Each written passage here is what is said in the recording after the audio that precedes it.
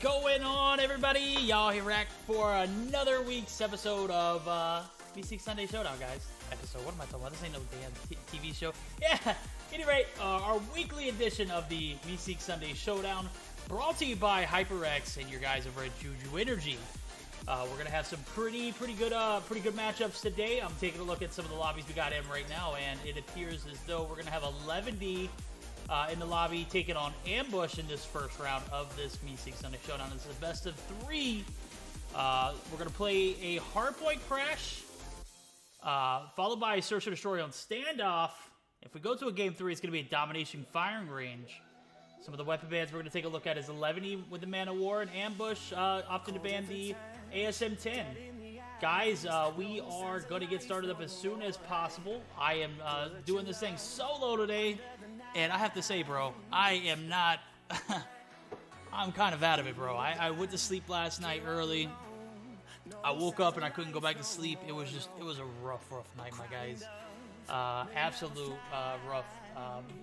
rough indeed. I woke up with like shivers and whatnot, dude. It was just bad. No, I don't have the coronavirus. No, I don't have any of that stuff, dude. So don't hit me with any of that. We are all good to go, though. So I am gonna tough it out. I'm gonna have to. I got Vix, the wife who is Hispanic, thinks that Vix is the cure-all for everything. Yeah. Vix is all over my body right now, my guys.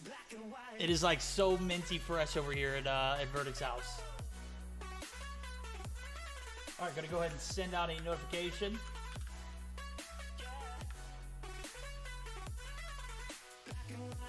How is everybody doing tonight? But the man presses on, nothing stops Verdict. That's right, dude, the show must go on. Week in, week out, man, this is my baby. This is my show. This is me. It's all me. Everybody, you know, I have a good core group of people who, you know, make sure this thing happens week in, week out, and I couldn't do it without them. But this right here, this V6 Sunday Showdown, this is all me, my guys. You know, I started on my couch, on my little lazy boy recliner, had my little mic in hand. I had a mic connected to my headset at the time, and my headset connected to my iPad. I didn't even have a computer to stream off of.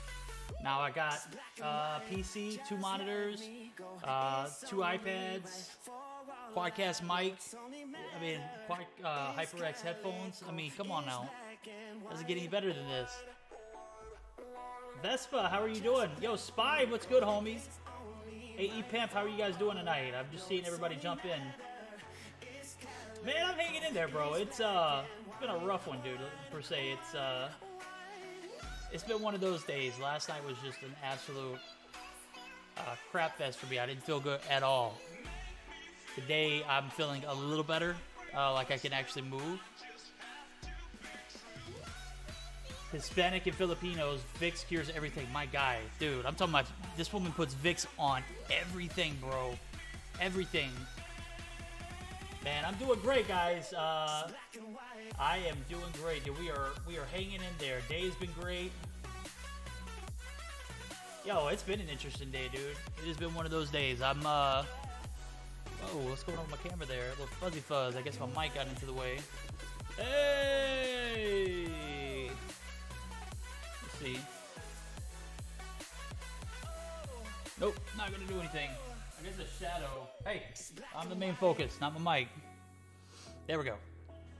That's the only thing about that bokeh background. I kind of like the, you know, simplicity of my background, but you know, I like the V6 background that we usually do, and I'll show you guys. Let me tell me what you think. I mean, which looks better?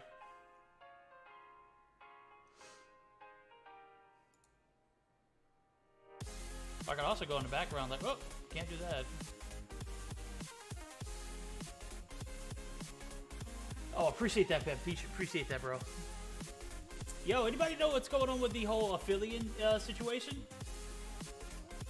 Everybody, I know they disbanded. I know Jim said he was taking a break from comp for a while. That's understandable, man. Dude got, you know, very in depth with it, and you know, appreciate that guy to the fullest extent. Anybody out there, if he plans on doing comp after that, you know anything else that I don't know, let me know. All right, we're going to go ahead and get started up. As I said, the map rotations. We're going to be taking a look at a hardpoint crash as the first game. Search to destroy standoff, followed by a domination on firing range if it goes to a game 3. The Man-O-War is banned from 11D, and the ASM-10 is banned from ambush. So we'll take a look at my guys. They did a little bit of a name change here. It looks like they're doing a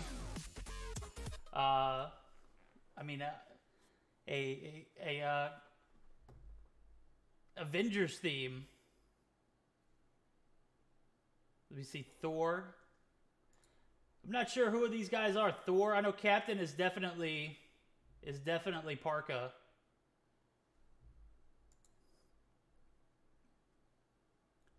We see that first point open up for business. 11D is going to get a few off the rip before they go contested. Leon from ambush is going to take out our guy Thor there. So not too bad of a start for our guys ambush. They haven't got on the board yet, but they are not getting taken out of well, let's just say that we're going to see them taken out there. Deadpool going to continue to rack up these points. They're going to be up to a 30-plus point lead before P2 even opens up. And without him being contested there, I could imagine that they're going to be, I'd want to be taking those points. I don't want to be giving, nobody points there. So 200 IQ for them. On the side of 11E, 11E goes up 32-0 before the start of the second point even begins.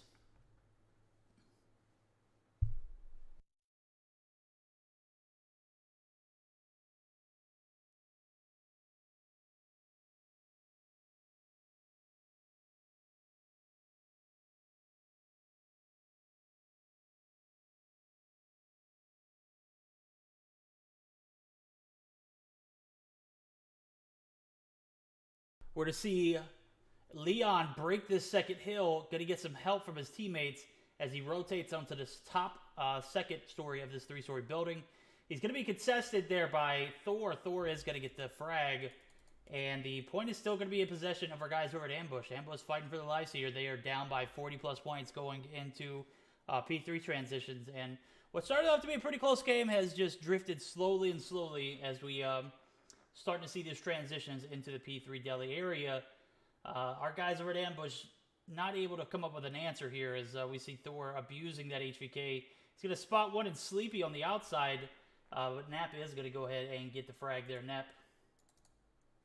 P3 is going to be opened up for business, and it looks like the side of 11E have mustered up a 50-point lead now going into this P3 game, or P3 hill. Oh, no game sound. That sucks. Dude, that definitely helps. I appreciate that. Hostiles have captured the hard point. There we go. We should have some game sounds now. I definitely dropped the ball on that one. I always drop the ball on something. We're to see Nep contest Thor on this spawn site. Thor is going to be taken down, but I want to say the guys over at 11E are going to maintain the spawns here as Hulk and Team 11E just continue to dominate here. All right, Hulk is... That's Wero, right? That's Wero. Deadpool. I don't know who Deadpool is. Contact with enemy. I don't know who Deadpool or Thor is. Spider-Man either. Chat, if you know, let me know. Deadpool is Marvel. Oh. Point identified. Well, you guys. Who's Deadpool and Thor? I don't know who Thor is. I don't know who Deadpool, Thor, or Deadpool is. Or Deadpool, I just said that. Or Spider-Man.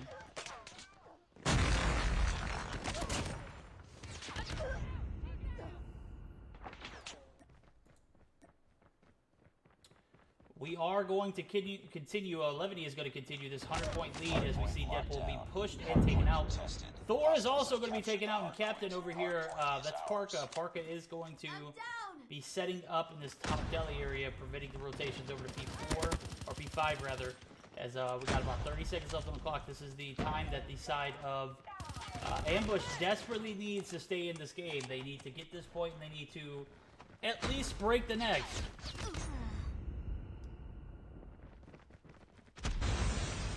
Alda is Deadpool, Zai is Spider-Man, Thor is Wero. Okay, that'll work. Some interesting name changes, if you don't ask me myself. If we take a look here, Spider-Man, who is Zai, 15 and 7 off the rip. Great start for him. We take a look at Hulk, taking some shots onto this little Hostiles have the mechanic hard point. alleyway area. Enemy contact. We see a initial hole by the side of a Levity that is going to continue to extend their lead, and Ambush, who broke last hill, not looking like they're going to be able to break it this fifth hill. This fifth hill is a lot harder to break than that fourth one.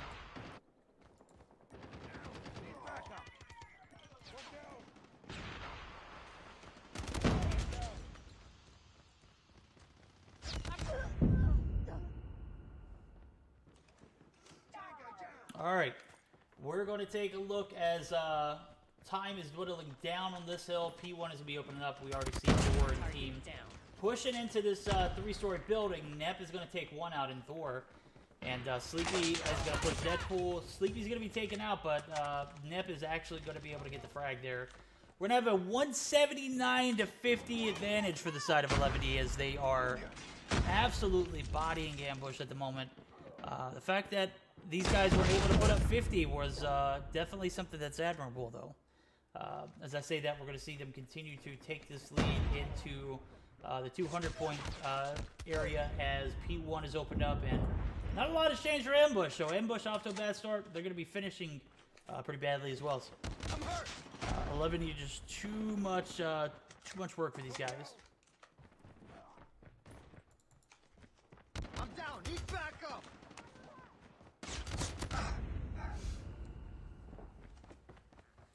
All right, about 20 seconds left on this first hill, and it looks like 11 opted to push. I mean, good God, how do you let these guys? How do you let these guys get into the hill, P1, for example, like that, and just absolutely hold that one without even contesting? Everybody's trying to fight for P2, but I mean, you need all the points you can get, my guys.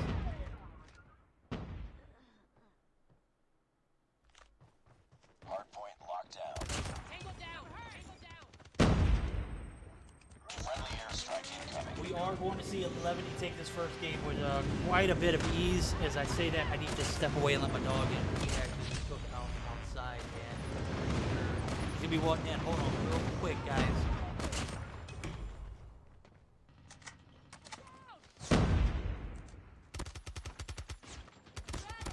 Target down. Hard point is ours. Friendly missile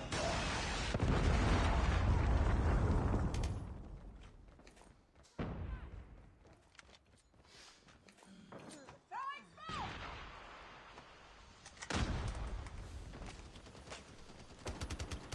Smoke out.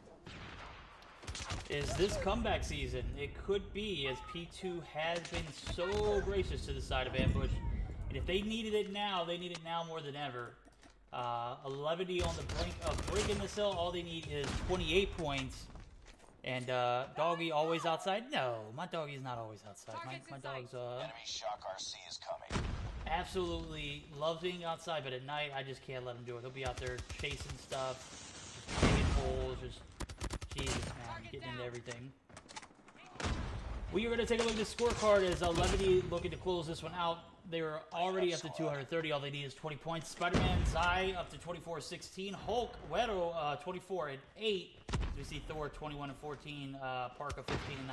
And that is pretty much going to sum up this game as 11D has taken the first game in the series. All they need is one more to move over to the second round. And I'm sure if the Search and Destroy is anything like this game, Ambush won't put up too much of a fight. I mean, they were able to muster up a few points at the very, very end of that P2, or very beginning of that P2 transition, but let's just be honest, they were completely out of it. Hatter coming through with the roses. Hatter, I see you. Roses.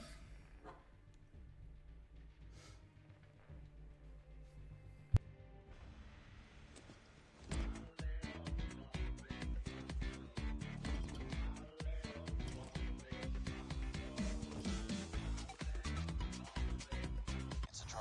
Stand down.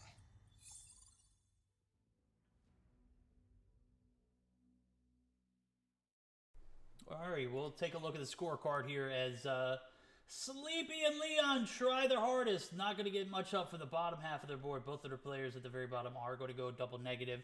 As we take a look here in the OBJ department, my guy Deadpool coming through in the clutch, pushing Parker out of the hill. That is always a good sign. I'm assuming Deadpool is Alda, if I'm not mistaken. But some big plays from Zy, Thor, and Hulk here as we see Weather goes 24-9. Definitely going to be that changing factor.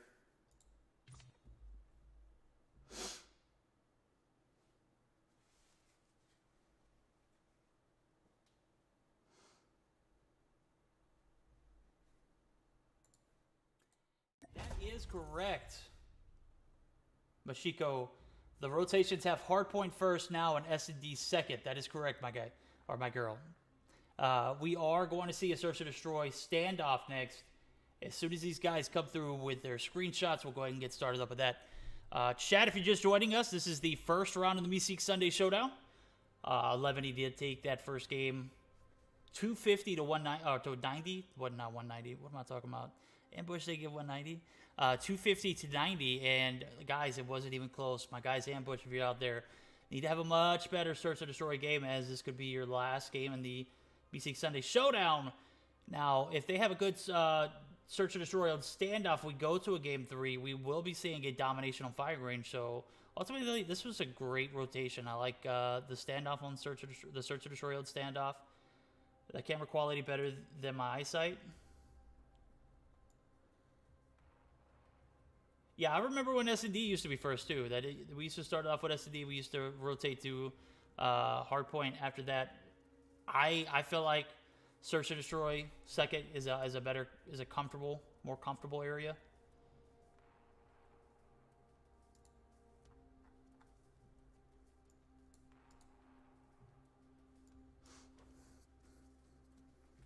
That is right. We've got sponsorships from. I need to update that. I appreciate Echo for reminding me.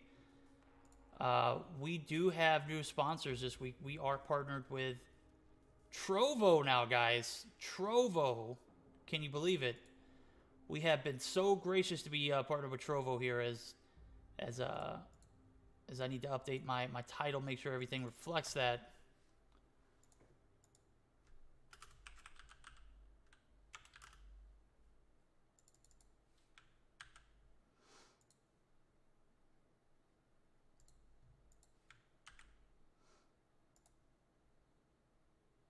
What does that mean for everybody? That means that we are absolutely going to be increasing the prize pool.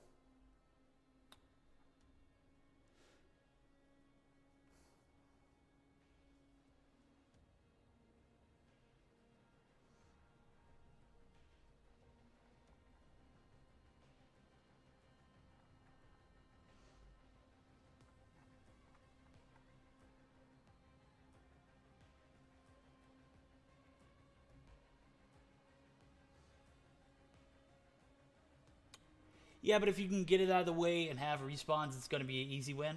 You know what? I don't know. I like the rotation. I like Hardpoint, S&D. I feel like it's a more strategical game plan there. Guys, if you're just now joining in, this is the first round of the Meeseek Sunday Showdown. We have 11 in the lobby. We've got Ambush in the lobby. Ambush lost the first game on Hardpoint. Crash 250 to 90. They need this win here to move to a third game. How much is the prize pool? It's changed. I'm not 100% sure what it is at the moment, but we are increasing that prize pool.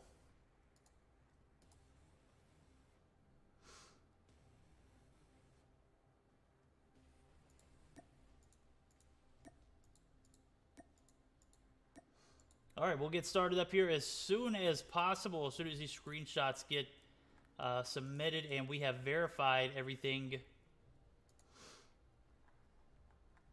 Guys, if I don't seem as energetic as I normally am, it's because I'm not. I'm absolutely way out of it, dude. I should probably take some, like, something to, you know, make this go away, but it's like I can't get away from it, guys. Like, last night was just the absolute worst, dude. Imagine, like, waking up at 2 o'clock in the morning, not being able to go back to sleep, Just felt miserable, dude. I had to turn the heat on. I live in the South, bro. It was like 80 degrees outside today. I got this hoodie on because it's freezing right now for me. So I'm trying to fight through it, guys, but it is just doing it solo. Woo, boy. It is a lot to do.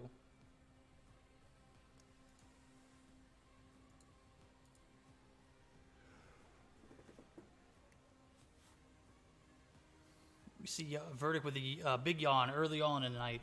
That is not good. Headache or stomach ache. It was a stomach ache a little bit last night.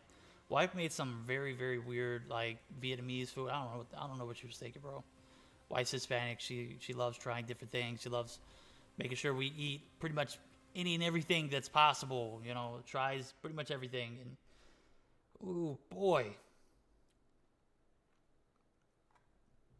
Appreciate that. Definitely need to get better. All right, guys. Go ahead and spam that ready button if you're out there. Yoshi. Let's go.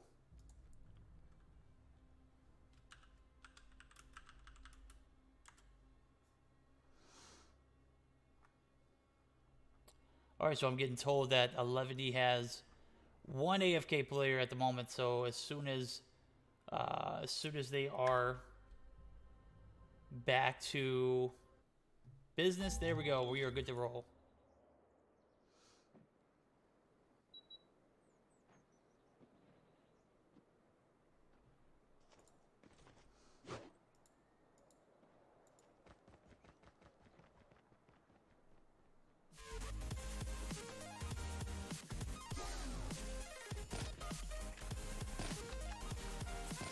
All right, ambush playing for the lives here as they are down 1-0 in the series. Levity took that first game with ease. Can they do the same thing here going into the second game of Search and Destroy on Standoff?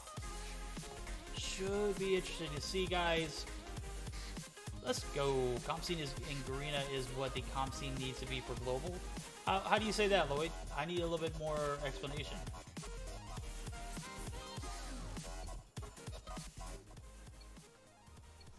All right, S&D on Standoff here. First team to 6 will be moving on to, well, if 11 gets to 6, they will be moving on to the second round. If Ambush wins here, we will see a domination on firing range. Spider-Man's going to take out Preem in the first frag of the game. Nep is also going to go down to Zai. Zai already up to 2 kills, pushes up aggressively and is taken out. We're going to see a 1v3 ensue. They have him cornered in this little cubby area. That's going to give this first opening round to 11D.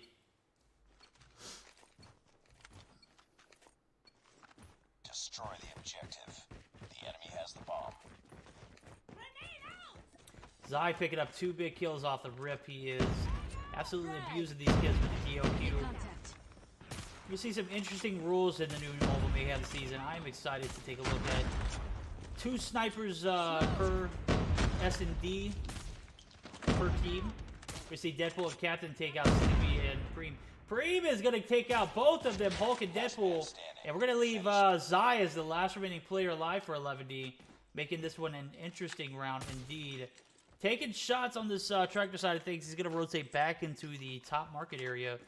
And is going to spot one. No, maybe not. Maybe he didn't see. We're going to see the nade come through. The nade gave away his location. Doesn't matter. Nep takes out Zai. And we have a tied ball game.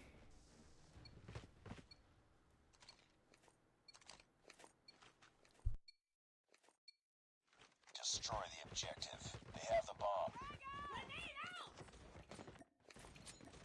Enemy contact. We'll take a look at the defending side. Preem just got absolutely buried. That was a collateral from our boy Zai. Zai picks up another 2-piece. Leon's going to peek it. No, Leon, don't do it. Leon. Bye, Leon. Leon is down. We're going to see a 1v5 ensue as Alpha is going to be the last remaining player alive inside of this deli area.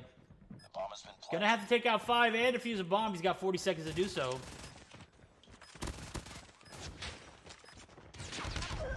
Deadpool lurking around the corner, gets the frag, takes the round. Ready up. We are going into this 4th with 11 up 2-1. Defend the objectives. So what Garita does is they sponsor their own tournaments, but the global version, which is Activision, which is for Activision, does not. Got you. Well, that's interesting that you brought that up because we'll talk about that later. Actually, we won't talk about that on moving forward. But we are going to see Prim take out Captain. Bombs down at A. This ambush team is going to 4-man ambush over to the A site. Thor's going to take out Sleepy, so we're going to have a 4v4, 4v3, 4v2 is Alpha and Prim the last one surveying. Thor and Spider-Man are going to tag team and get the frag on Alpha. We're going to see some shots from Preem. I don't think it's going to be enough. He takes out 1v3. 15 seconds left. Thor is going to push in with Deadpool. Deadpool's going to get the frag, and the side of 11D continues to extend their lead 3-1.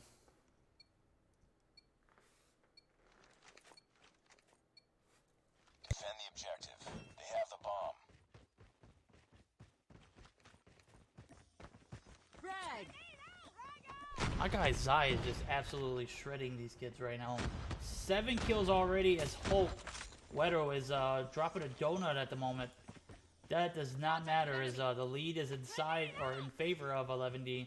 And we've got ourselves a little bit of an aggressive push. This B backside or this back alley push from ambush is going to ultimately lead them to taking out Captain. So Parka is going to go down.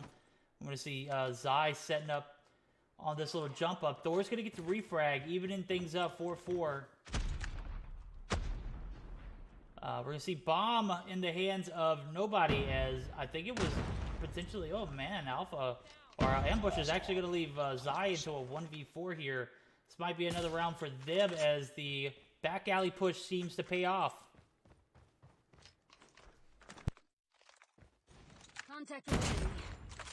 Guy, dude, I can't believe that guy just continued to sit and peek that same angle. Like Zai is, he's not a scrub, dude. Dude's not going to check back on that angle. You saw how he peeked that from a different angle? Like, he was right around the corner. We're going to see some shots onto... It's all it takes. Bomb is in the vicinity of ambush, so ball's in their court as we see Zai trying to take some shots. Not going to land very much. If I'm ambushed, dude, I'm not peeking this.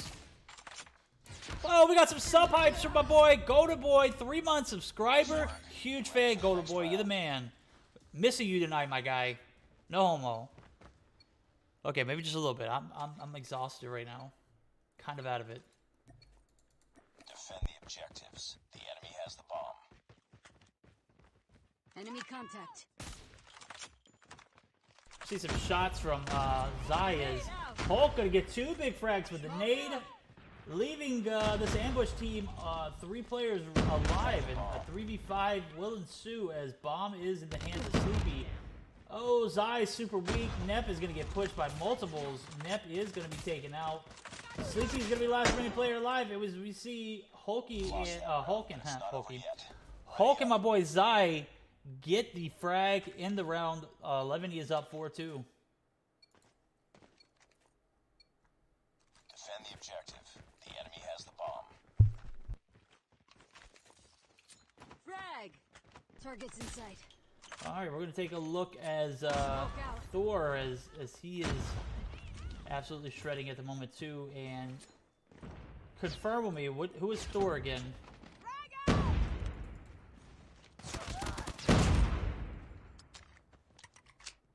So we're going to get the opening kill on Leon. As we take a look at the spread here, we got a conservative push for the side of ambush.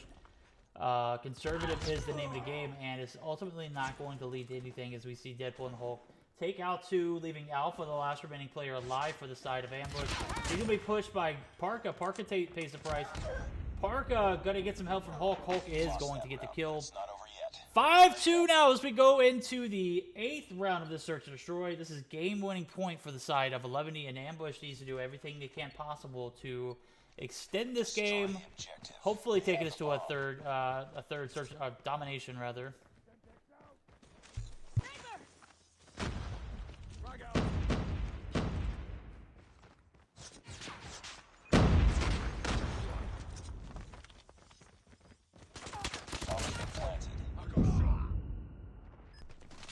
We see Alpha push it up aggressively. Takes out one, but is ultimately going to be traded. Bomb is planted. 35 seconds left on the clock. The bomb is going to be defused. And that's going to be the first round of the B6 Sunday Showdown, brought to you by Trovo, HyperX, and your boys over at JuJu Energy. We're to see 11 moving on to the second round. Guys, what do you think? Ambush definitely had the potential to win that search and destroy, and even the hard point. They started off a little slower than expected, but ultimately, you know, stood their ground towards the end.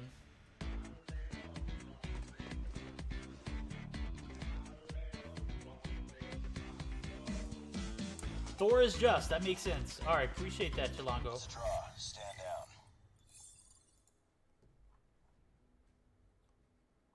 Yeah, you don't necessarily have to welcome everybody to the stream. It's quite all right if they come in and just sit back and enjoy the stream.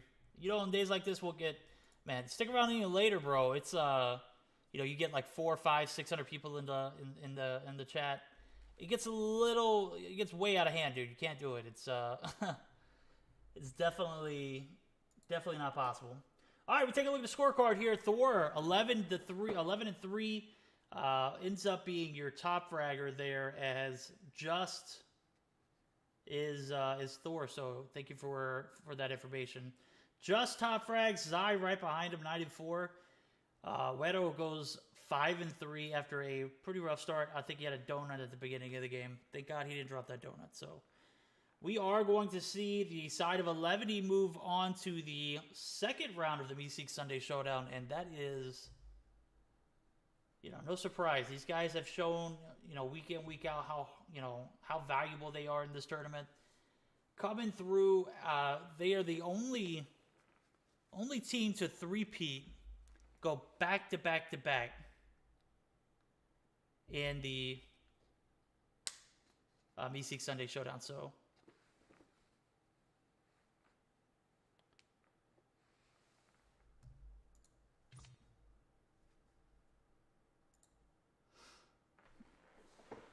all right, guys, we are going to be getting our next team into the lobby. I'm not 100% sure who that is, but as soon as we find out, I'm sure we will be taking a look at it. So as soon as I can get some info in,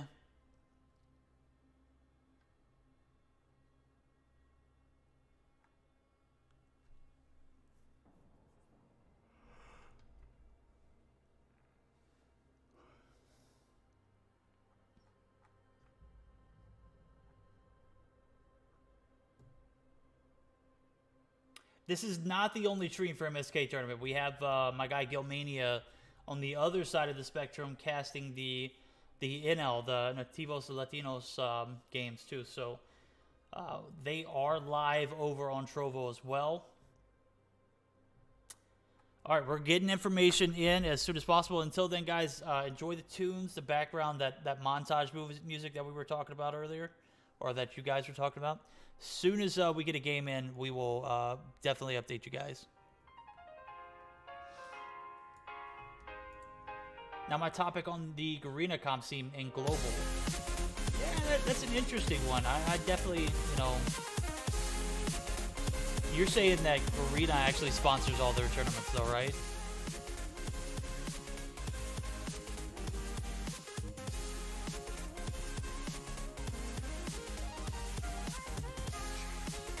Do we have a challenge on bracket for us to look at?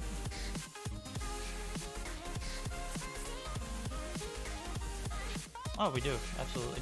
Good deal. Guys, I have that challenge on link. I'm going to drop it in chat for you guys to take a look at. Do not pin this, please. I don't want that pin. That is the challenge on bracket for today's tournament. Just to show you some of the guys that we have that are competing some of the games. ARP Gaming taking on Exile up the top. We've got Zygnus taking on Vitro at the second right there. Dogwater taking on Devious. NL Esports taking on 1337. We just saw Team 11 take on Ambush.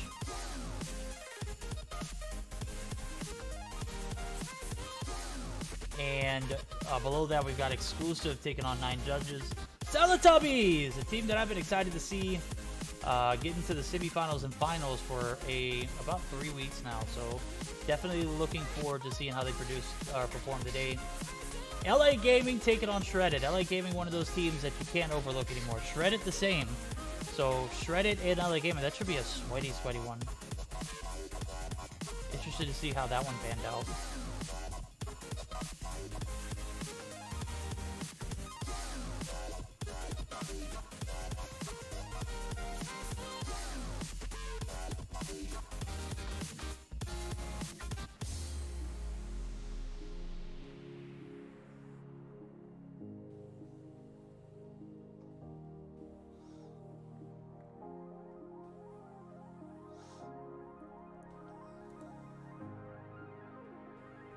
My friend, I'm not Rihan on Devious. Oh, I didn't know I'm not Rihan was on Devious. That's good information.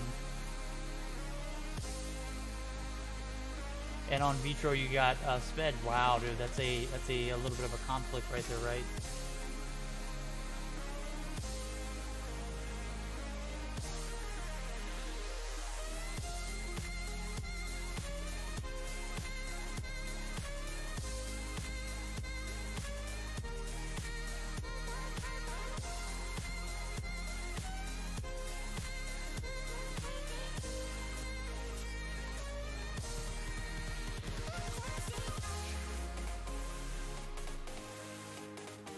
As we see Neptune join the lobby. How's it going, Neptune? How's everybody doing out there tonight?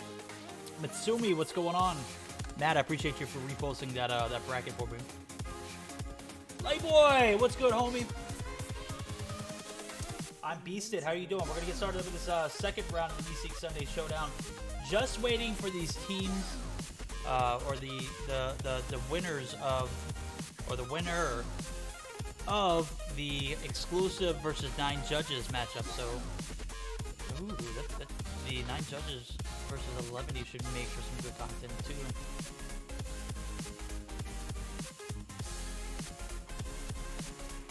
Have mercy on me, Sped. I gotta go with Rion all the way. Rip.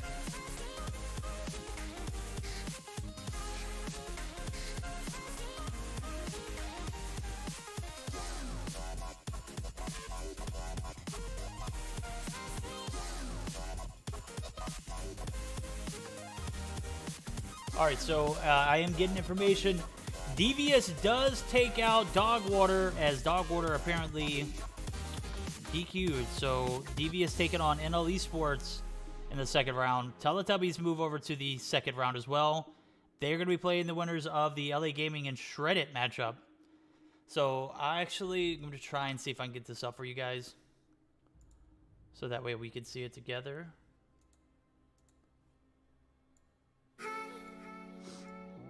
Give me just a second.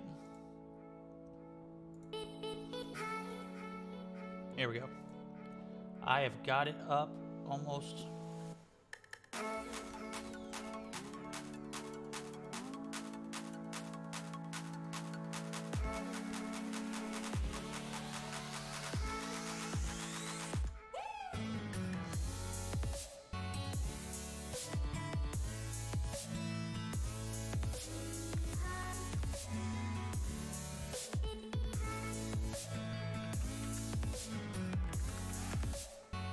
There we go. We'll take a look at it together. As we see these guys entering the lobby and exiting, we've got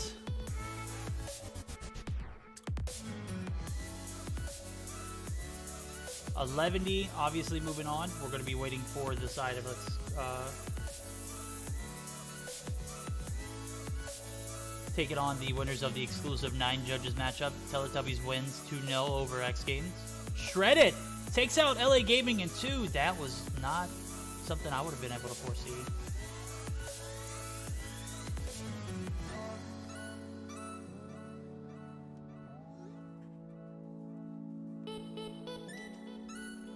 We are going to start seeing these guys joining in the lobby. And it looks like exclusive might have beat 9 judges. That's not. That can't be true.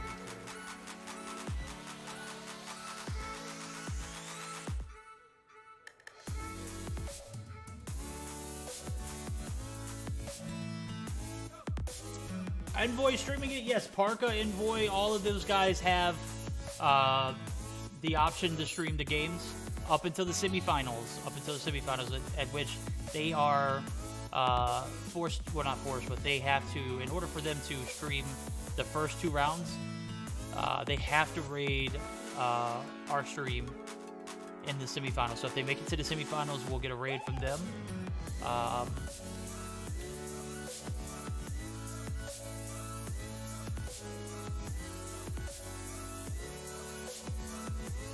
We are going to see, this is, okay, we're going to actually jump into what looks like, let me check my messages.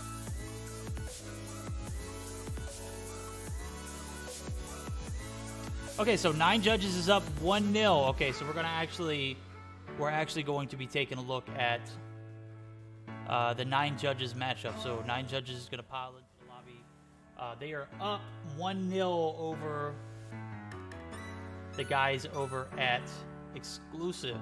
So the winner of this matchup goes on to play 11D.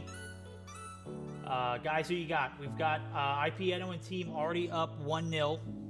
All they need is a W here in the Search and Destroy on raid. Let's take a look. I don't think I've got bans or anything, but we should be able to get...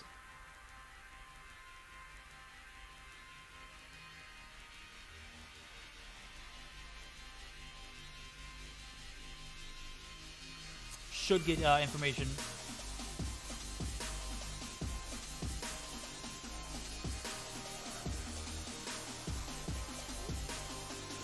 All right, we're going to see this second matchup. This is going to be for who gets to take on 11D in the second round of the B6 Sunday Showdown. Brought to you by you guys, Trovo, HyperX, and JuJu Energy. Huge shout out to those guys. We are recently partnered with JuJu Energy and also recently partnered with Trovo. So some big things on the rise over at the B6 org. Definitely need to check it out. If you guys haven't done so yet, if you're new to the channel, don't forget to hit that follow button. We are, yeah, it just felt like the other day we were just at 1,500. Now we're at like 37 something. Rip.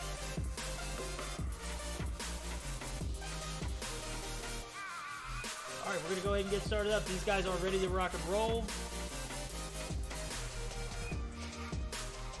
There we go. We are all set to go into this second game of the first round.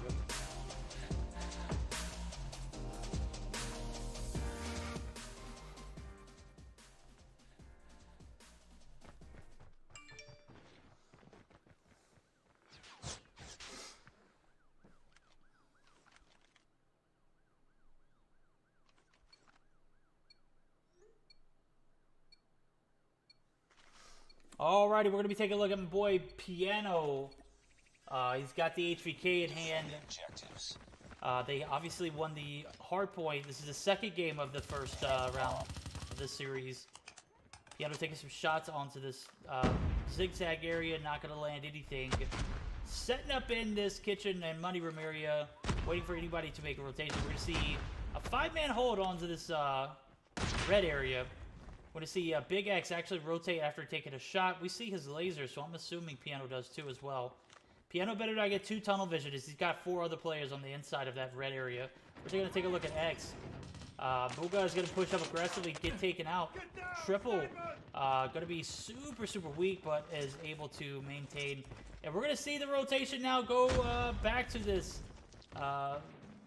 very similar, same area. We're going to have a 1-man advantage for the side of Exclusive, as we saw Booga go down early in the round.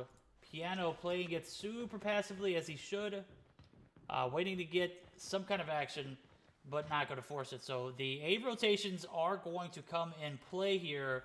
We've got 4 players now, 5, all 5 players for the side of Exclusive rotating going to this A site. Piano's going to throw that Simtex, and it is not going to hit a soul, as everyone has already rotated over to the portion of this map, this pool bar area, pool area. And we are going to see a very aggressive push now, as 30 seconds on the clock is going to be increased to 45. Triple's going to take some shots. Triple's going to go down. Bomb is not going to go down. Legend and Judge Bright is going to be the last remaining players live. Bomb is going to come down. 45 seconds extended on the clock, and we are going to see a very quick, after bomb plant, very quick search and destroy round go to the side of exclusive.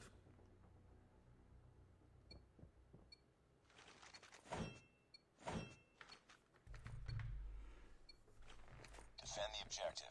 They have the Big bomb. first round for the side of exclusive, as Nine Kings was just not able to answer that A rotate, that transition back to A. We're gonna see another conservative hold, a push rather, as driveway is gonna be held by Big X here, as Fridge is gonna get the first ensuing frag of the game. Oh! Second one from Big X. I don't know what Boga was doing, pushing up aggressively like that.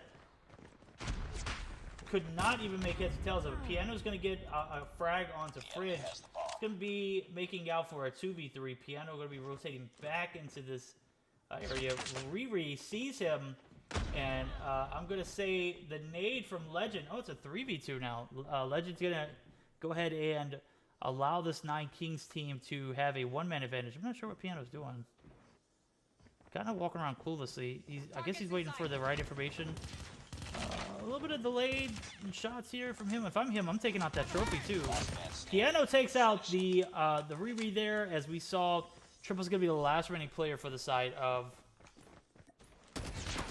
exclusive. Triple goes down, and we're gonna have a tied ball game, 1-all.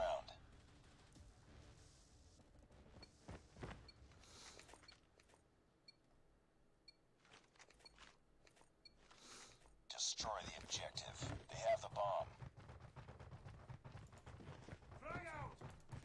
All right, we're going to see a full A push for the side of exclusive now, as a little bit of a even playing field. 1-all. iOS is going to go down. Riri's going to go down from Piano. Piano picking up another big kill in this round, or another big kill in this game, rather. We're going to see a 3-all going into about a minute and a half left on this this round, and the guys over at Nine Kings answered back very, very strongly last round. I'm assuming Piano is getting information. Oh, Piano!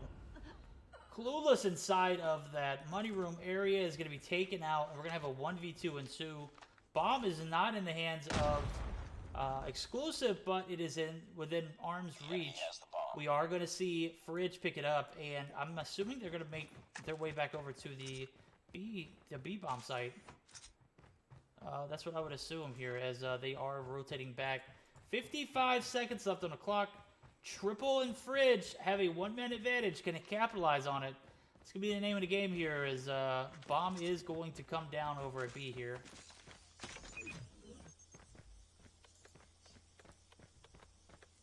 Bomb has been planted. Bomb is planted. 40 seconds left on the clock. Bright going to have to 1v2 here, as he is crab walking ever so delicately onto this laundry area. He's got some action up top. Not sure if he sees him. If he's got a laser, he'll be spotted. Fridge going to be absolutely obliterated. Triple 1v1 here. Going to set up a little more conservatively, as he's got a sight on the bomb, but is not going to give away his location. He's going to ride this head glitch. He does not need to push up. If I'm him, I'm not even taking shots here. I'm just going to play time. Bright absolutely lasers him. My guy Triple had every opportunity to protect that bomb. All he had to do was play time. Did not want to do that. Nice work. He is torched out of that head glitch. The round is going to go to Nine Kings, and we are going to see a 2-1 now, as all the sides of Nine Kings is going to need here is, or Nine Judges, I'm sorry, is this Search and Destroy game. They're going to be moving over to the second round of the PC Sunday Showdown.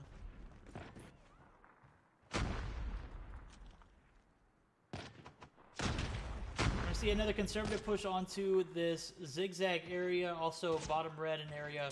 Triple gonna be top red. Legend gonna take out Fridge. It's gonna leave 4 players for the side of exclusive. Sniper, get down!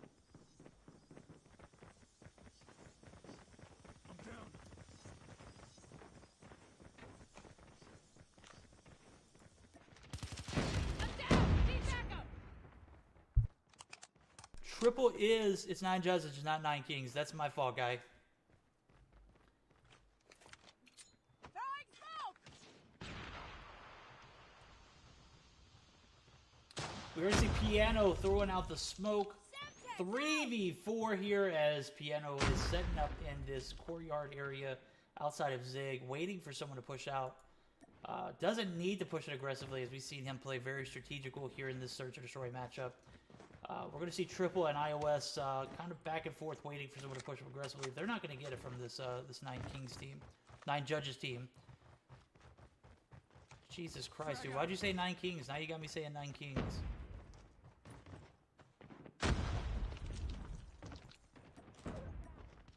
Piano's going to take out Triple. Reeve's going to go down to Legend, and Bright is going to get the final kill on iOS, giving the side, or giving the round to the side of 9 Judges.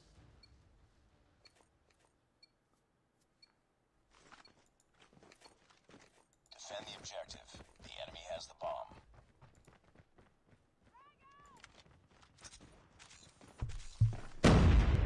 Tango down. Frag out. Grenade out. The iOS taken out early there as Riri takes out Booga. Booga not having the best game of his life here. He's got a breadstick here, as well as his friend Lucifer, who is dropping a donut. We're going to see Fridge pick up the bomb here, and it's a 3v3 situation now as things have lightened up a little bit for the side of Exclusive. Lucifer is going to take out Riri. Lucifer finally get on the board. I think he might have heard me say something about his donut there.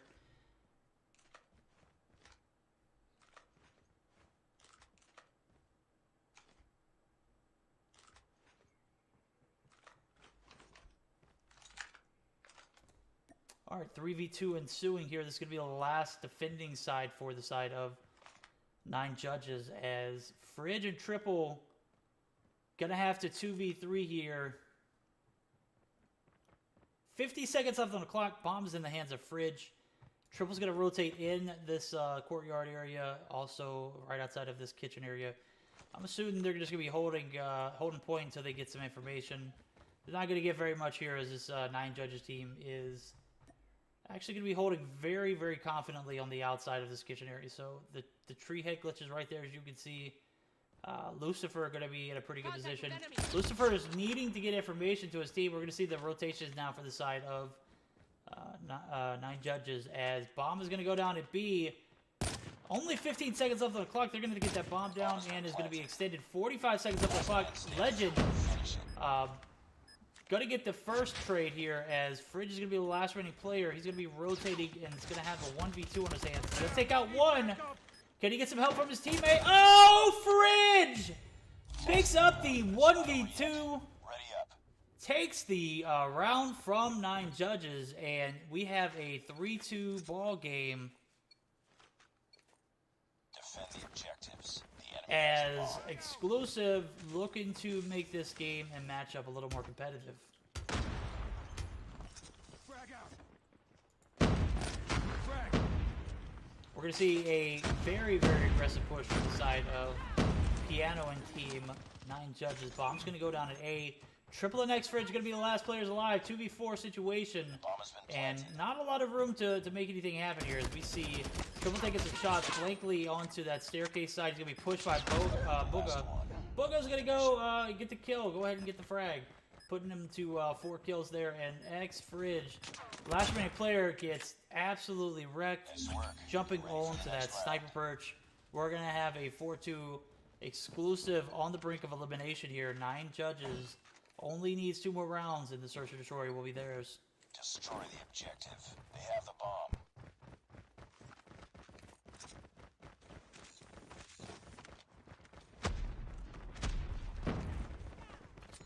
Frag out. We see the double nades ensue from Booga. B-bomb plant is going to come down as Fridge is taken out in Bomb has kitchen been area. planted. iOS and Big X and Riri are going to make their rotations over from this A-bomb site. Triple also going to be there too, so we're going to have a 4-man push. Big X going to get a level trade on Booga. Bright is also going to go down, so we're going to have a 4v3. This is making for a great retake, as iOS, Triple, Riri, and Big X on the brink of getting this bomb defused. They only got about 15 seconds left on the clock, though, so they're gonna have to make something shake here. As you see the smoke come down, Lucifer is going to be pushed. Lucifer playing time very well. Oh my! Lucifer is going to be taken out, and it's going to be too much. Will they be able to get the bomb defuse off? Yes, they will. Bomb defuse is going to go down. Big X is going to get that. We're going to be 4-3 here as 9 judges starting to lose focus and potentially taking us to a game 3 here. Defend the objective. The enemy has the bomb. Frag out. Grenade. We're to see another aggressive aid push from the side of judges here as we got Bright, who is super weak, spots one Riri on the inside of that cubby. Not going to get a clear angle on him. Riri is going to peek it and is not going to also get a better angle. So we're going to see the perspective from Riri. Riri inside of this little cubby area is going to be pushed by Bright. Bright is going to be taken out. Riri played that very well. Now we're going to have a 1v4 situation. 1v5, rather. Legend going to spot Fridge inside of that money room area. We're going to see a 1v5 ensue, and boy, don't like to see this at all. We're going to see some shots onto this pool stairs. I'm assuming that the iOS and team are going to get the information they need. They're not going to push up. Legend's kind of at a bad little spot here. Bomb's on in his possession. He's going to get one out in iOS. At this point now, we got a 1v4. Still plenty of time to make something happen for Legend. He's going to have to take out multiples here. Big X is going to be right down the other side of his bomb site. And Big X is going to get the frag, tying us up at 4, going into the 9th here. Our guys, 9 judges, just not able to execute this search and destroy game as well as they did in the hardpoint. Destroy the objective. They have the bomb.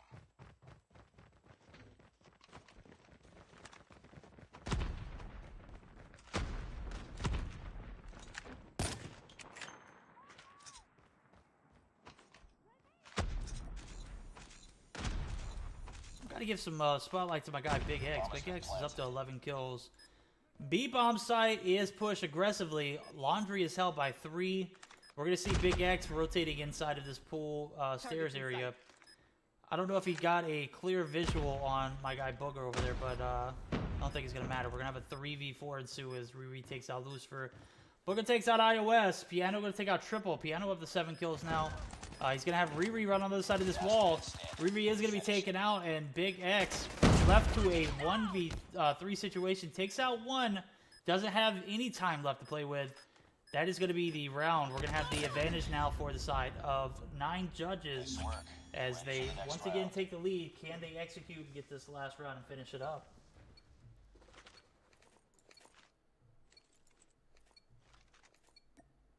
Destroy the objective. The enemy has the bomb.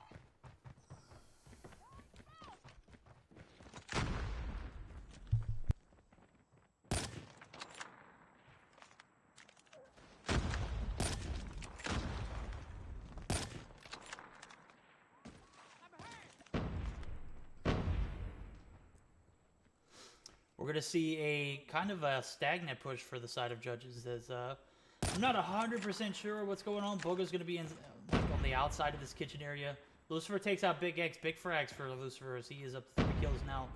Legend's going to be taking some shots too on this this money room area. Not going to land anything, but going to continue to bang that wall as we see... Oh my god, Piano pick up 2 monstrous kills. That might do it for exclusive if they are not able to fall back and be... Oh my god. We're seeing Booger taking out iOS too, so a 1v4 is going to ensue. If anybody can do it, it's Riri, right? Riri has the abilities to do it. We're going to see him take on 4 and get a bomb defuse now. His bomb is going to be planted at 8. He is going to have 45 seconds left on the clock, and we are possibly going to see 9 judges moving on to the second round of the MSS Sunday Showdown.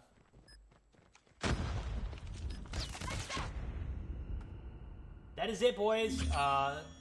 Search and Destroy goes to the side of judges. They are going to be moving to the second round of the MSS Sunday Showdown, where they will be taking on the guys over at 11D.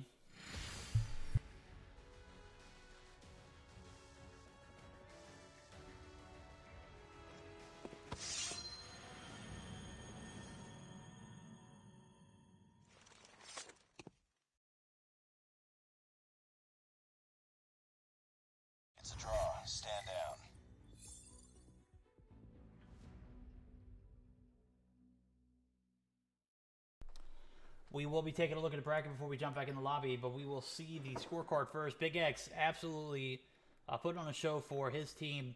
Unable to get any help from the bottom as we see Triple and iOS just struggling pretty much the entirety of that game. On the flip side of things, iPiano and Team Judges are going to be moving on to second round. Boga 10-6. Off to a rough start. I think he got taken out the first and both the first 2 rounds, like first player to be taken out. He was first blood in both rounds. Tremendous comeback for him as he goes 10-6. Piano 9-5. Very strategical player Piano is. Love to see him play. One of my favorite streamers on Trovo. If you guys haven't checked him out, go ahead and stop by his page. He might be streaming as well. So if he is, definitely give him a shout out from your boy Verdict. All right, we'll take a look at the bracket as I've got it pulled up.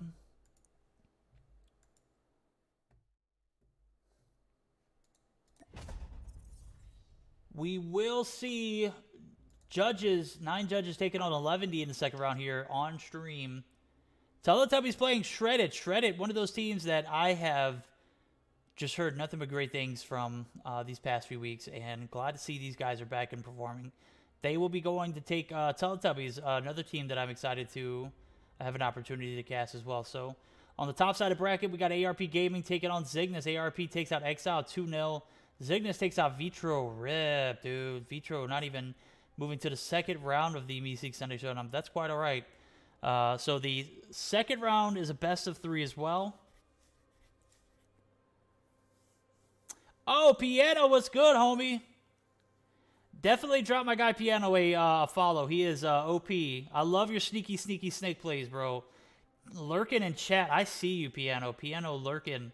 I hope you didn't mind me calling you out for your, at one point you were like kind of just like standing still. I'm not sure what you were doing, but I was making fun of that. But at any rate, we will be seeing you guys taking on 11D here in the second round of this MSS Sunday Showdown, brought to you by Trovo, HyperX, and JuJu Energy. Guys, we have Piano still in the lobby for 9 judges, and we got Boga. Bright is going to leave the lobby, so we are going to see these guys taking on 11D. I'm sure we'll be hosting it on this lobby as well. So stick around. Great content coming up. This is going to be a very good second round of the showdown. I was expecting to see this team in a semifinals matchup against 11D, but the way the brackets broke down this week, we will be seeing them going in the second round. Best of 3, guys. So as soon as I get everything, map rotations, bans, all of the above, I will let you guys know. Until then, sit back and enjoy some smooth tones as we will be taking a short intermission.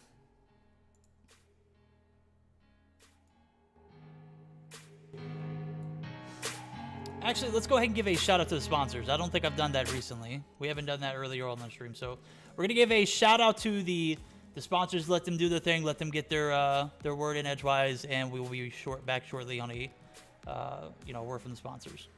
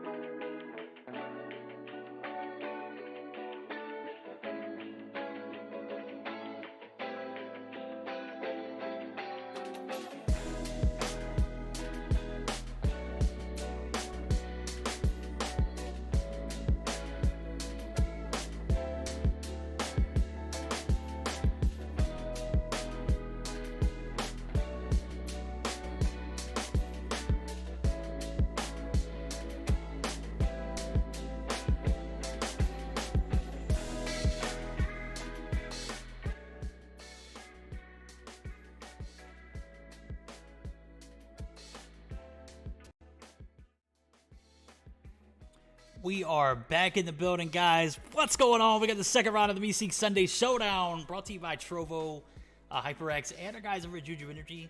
And I gotta give a shout out to Matt, dude. Matt, definitely an OP commercial. The basketball commercial is definitely OP. It's one of my favorites. Anyway, we're gonna see a second round best of 3. We've got all of judges in the building. Bright Legend, Lucifer, Booga, and the GOAT, IPNO. They're going to be taking on our boys over at 11D. We see the name changes in full effect. We've got map bans and rotations and everything, guys.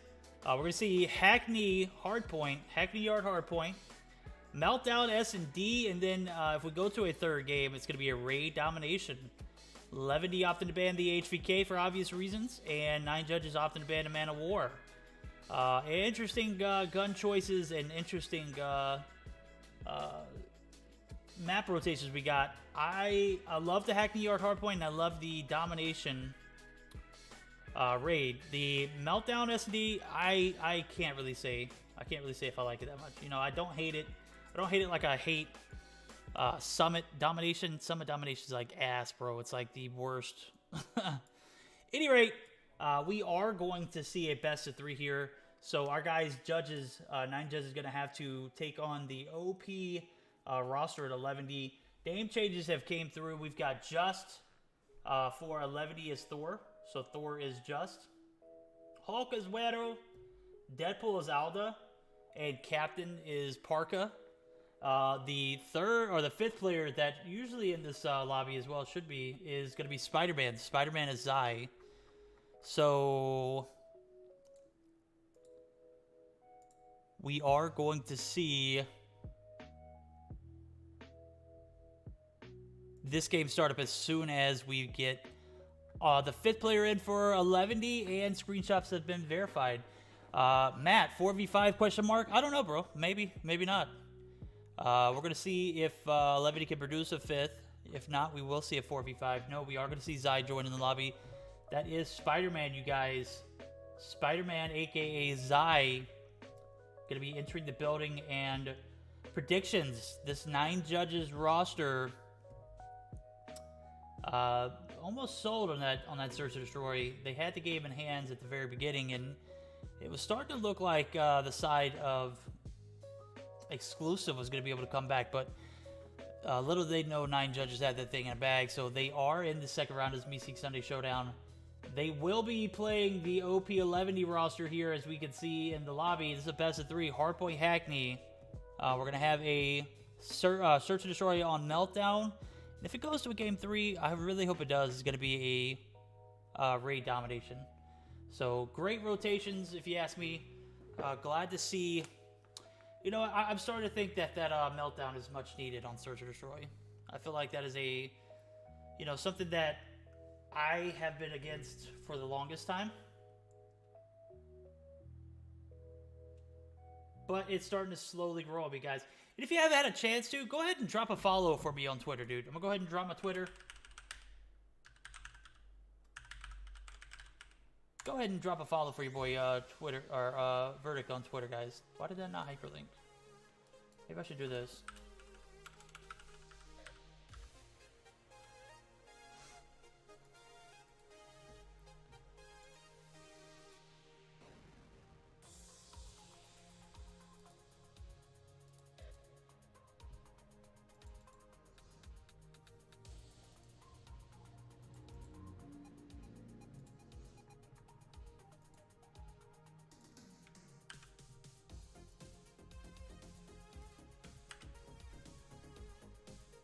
We are going to go ahead and get started up in this matchup.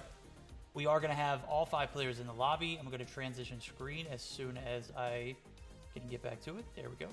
We are set to go. This is going to be a best of 3 matchup, as I continue to say. Second round of MSS Sunday Showdown. Predictions chat. What are you thinking, guys? Do you think 11D is going to be too strong for this 9 judges roster, or is this judges roster going to come out and absolutely slay?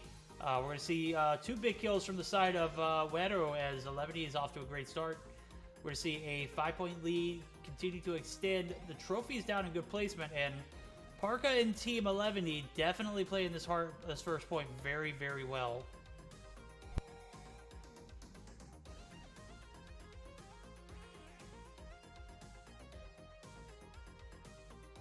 We're going to see Piano push in and initially contest as long as he possibly could. Wasn't going to be enough. Legend's going to be spotted. Legend's going to be taking out Parka, picking up 2 big frags, as well as a plethora of OBJ time. Piano going to take some shots on Parka. Going to get the better of Parka this time. Deadpool's going to be taken out in the last 18 seconds, I would assume. Might go to the side of Judges as these transitions are going to come through. And if you're Levity, you definitely don't want to push up too aggressively, as the flip of spawns might come through. We are going to see spawns flip. Yes, Piano. Nope, we're not going to see a spawn flip. Judges is going to be on the brink of a spawn flip. Was ultimately not able to get 100% of a flip, but I do see Booga and Bright, maybe. Bright, yes. So we got 3-4 players now. Yeah, we did see a spawn flip. I guess Piano was the only one who didn't fully flip, so we're going to see a very strong P2 start for the side of Judges, and 11D push it up a little too aggressively on P1. Aren't able to maintain spawns for P2, resulting in Judges taking the lead here as P2 is about halfway through, and we see a tie ball game. Now lead is being handed to the side of Judges. And if you're 11, you definitely got to start thinking, like, are you going to continue to push like that as points are dwindling down, time is going to be wearing out. Piano team in actually a good position for P3 team, P3 as well, as we see the rotations after a spawn flip is going to allow the sides of 11D to be back on the wall here, as we see Piano. Well, never mind. There we go. We're going to see 11D maintain spawns for this third point. Not that it really, you know, makes or breaks this hill, but it definitely makes it easier for you to maintain this point.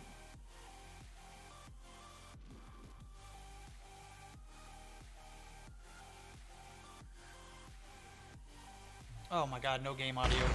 There we go. Why didn't anybody say anything, dude? Dude, guys, let me know next time. I've got game audio muted. Why? I have no idea. Maybe I should do this. While this game is going, I'm going to see if I can input something that... Target down. It's too close. Fight harder. I'm hurt. Lost the lead. Smoke out.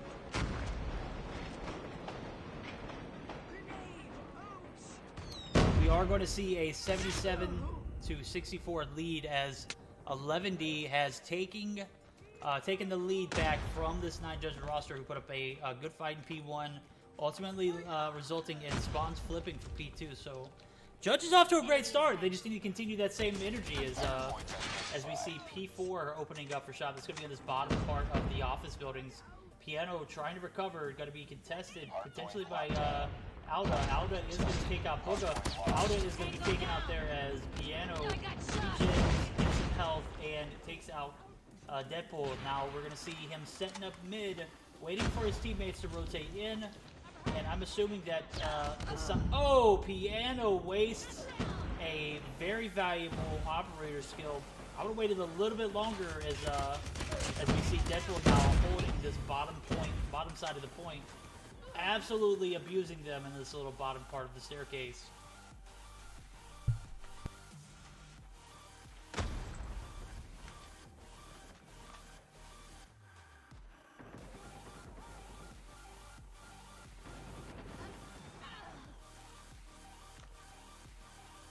Big, I just saw that, bro. I was looking, and I muted because when I go on break, if I get someone who joins in on Discord audio, and we're having a private conversation, I don't want to be blasted on stream. Anyway, I should have just unmuted it, but I do see that it is unmuted now. We should be good moving forward. Hostiles have captured the hard point. All right, 11D is going to take a massive lead after a good P3 and P4. We are going to see them continue to branch out. Booga is going to take out one in Zy, but it also going to take out two, so big kills for Booga there. This could potentially lead to some kind of traction on this P5 rotation. Parka spotted out in the open, going to be taken out, and we're going to 4v1 now as Wedo's going to be the last player alive.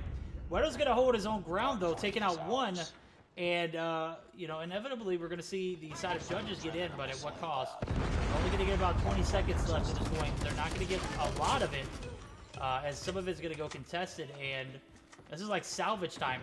Park is going to push in, get one kill. They're not even on the point at the moment, so the side of judges not able to capitalize on a late P5 retake. Now they're going to have to play catch-up going into P1 and P2 transitions. A lot of work, you know, cut out for this judges game, as they started off strong, really haven't got anything going since.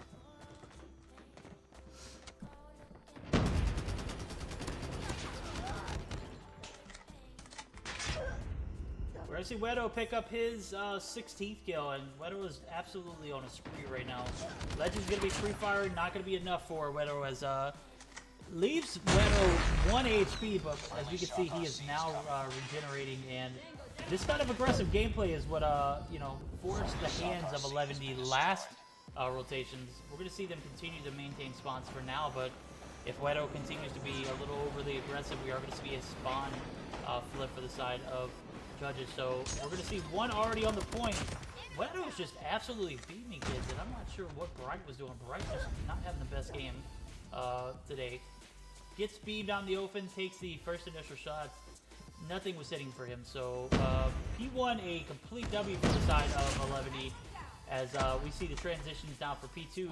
Yet again leading to judges taking the hill and spawn. So GG's to them, as we see a 224 to 80 lead for 11E. The side of 9 judges definitely needs to get some traction and get some energy going here. We're going to see Lucifer get traded. Lucifer's going to be spawning out. That's not a good start for judges, and the point is going to be taken. That is going to be the first game. They're going to be fish out of water here, as P2 transitions were good, but the P2 hold just was not it. So judges 15 points away from a first L, and you just can't do that if you're judges. If you're judges, you got to capitalize on the spawn retakes or the spawn transitions and hold. Ultimately, 11E was just too much for the side of judges, and 11E takes the first game in the series, 250 to 90.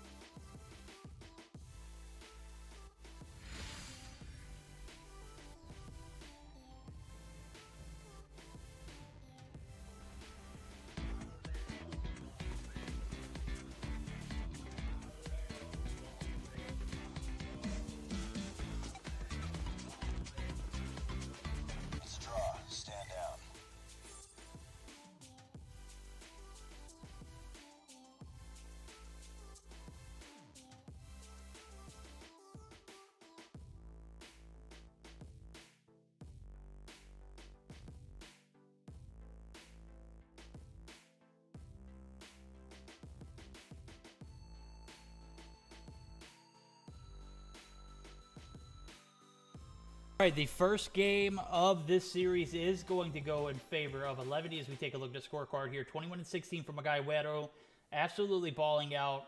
Zy 18-10. We're going to see one of my favorite stats to look at. 2 minutes and 35 seconds on the hill for my guy Parka. Parka ultimately doesn't go double digits in kills, but that 2 minutes and 35 seconds on the hill is absolutely crucial, as I saw him at one point. He maintained and held all of P1 after the transition and reset spawn, so, or reset point. So at that the point reset, P1 opened up. Parker was in there the entirety of that hill. So GG's to 11D as they take the first game in the series. It's a best of 3. All we'll need to see now for the side of 11D is just one more game. They're gonna have to take it from judges. We're gonna have a search and destroy on Meltdown, and guys. Predictions. What do you think in chat? You think our guys over at judges are going to be able to bounce back after taking a fat L in that hard point? Or are we going to see Wedo and Team 11D just bounce into the semifinals? As soon as I can get a updated bracket, let me see if I can find... Yeah, there we go. I'm going to get an updated bracket for you guys to look at as we get ready for this matchup. We'll take a look at that together and, you know, kind of have an idea of what to expect here. ARP takes on Zygnus. I'm not sure what the outcome of that game is, but we do see Devious go down 2-0 against NL Esports. Judges currently in this matchup taking on 11D. They're down by 1. Teletubbies and Shredded. That should be an interesting matchup. Should get information on all of these games. But these are going to be the settings of the remainder of our Sunday Showdown as we are approaching the semifinals here. All the side of 11D need is just one more game, and they can very much so do it here in the Search and Destroy on Meltdown. So guys, chat predictions. Who out there thinks the boys over at Judges are going to bounce back in and get a dub here?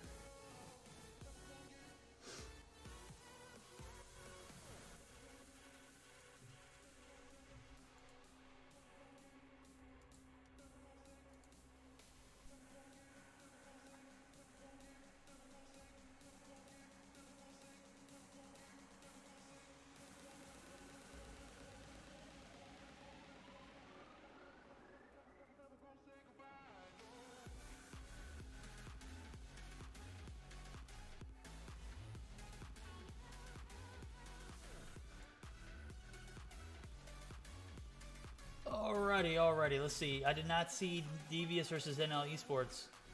It's against my guy Guildmania streaming that, so let me see if I can find his page.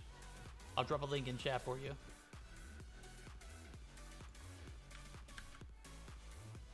He is actually spectating the Teletubbies matchup. Ooh, the Teletubbies versus Shredded.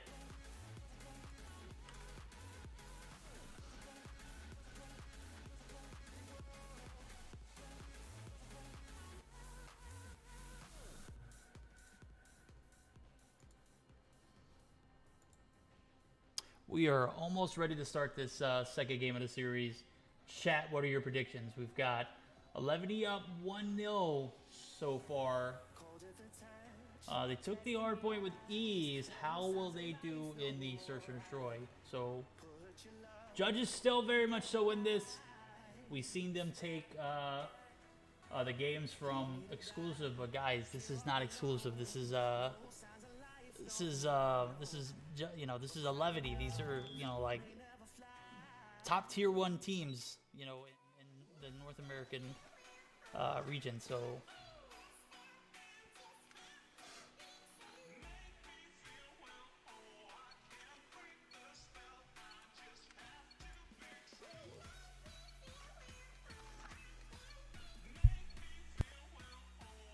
defend the objectives. They have the bomb.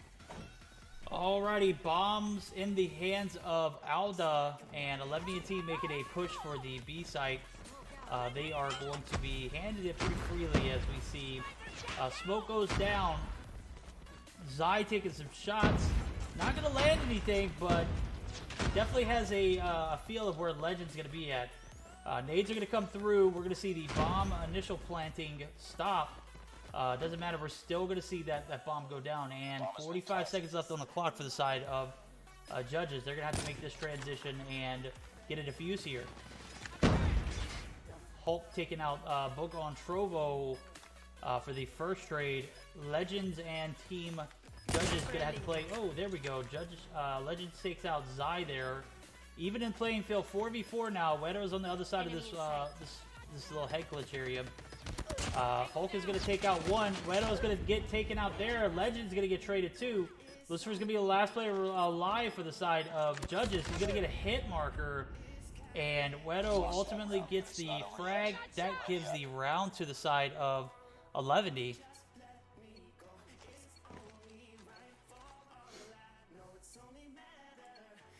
Destroy the objective. The enemy has the bomb. Grenade out. Alright, 11D's up in the Search to Destroy 1-0 at the moment. Definitely in a position of power as we do see 11D pushing up to this B side again. They are going to be greeted by more than one on the other side. Boga and Legend both right there to answer the door. We're going to see a 3v5 now as Parka going to be rotating back and bomb in his hand. The 3v5 will ensue.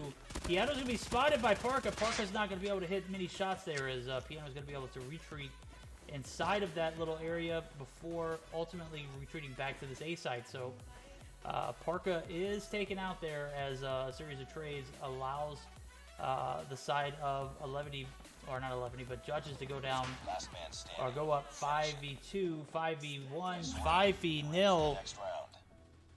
Judges are going to go ahead and tie things up 1-all in this search and destroy. They need to win here to take us to a game 3, though. They need everything they can Defend the get. objective. They have the bomb.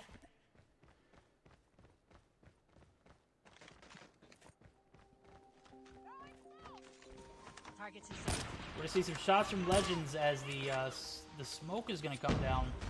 Thor, or Wedro actually, is going to be landing some nade shots. The bomb is going to go down. 45 seconds left on the clock. Trophy comes in handy as the side of Judges are handed the ball. It's in their court now. Parker's going to pick up the kill as well as Zy. We're going to see Pietro get taken out there, and Poke's going to be the last remaining player as we see Hulk, Lost that round, but it's not a.k.a. over yet. Ready up. Not even sure who he is anymore. Thor, that is Just. Defend the objective. Just up to 2 kills now, so we're seeing a pretty even playing field, and Bright and Pietro needs to get on the same page here. They, well, actually, they're on the same page. They need to get off that page. That's the Donut Club at the moment, so. I have contact. We see another aggressive push from the side of 11D onto this B bomb side. We're seeing Pietro take out 1, take some shots on mid. Hulk is right around the corner. He doesn't want to slow peek that. That's one of those things you get caught up in mid. You'll pay the price there. As Legend and Piano are going to be the last 2 players alive. Bomb is in the hands of Parka. Parka is going to get that puppy down. We're going to see the clock reduced to 45 seconds. Judges on the brink of elimination here. They need to get together collectively and start taking these search and destroy games seriously, as they found themselves in a little bit of a hole. Spider-Man with the slide peek, gonna get the kill. That is gonna give another round to the side of 11D. So 11D definitely coming in the clutch at the moment, as we see them thirsty for another semifinals matchup. Destroy the objective. They have the bomb.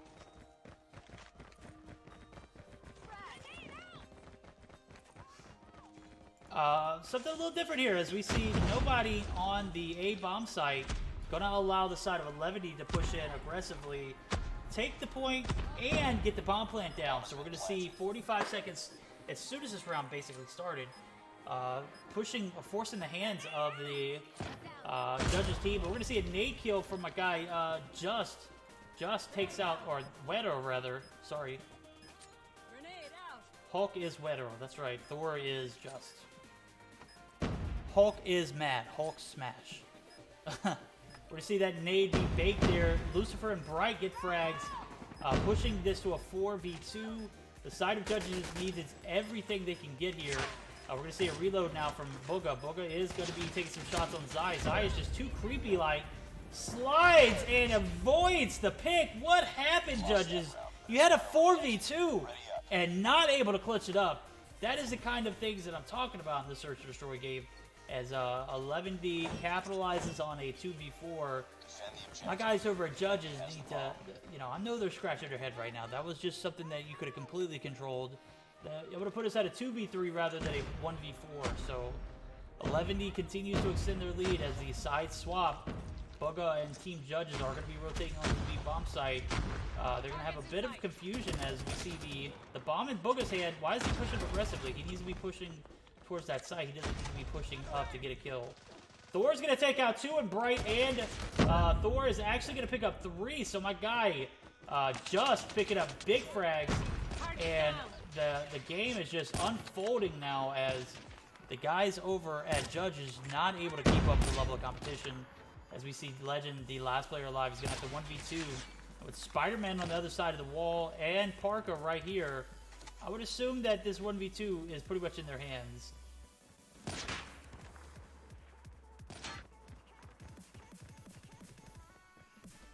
Sniper. Legend in a very precarious spot. If he's able to take out 1, it'd be much more manageable. But Captain, a.k.a. Parka, going to get the kill. That is going to extend the lead now for 11D. 5-1 This is a potential game-ending round for the side of judges. They have to think and dig a little deeper here, as they're on the brink of elimination.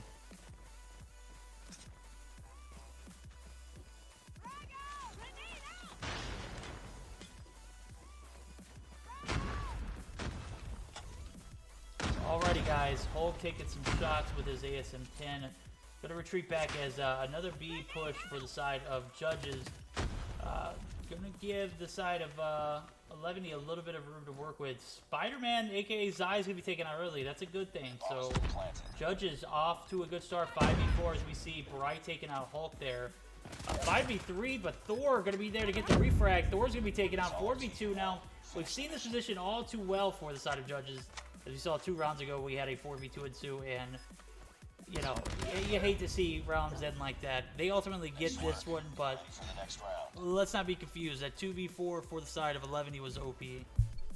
5-2 now, elimination round indeed, as 11 only needs one more to move on to the semifinals. And guys, what are your predictions? Is 11 going to go ahead and get the go-ahead win? Take us to the semifinals. They're going to be taking on Teletubbies, as I just got information. Teletubbies wins 2-1.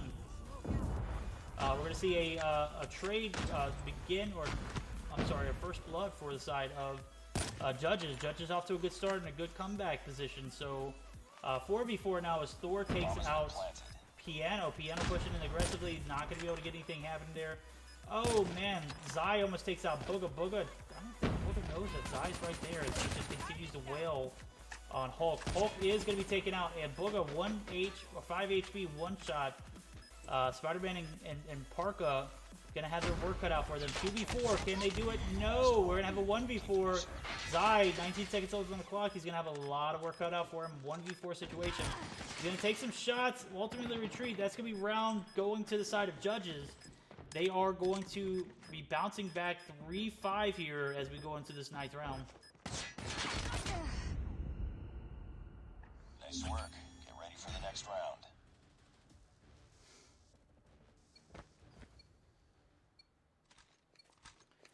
Wow, chat. This is gone on for a little too long. We're gonna have to see a 1v4 go to a 1v5. Now the side of judges are starting to get back into this. It's a 3v5, much more manageable, but they're still on the brink of elimination here as Piano and team need to play collectively. They're gonna get an aggressive push on the B, an immediate plant of the bomb. The trophy comes in a little late, but that is not going to matter as the bomb is planted. We're going to see one player in Thor taking out Bright. So the first trade for the side of 11 is going to give them advantage. We're going to see a aggressive push from Deadpool. Alda's going to be taken out.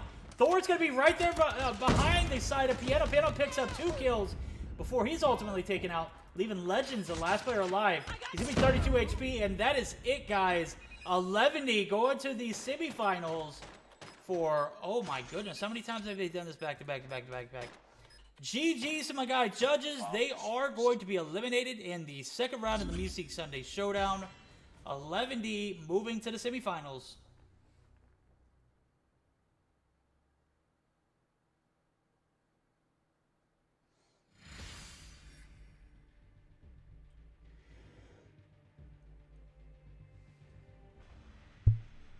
As we take a look at the scorecard here, Stand down.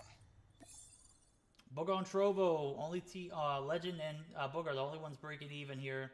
Nobody going positive for the side of judges. And the guys over at 11 just came in and put the work in. Just goes 8-7. Parka goes 6-4. Big kills for him. Zy goes 7-4. And Wedo continue to reign his dominance 8-5.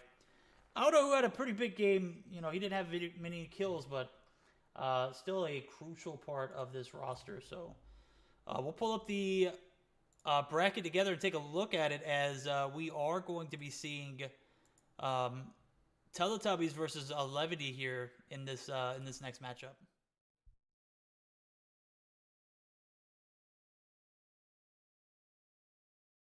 All right, we'll take a look at the card here. ARP Gaming wins against Exiled, as they are in a best of 3 against Zygnus. I'm not sure the outcome of that game, but we already saw Devious take a 2-0 loss against NL Esports. So NL Esports going to be in the semifinals waiting Zygnus ARP matchup. 11D does take the 2 games that were needed to move on to the semifinals against Judges. Judges came up a little short in both the Search and Destroy and a lot short in the Hardpoint. Teletubbies takes the best of 3 in 3, 2-1 against Shredded. So Shredded, one of those teams that are they're definitely a force to be reckoned with, as we see them come in, week out, and absolutely perform. They are taken out early in this second round, just as we've seen the boys over at Judges taken out early. So a lot of good teams already taken out in this showdown. No Tribe, no Novas. Nova didn't they didn't register this week, and Tribe is I don't think they are eligible to register for 2 weeks. They are, if I'm not mistaken, they are on a 2-week hiatus. Okay, there we go. We got the updated scorecard. Real time. Zygnus playing NL Esports. 11D taking on Teletubbies, guys. This is the moment of truth right here. This is a best of 5 in the MSS Sunday Showdown semifinals matchup. Who do we have, guys? Not Try, but Teletubbies taking on the guys over at 11D. And, oh boy, this is going to be a good one.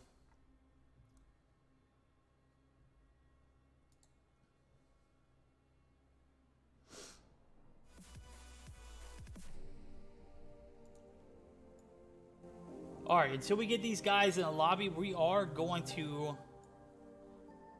take a moment and listen to a word from our sponsors. So, guys, don't go anywhere. We're going to take a short intermission, hear from our sponsors, and we'll be right back.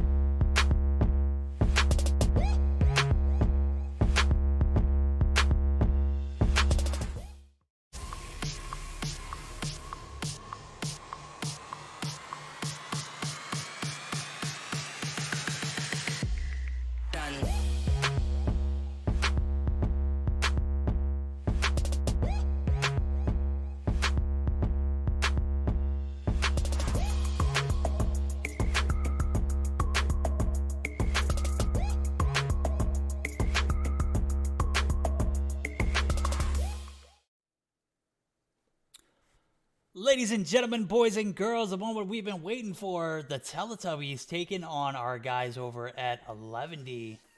Ooh, boy.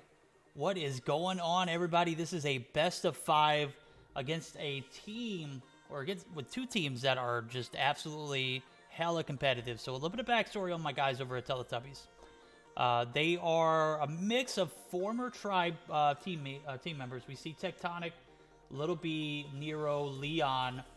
With the addition of Vague here, This team is coached by the guy Zim, so definitely one of those things that, you know, these guys definitely want to win, so they don't want to disappoint Zim. You all know how much of a pain Zim is. Zim, if you're out there, bro, much love. Definitely need to see this go to a Game 5. If we don't see this go to a Game 5, I'll be upset.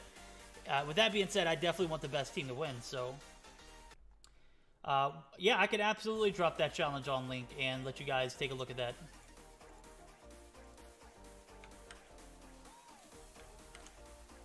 Just some insight on what's going on here. We got a best of 5.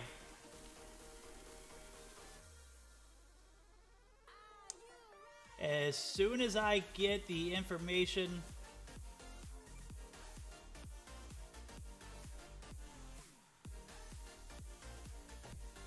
on what matchups we've got, it looks like we're going to have a Hardpoint Summit to start it off.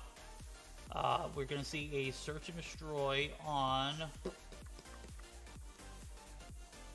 As soon as I get this information, guys, you got it.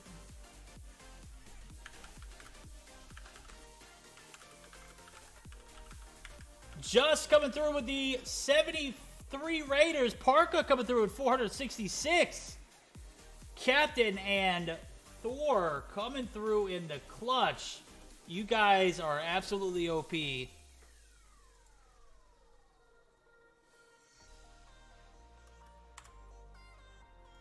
What's going on, guys? Parka, appreciate the raid, my guy. Parka came through with the clutch just as well. You guys are absolutely amazing. We're going to get best of 5 here. Hoy come a verdict. That's right, verdict with a K. Verdict. I'm going to need map rotations, Yoshi. Damn. The Avengers raid coming through in the clutch. We love you, gringo. That's right, rock and rolla. Let's go. That's right. I am the white Nicky Jam. Let's go, boys. All right, it's a best of 5. Let's go. Let's go. Spam that hype in chat, boys, if you're ready to get started. Alrighty, I think I did post that. Did I post that challenge on link? I'm going to post it again so you guys can take a look at it.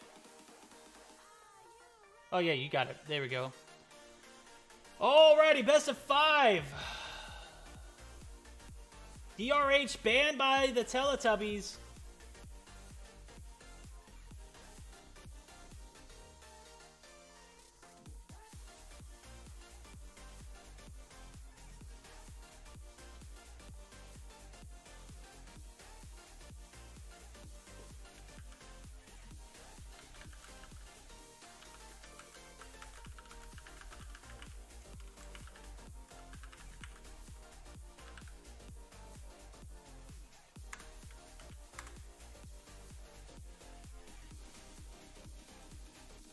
We're going to see a best of 5 as soon as I get the info from my guys in the back office.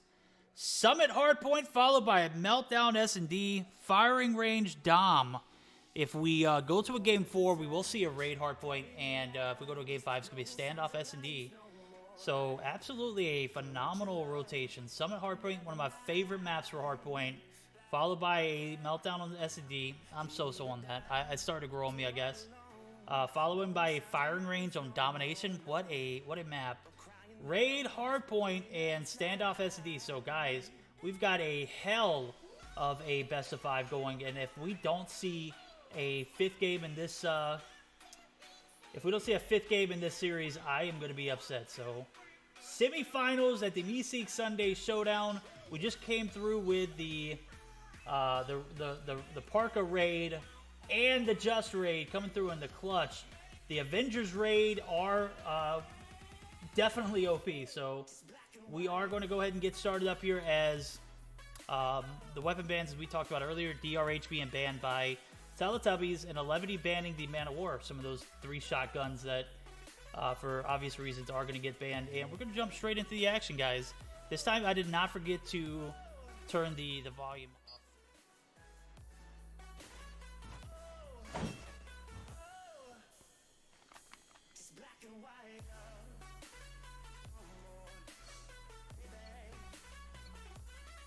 All right, we'll be taking a look at the Teletubbies at the initial start of this hard point, and I mean, 4 of these players, former Tribe Regional Championship team players, with the addition of Vague, who was not eligible for championships last year due to his age. So definitely one of those teams you're looking to see a lot out of moving forward in this competitive scene. Tectonic going to be pushed, taken out as Little B takes out Zai. Zai is going to get the frag on Tectonic. So opening point is going to be in favor of 11D as they have a 10-7, 10-8. Now the lead is dwindling as Teletubbies are in the lead at the moment. We're going to see Nero get taken out, and a lot of trades going down, and a lot of utilization of the hardpoint. We're going to see the side of Teletubbies take a massive chunk of this first point. Vague going to be right there to answer the door as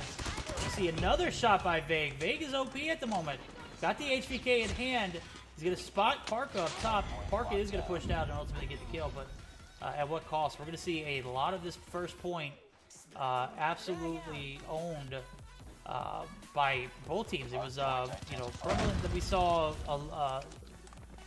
Teletubbies take the lead, but let's not get it confused. Like, the majority of that point was occupied by one or the other team, so good job by both teams opted to play hardpoint. So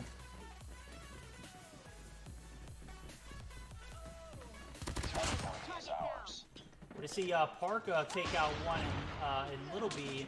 Little B off to a slow start here as he's up to 2 kills. Vague up to 5. He's 1 HP in this top control area. He's going to be pushed by multiples. He is super weak playing this head glitch. And definitely don't want to peek too aggressively. He's going to take some shots on Hulk.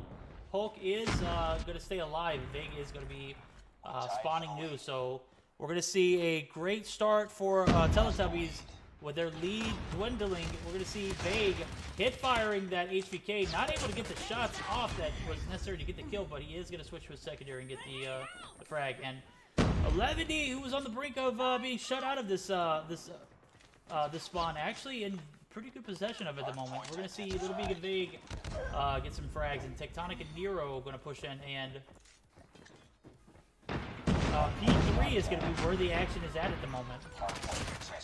Hostiles have captured the hard point. Be advised, hostile predator missile inbound. So we're going to see the initial hold for 11D actually be traded and taken out as we see Little B again not having the best game of his life.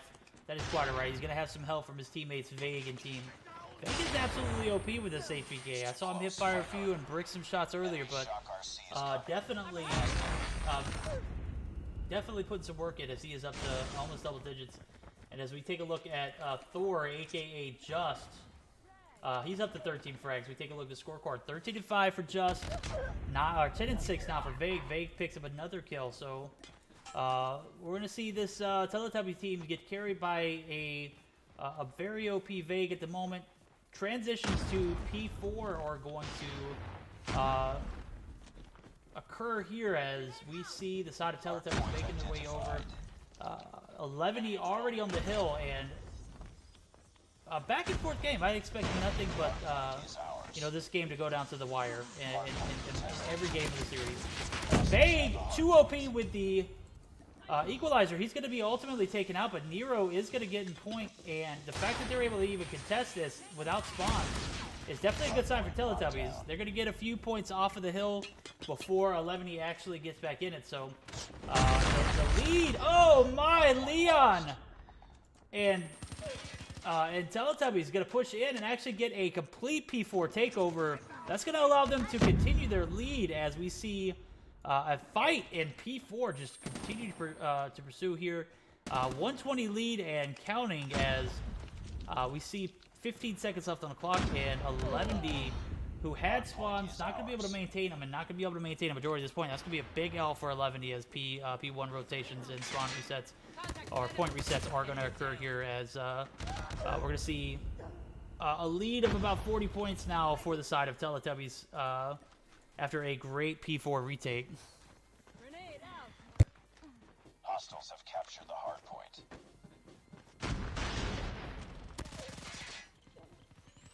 I'm hurt. I'm down. I got shot.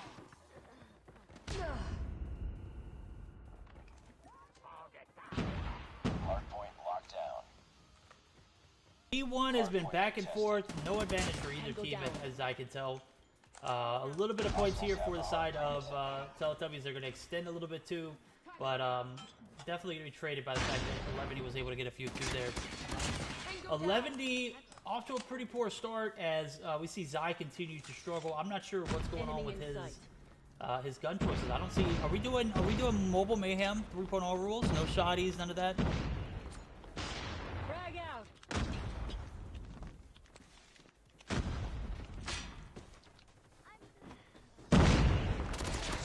Tango down. Zy finally picking up some juice there as he takes out Nero off to a bad start too, and what's starting to look like a vague carry is starting to look a little bit more like a tag team.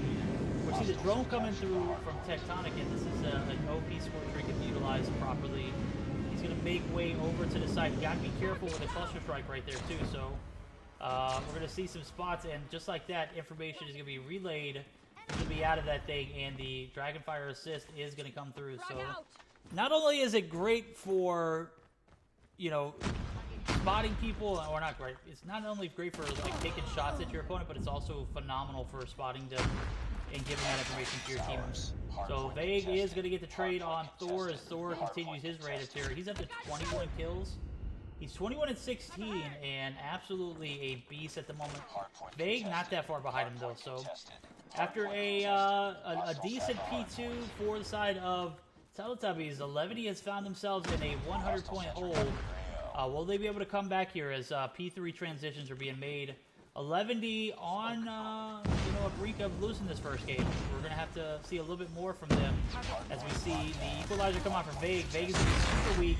Vague is, in fact, going to be taken out by Thor, who was creeping in that corner. And with a, with a sentry gun and point, that's going to, be a recipe for disaster for Teletubbies. However, they are going to occupy a little bit of that first hill. And the fact that they're able to get in there and contest is, that is a phenomenal strategy. Notice that you're not going to see full hill time for 11D as they were only able to get the last 40 seconds of this hill.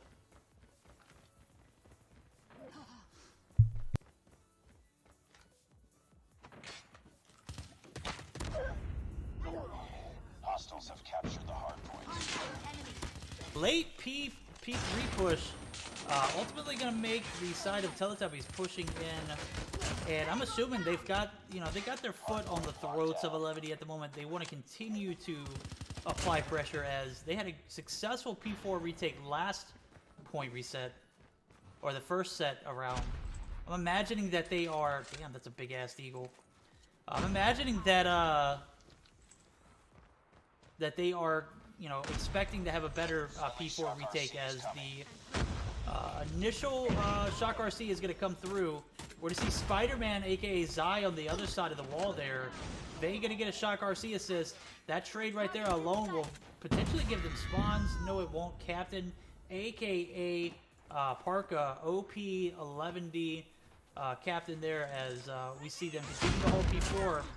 This is absolutely what you need for the side of 11D. You don't need to give these guys anything to work with. They've been able to break the hill continuously throughout this this hardpoint game. And guys, we have ourselves a ball game.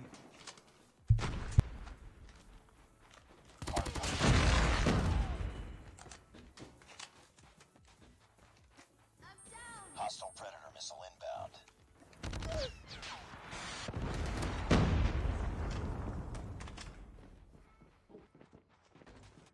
Enemy contact. Enemy down. Hardpoint is ours. Hardpoint contested. Hardpoint lost.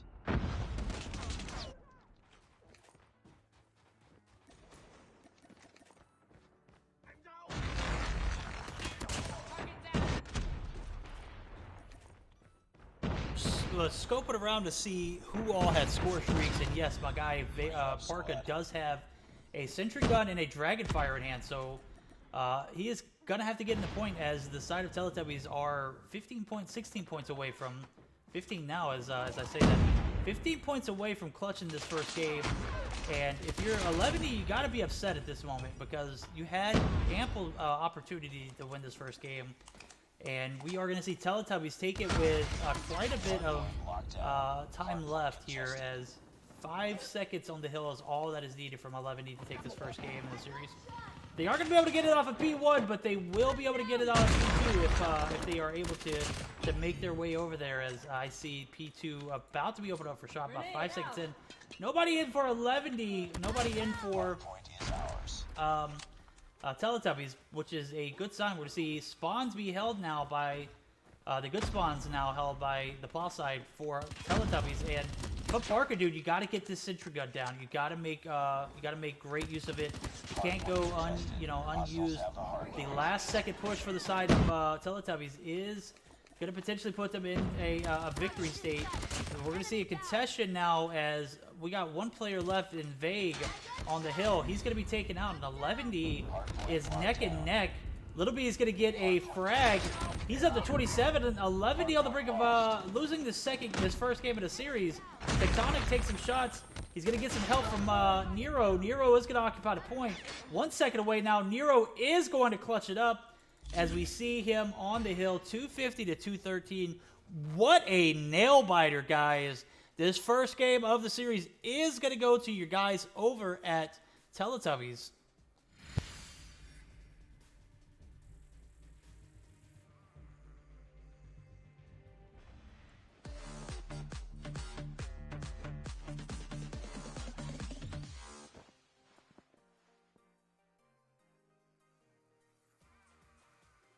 It's a draw.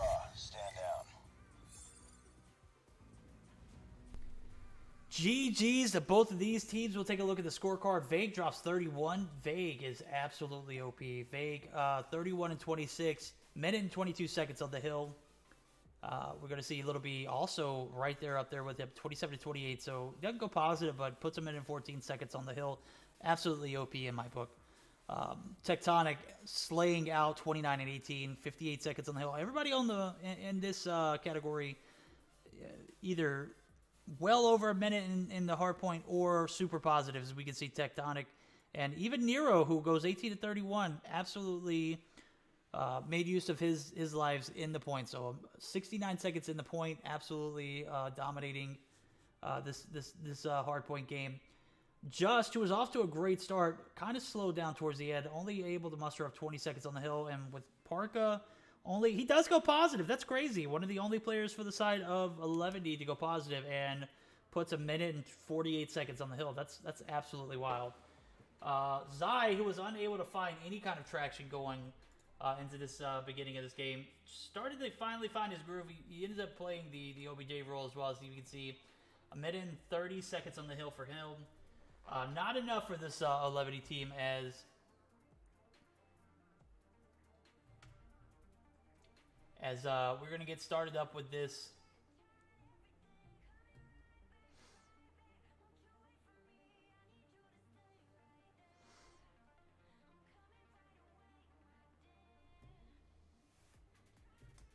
Guys, bear with us as we are taking a look at an issue here. We're going to take a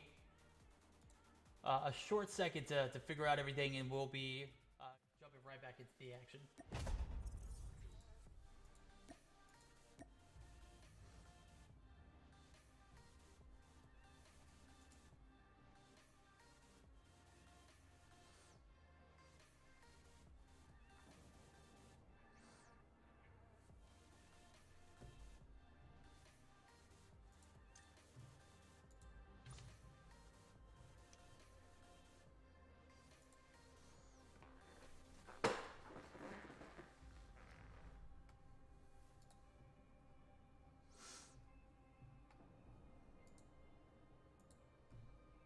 Levany down 1-0 in the series. Absolutely needs to win this Search and Destroy to make it competitive. If they are able to get this second game, we'll see a tied matchup here. This is a best of 5, guys. Yes, best of 5. The first game we saw Summit Hardpoint go in favor of the Teletubbies. Second game, Meltdown Search and Destroy, followed by a firing range domination. So if we are lucky enough to see a game 4, it's going to be a raid hardpoint, and if we're fortunate enough to see a game 5, it's going to be a standoff S&D. Teletubbies opting to ban the DRH. 11D the abandoning the Man of War. This is a best of 5.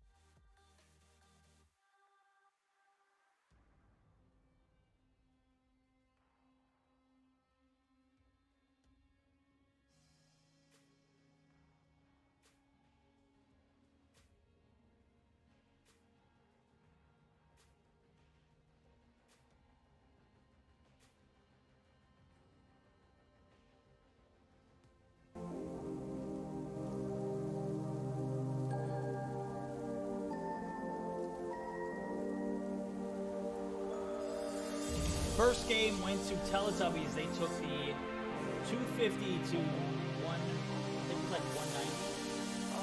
Let's see. It was 250 to 213 as we let's take a look at the recent history of these guys. Vague is absolutely OP. You dominated that first game, my guy. Vague is back on iPad. Confirmed. Obviously kidding, bro. How's it going, my guy? Good first game that starts in the series. It's the best of 5 here, so Teletubbies have to take 2 more. Levity is on the ropes at the moment, so Levity starting off a little poorly. Definitely still some sauce left in the tank, though, so these guys are going to be OP. Te amo, Nicky Jam. I see you. Reality.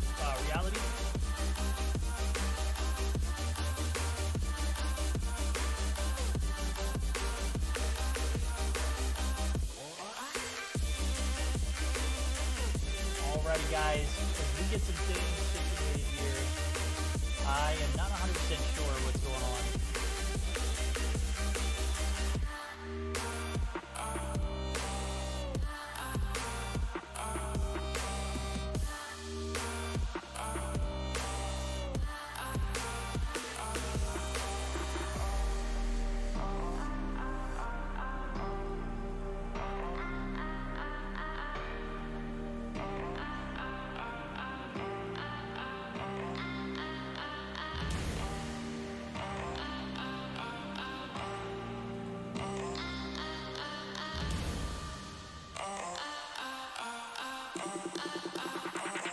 Alright, we are good to start up this second game of this best of 5. We are going to destroy on Meltdown, guys. 11D lost the first game of the series, so Teletubbies off to a great start. Took the first hard point. Definitely don't want to lose any of that momentum as we see everyone spawning into the lobby. We're missing one for the side of Teletubbies, and that's Nero. Nero has not spawned in for, there we go, we have five players for each side. We're going to be taking a look at Captain, aka Parka, as we get ready to start up this second game of the series. 11 loses the first round. Teletubbies has a 1-0 advantage. This is the chance to level the playing field as we get started up on the Search and Destroy. Smoke out. Grenade out. Frag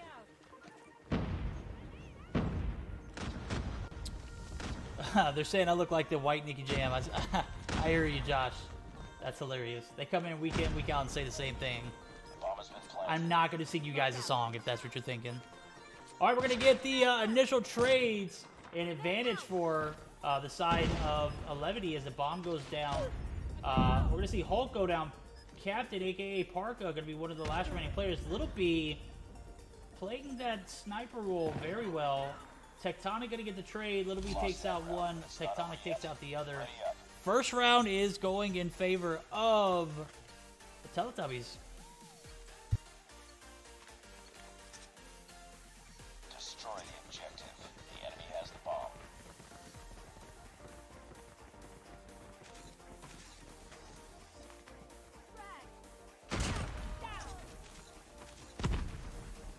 Weto's going to catch Tectonic Lack and get the first kill with a nade. Bomb is going down at A. Vague team are right on the other side of this wall. The trophy is going to be destroyed by Vague. 200 IQ from Vague as Leon also going to get a nade kill. It's going to lead us to a 4v4 with 35 seconds left on the clock. 11D down one more player as we see Zai, who is off to a rough start in the Search and Destroy, get taken out. Deadpool trying to pick up some weight here as we've got a 2v2 with Leon and Little B right on the other side of this wall here. Little B setting up proper on the bottom side of these stairs. Definitely not somewhere where you want to be at if this bomb were to get defused, but ultimately Leon is going to pick up the 2 big frags. And my guys, Teletubbies off to a great start, 2-0. Destroy the objective. They have the bomb.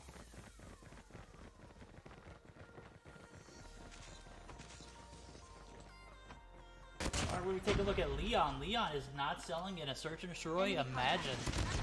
Well, there we go. As soon as I say that, we are going to see Parka take out Leon. Parka gets in the boom with his first kill. Leon unable to extend his kills to 6 as he is cut short in this round.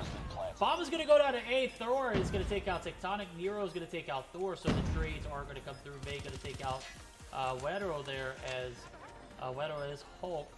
We're going to see Nero playing very conservatively inside of this A side. That's exactly where we want to be at. So Parka going to be forced to push into this 1v2 situation. He's got Nero and Little B right on the other side of the wall. He's going to take out Little B. Little B playing with his head not on a swivel. Parka only got 15 seconds in. He's going to have to push Nero, who has this little bomb head glitch area. He's going to get spotted. Nero's going to slide peek. Nero gets the frag. That round is going to go again to Teletubbies.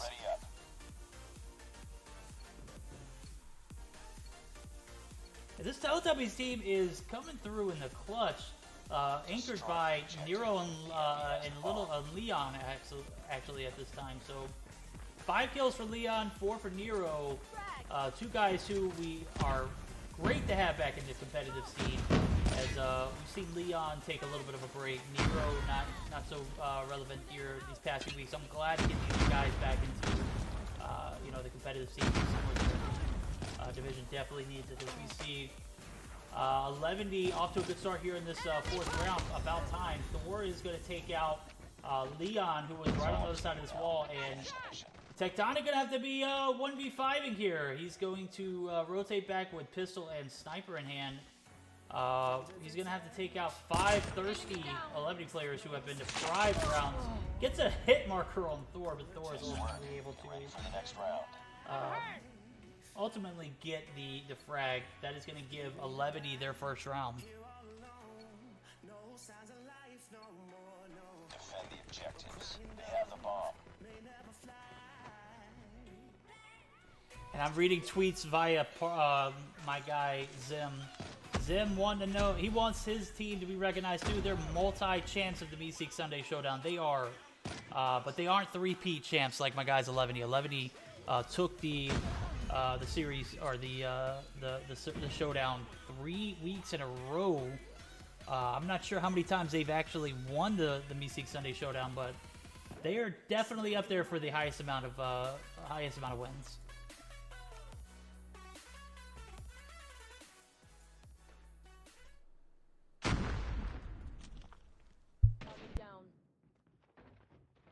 Tectonic pick up a frag onto Hulk, and as I was just praising Nero and Leon, they have yet to get anything going since then. So at the moment, we've got a 1-0 in the series in favor of, they 3-peated because we didn't play. Noob. Somebody get Zim out of here. Get him the hell out of here ASAP. I'm kidding, Zim. How's it going, big guy? All right, we're going to see a 4v3 ensue as Nero and Leon starting off to a great start, kind of at a stagnant position in this game. Faye going to pick up some weight here and take out Deadpool, a.k.a. Alda. Leon taking some blank shots mid as Thor going to weak slide peek. He's going to be taken out as he, beforehand does take out Nero. So Leon picks up his 6th kill. Parka going to have to 1v2. Bomb's going to go down via Leon. Tectonic going to be holding this mid area, taking some shots onto Parka. Parka reloading, taking some shots onto Tectonic, and they are tag teaming him. That was risky because the bomb didn't go down. They had to take out Parka there. They absolutely had to do it. And we are going to see the lead for the side of Teletubbies extend as they are up 4-1 of the side flips. 11D on the brink of losing 2 games in a row, guys. What is going on with my guys over at 11D? Smoke out. Grenade out. Grenade out.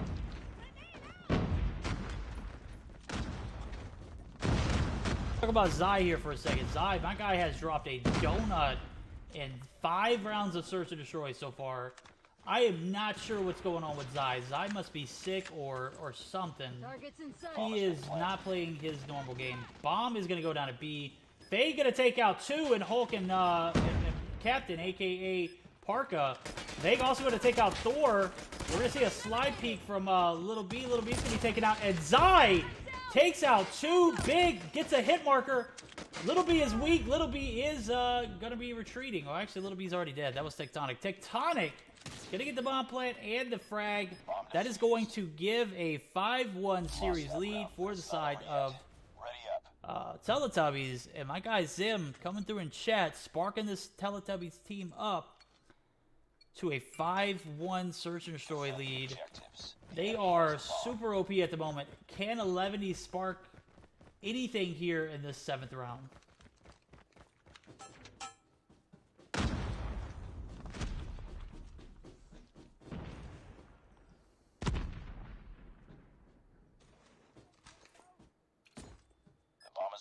Frag.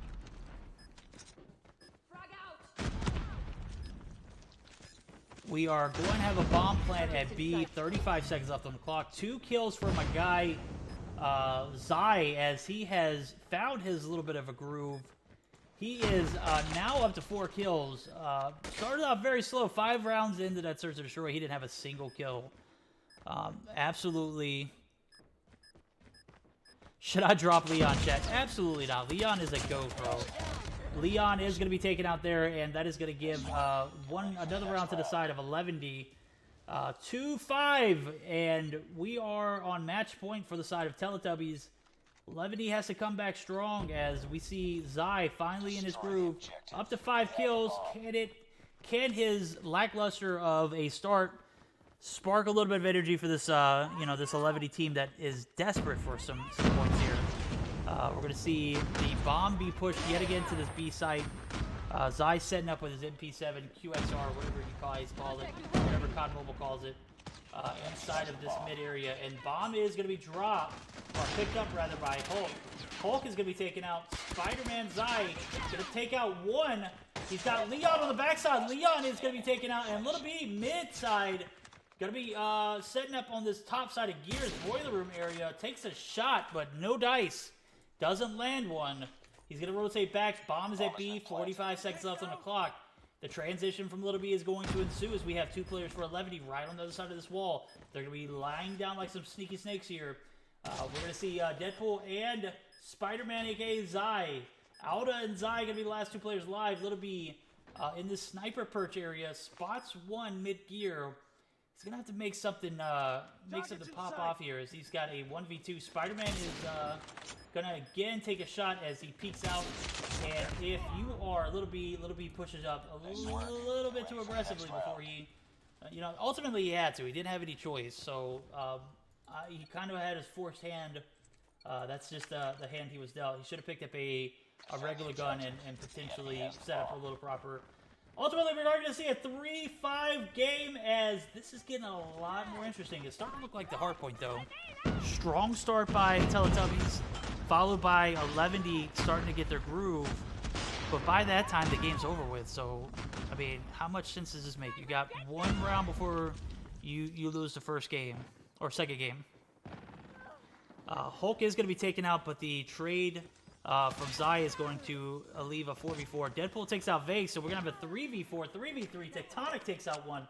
Captain takes out Little B, so we're going to have a 3v2 now. Nero, Tectonic, going to be on the outside of this B site of the bomb area. Bomb is going to go down. 45 seconds is on the clock. Teletubbies are now forced to push in a 2v3 situation. We continue to see this 11E roster step up, but you got to stop and think, why did you put yourself in this position? You're in a 1v5 situation at the beginning of this game, or you put yourself in a 1v5 situation in this game, and but you're on the brink of losing the second game. You've lost the first game. It wasn't even close off the rip. So Tectonic is going to be the last remaining player. And 11E has to continue this kind of momentum as we go into this 9th round, or 10th round rather. 11E on the brink of losing the second game. Definitely going to have another answer here in the next 2 rounds in order to even things out here.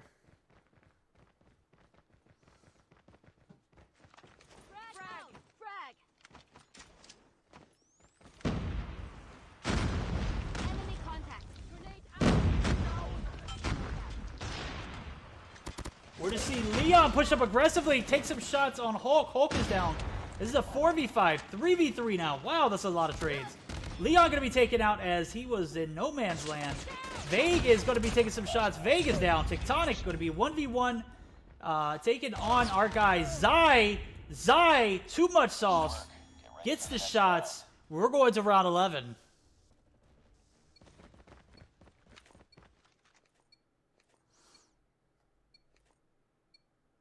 Defend the objective. The enemy has the bomb. Alrighty, my guys 11. He came back hella strong. A player that we're focusing on right now is Zy, Spider-Man, from this Avenger roster of 11D. He had 0 kills going into the 5th round. He is now up to double digits. Bomb is going to get planted over at the B site. Zy, a.k.a. Spider-Man's got 2 players behind him. They're going to have to play for retakes here as Little B is taken out.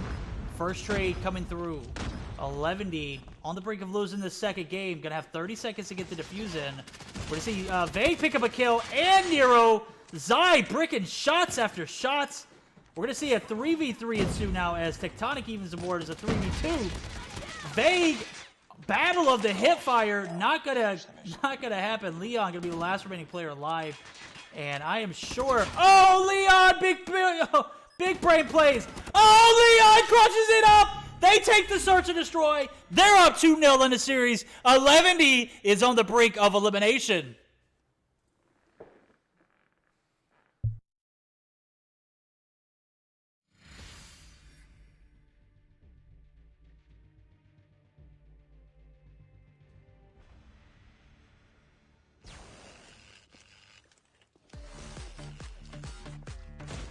What looked like a comeback of a century in the search and destroy turned into a hell of a round 11.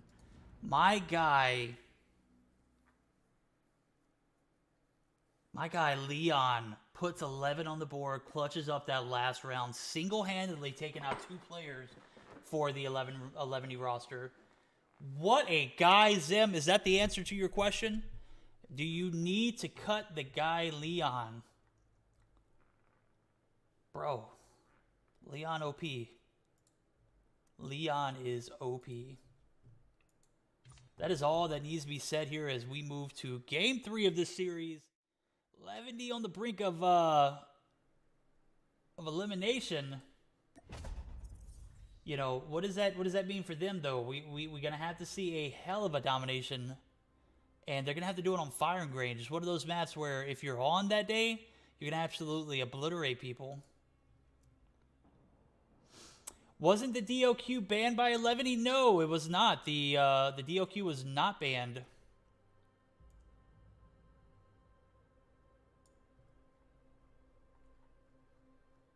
Let's take a look at the DRH and the Man of War. Both weapon bans for both teams. No DOQ. Looks like Leon is staying. You're absolutely right. My guy Leon. Hell of a fight put up by him. Definitely came through in the clutch for this Teletubbies roster as they were selling my guy. MSK verdict DQ? No, that's not a DQ. The DLQ is not banned. Both of those teams did not ban. Nobody banned the DLQ. We had the DRH and the Man of War banned. No, the 11 banned the Man of War. Teletubbies banned the DRH.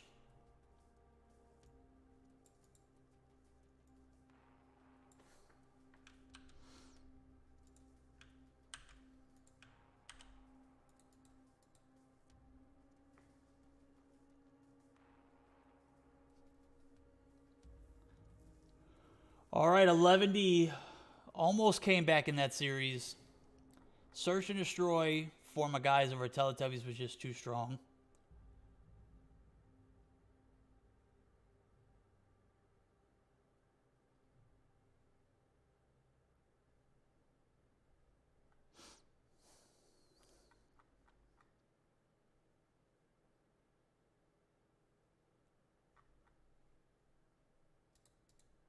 We are going to see a domination firing range. My guys over at Teletubbies, well played, guys. That last Search and Destroy game was absolutely OP. We went to a round 11. It looked like it looked like 11 was going to come back on you guys, but you held off strong. And they say Little B took a sniper from the floor, and rules say that is a DQ.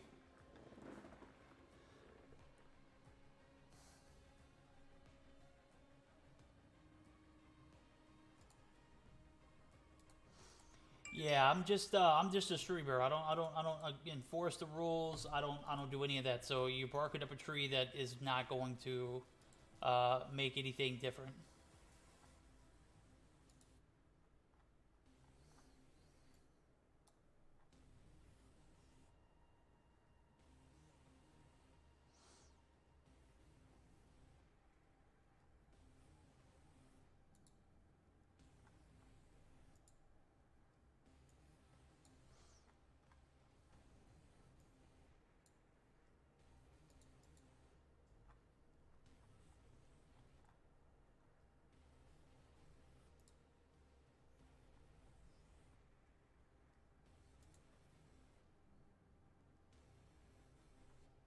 This is a best of 5. Teletubbies is up 2-0 in the series.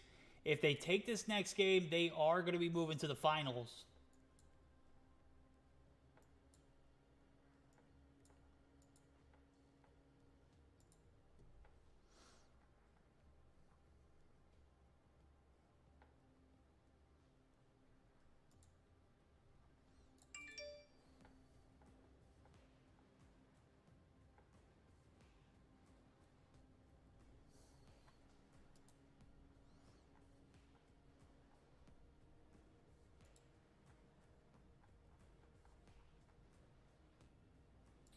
I'm going to peek in over at Gilmania stream.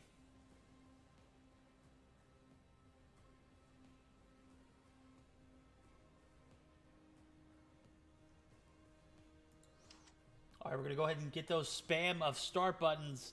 That means we're going to go ahead and jump straight into the action. And I take a look at the NL game. Guys, you are too much on Twitter.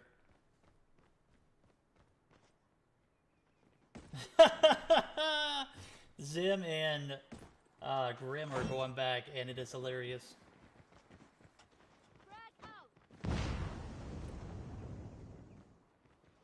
All right, this is the game of the night right now. For the next 3 games, if we get 3 games, 11D is fighting out of this best of 5 elimination. All they need is 1 loss, and that's it. Guys at Teletubbies are going to go to the finals, so we'll take a look at Captain, a.k.a. Parka, as we have 2 players on this A site. C is going to be quick Captain, and B is going to be pushed quickly as well. And 11D off to a bad start to domination doesn't make it, anything that they can't overcome here, as we see Parka going to be taken out by multiples. Nero and Vague off to a balling start, and a early triple cap is going to be potentially ensuing as Vague push it up to this A site. He is going to get some help from the backside of this A site.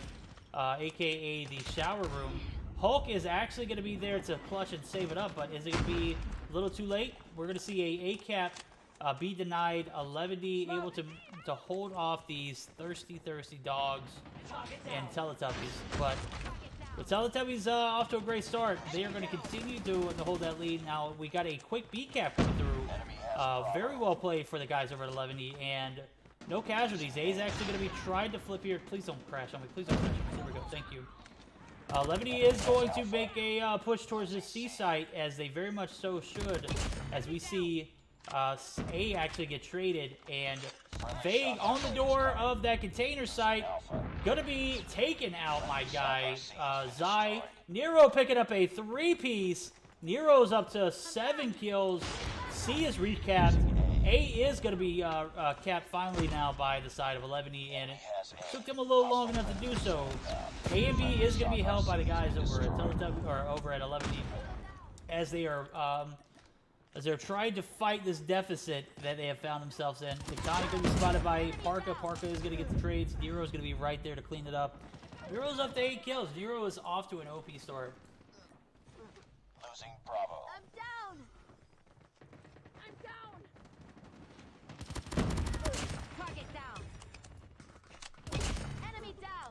Losing Alpha. Friendly Shock RC is Now we're going to see an A cap come through for the side of Teletubbies. Going to be denied by Zy and Alda. A and B are going to continue to be in the possession of this 11E roster, and they need every point they can get in this domination, as they are on the brink of elimination. Thor, who was flashed, absolutely abused Tectonic, which is something you don't normally see. So Tectonic getting taken out there mid. He had a flash in hand. Thor going to get another kill. Thor, aka Just. It's too close. Fight hard. Yes. Looking to absolutely find his way in the game. He's only up to 4 kills, but let's not get this confused. The side of 11E now has the lead, so Deadpool and Team 11E are, or aka the Avengers, however you want to say it, are going to continue their AB hold.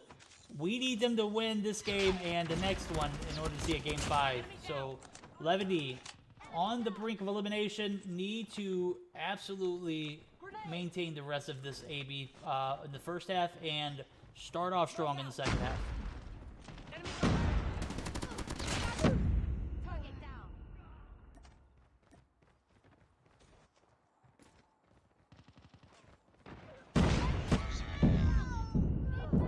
Enemy down. Keep on them. We're winning this one. Losing B. We're going to see Little B opting to play that one sniper in the respawn game mode. I'm assuming we're doing the Mobile Mayhem 3.0 rules, as both of these teams are very well known in the Mobile Mayhem scene. Little B going to be taken out mid. B and C are in favor of the side of Teletubbies, but the 11E team going to be barking right back at the side of the B Dom site. They're going to be held by Captain, aka Parka, as we see Thor, aka Just, pushing aggressively. He's going to be pushed from multiple angles, and Little B is going to help out with Tectonic. Tectonic gets the frag. So C is going to be denied, but the AB hold is going to be relevant. That is going to be the first half. Very close, 184. We lost the lead.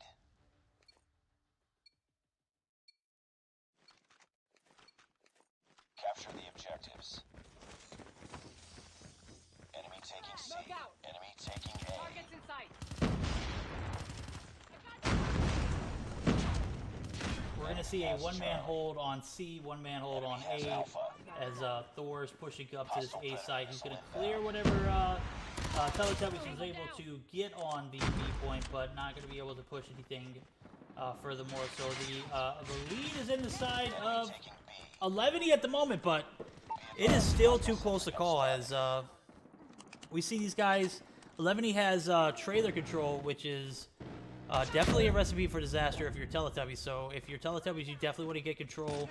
Oh no, it looks like 11E did lose control, so we do see wood control by Teletubbies. Jesus, what am I looking at?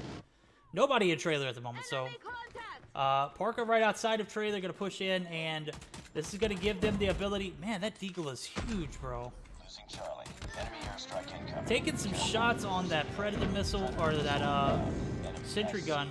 A is going to be in possession of Teletubbies, and C is going to be quickly capped by the side of Teletubbies. So Vague taking off that B site, unable to clear that off, and guys, 11's got to get back in this. They're going to have to cap one flag. A is going to be pushed, ultimately going to be denied, but we are going to see Zion team pushing up. They're going to give B off. They're going to hand B off to the side of Teletubbies, and A is finally capped. They were triple capped there for a second, and what little lead they had going into the second half is gone. We're going to see Teletubbies with the lead in hand. They're going to take away, they're going to take A push at A as well, so interesting to see these guys play so aggressively. Absolutely been super competitive up until this point. We're going to see 11D on the brink of some sad times as triple cap might come through. It is going to be denied initially, but it's literally like 1 point. See Tectonic pushing up onto this top 10 area, and guys, what's starting to be a competitive domination is turned into a pretty lopsided match. Teletubbies, men amongst boys at the moment.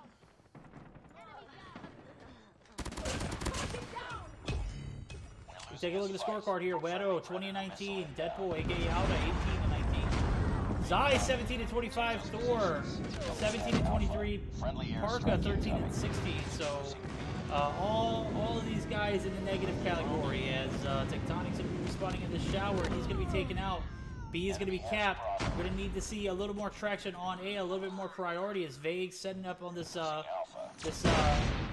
my, Vague absolutely destroyed by Thor. Not before he gives the locations to his teammates.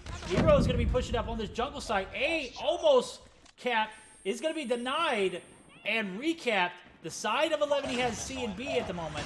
Will that be enough to muster off this this OP Teletubby roster though? As we see the Shock RC come down from Hulk and Predator missile come through from Hulk as well. So wow, a lot of game left to be played. C is going to be traded potentially. And we're going to see Hulk push onto this A site with Zai.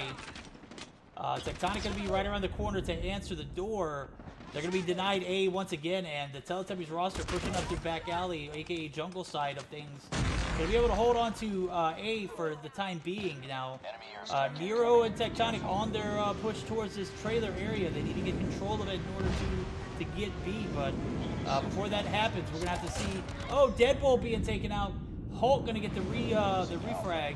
So the A cap is going to potentially come through. With the amount of time left on the clock, I would assume that the side of 11 might have enough just with B and C.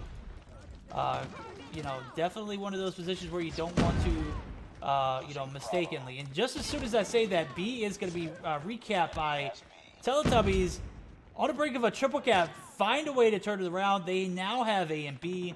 They are exactly where they want to be. And the side of 11 he has to triple cap in order to win here.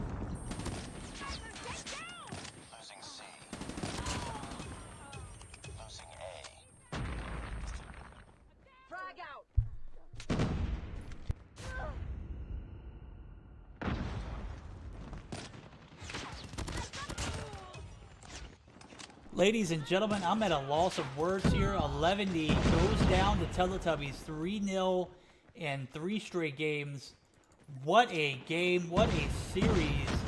11D unable to come through in the clutch here as we see them ultimately lose the lead in this domination and lose control.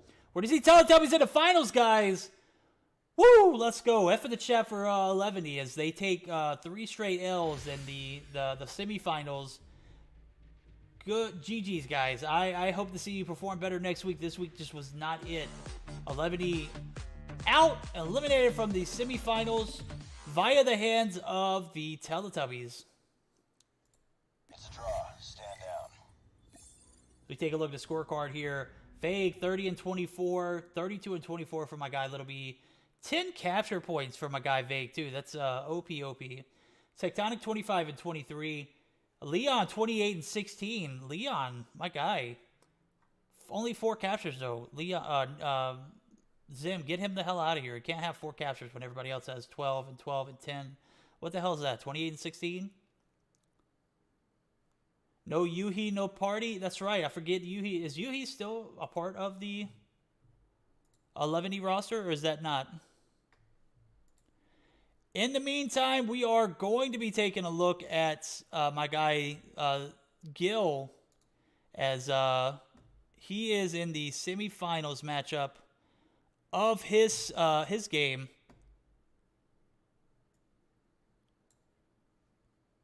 Give me just a moment. We're going to pull that up.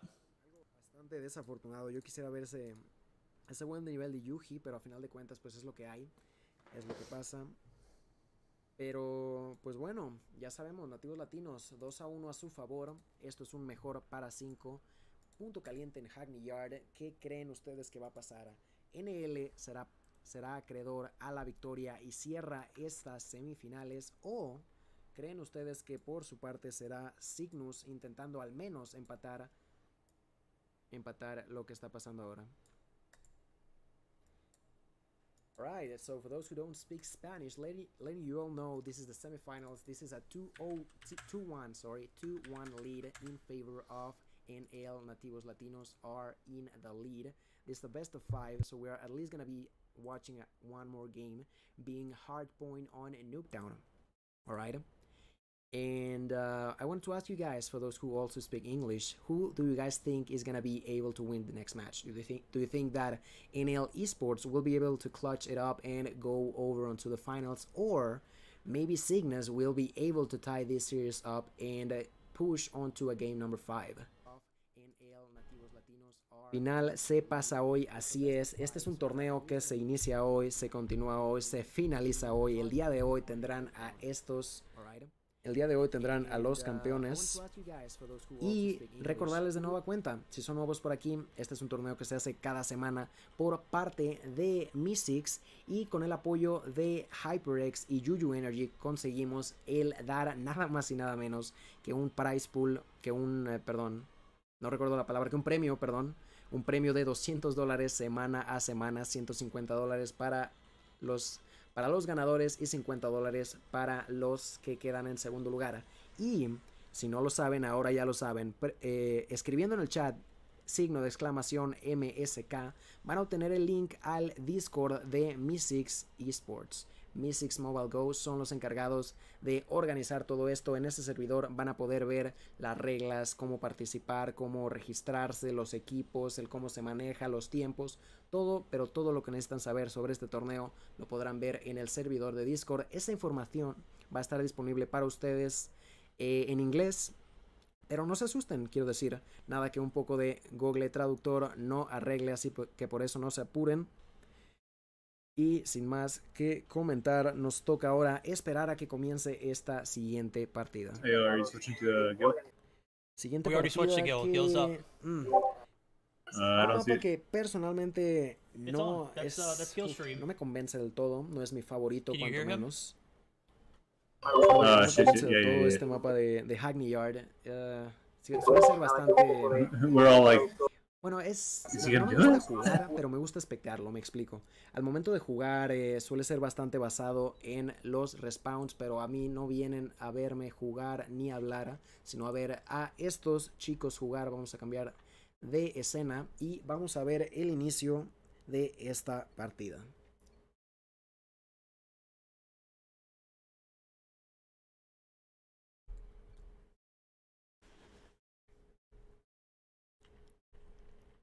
Muy bien, ahora vamos a ver qué tal les va a los chicos de Zygnus. Tienen que asegurar ese inicio, que es lo que más les cuesta partida a partida, tener el control de este.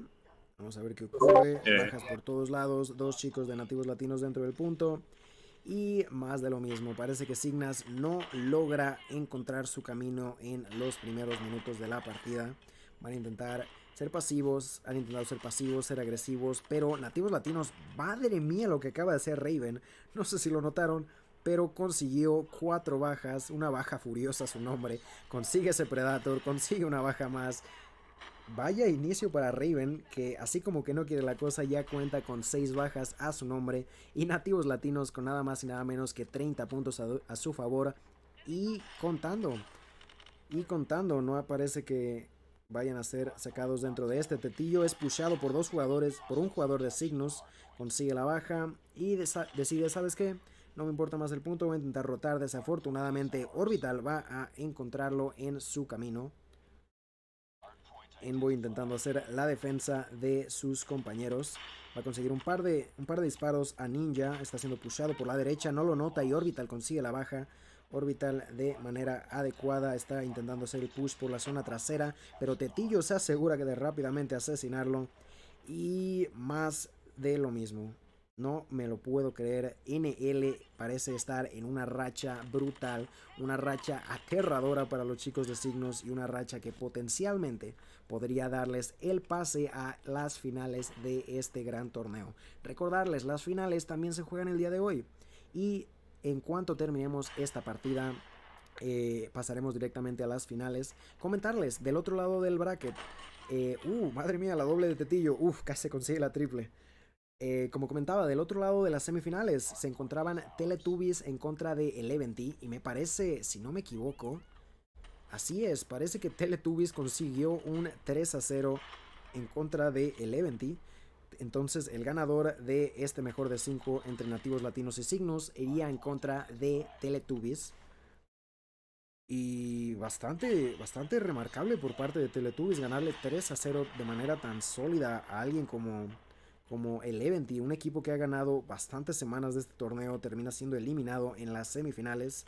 Por lo pronto también comentar, obviamente nativos latinos, uno de esos equipos que semana tras semana siguen viniendo, siguen pasándose por aquí, siguen mostrándonos el poder que tienen para vencer a sus contrincantes. Y en esta partida al menos lo están demostrando, no están dejando ninguna clase de duda.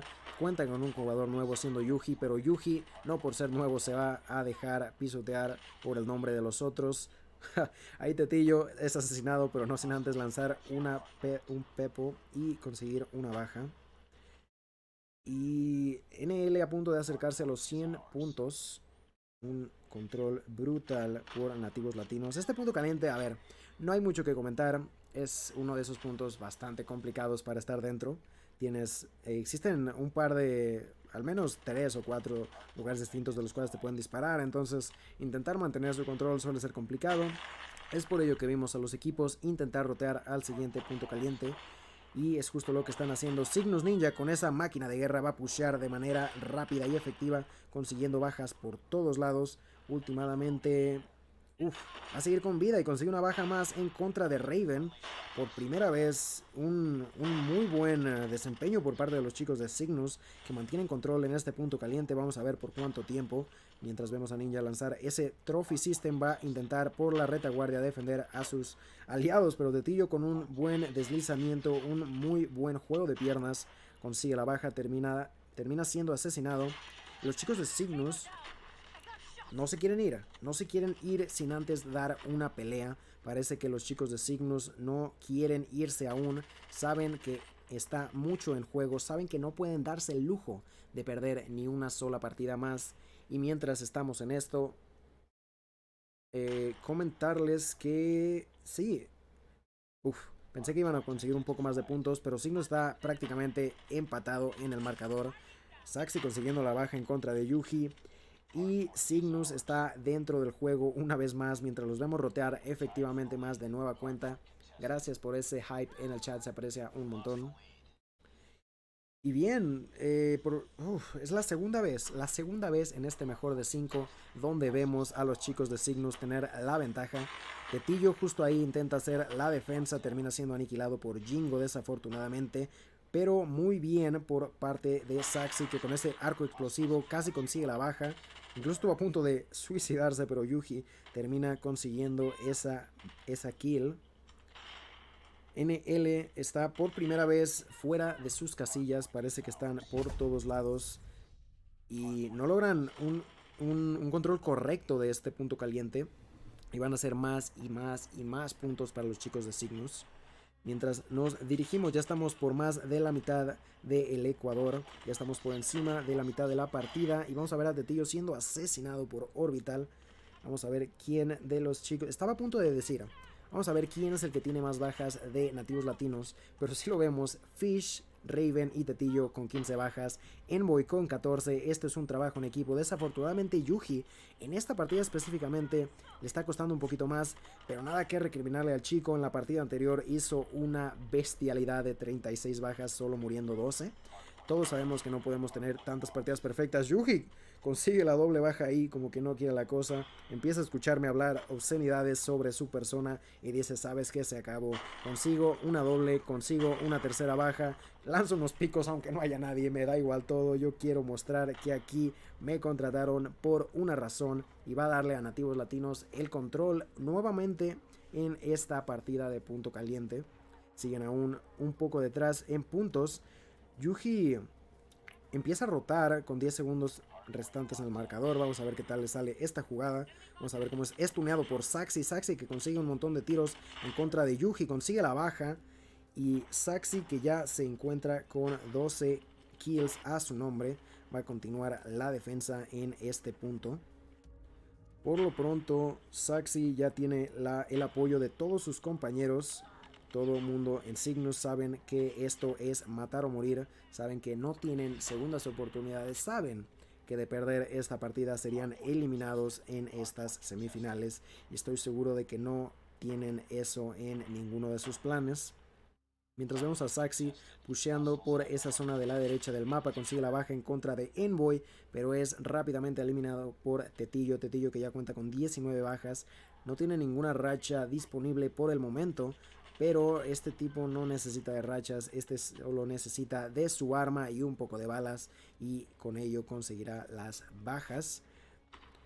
Tetillo con esa HBK va a empezar a jugar un poco más agresivo. Sabe que el punto caliente está a punto de cambiar. Consigue ahí...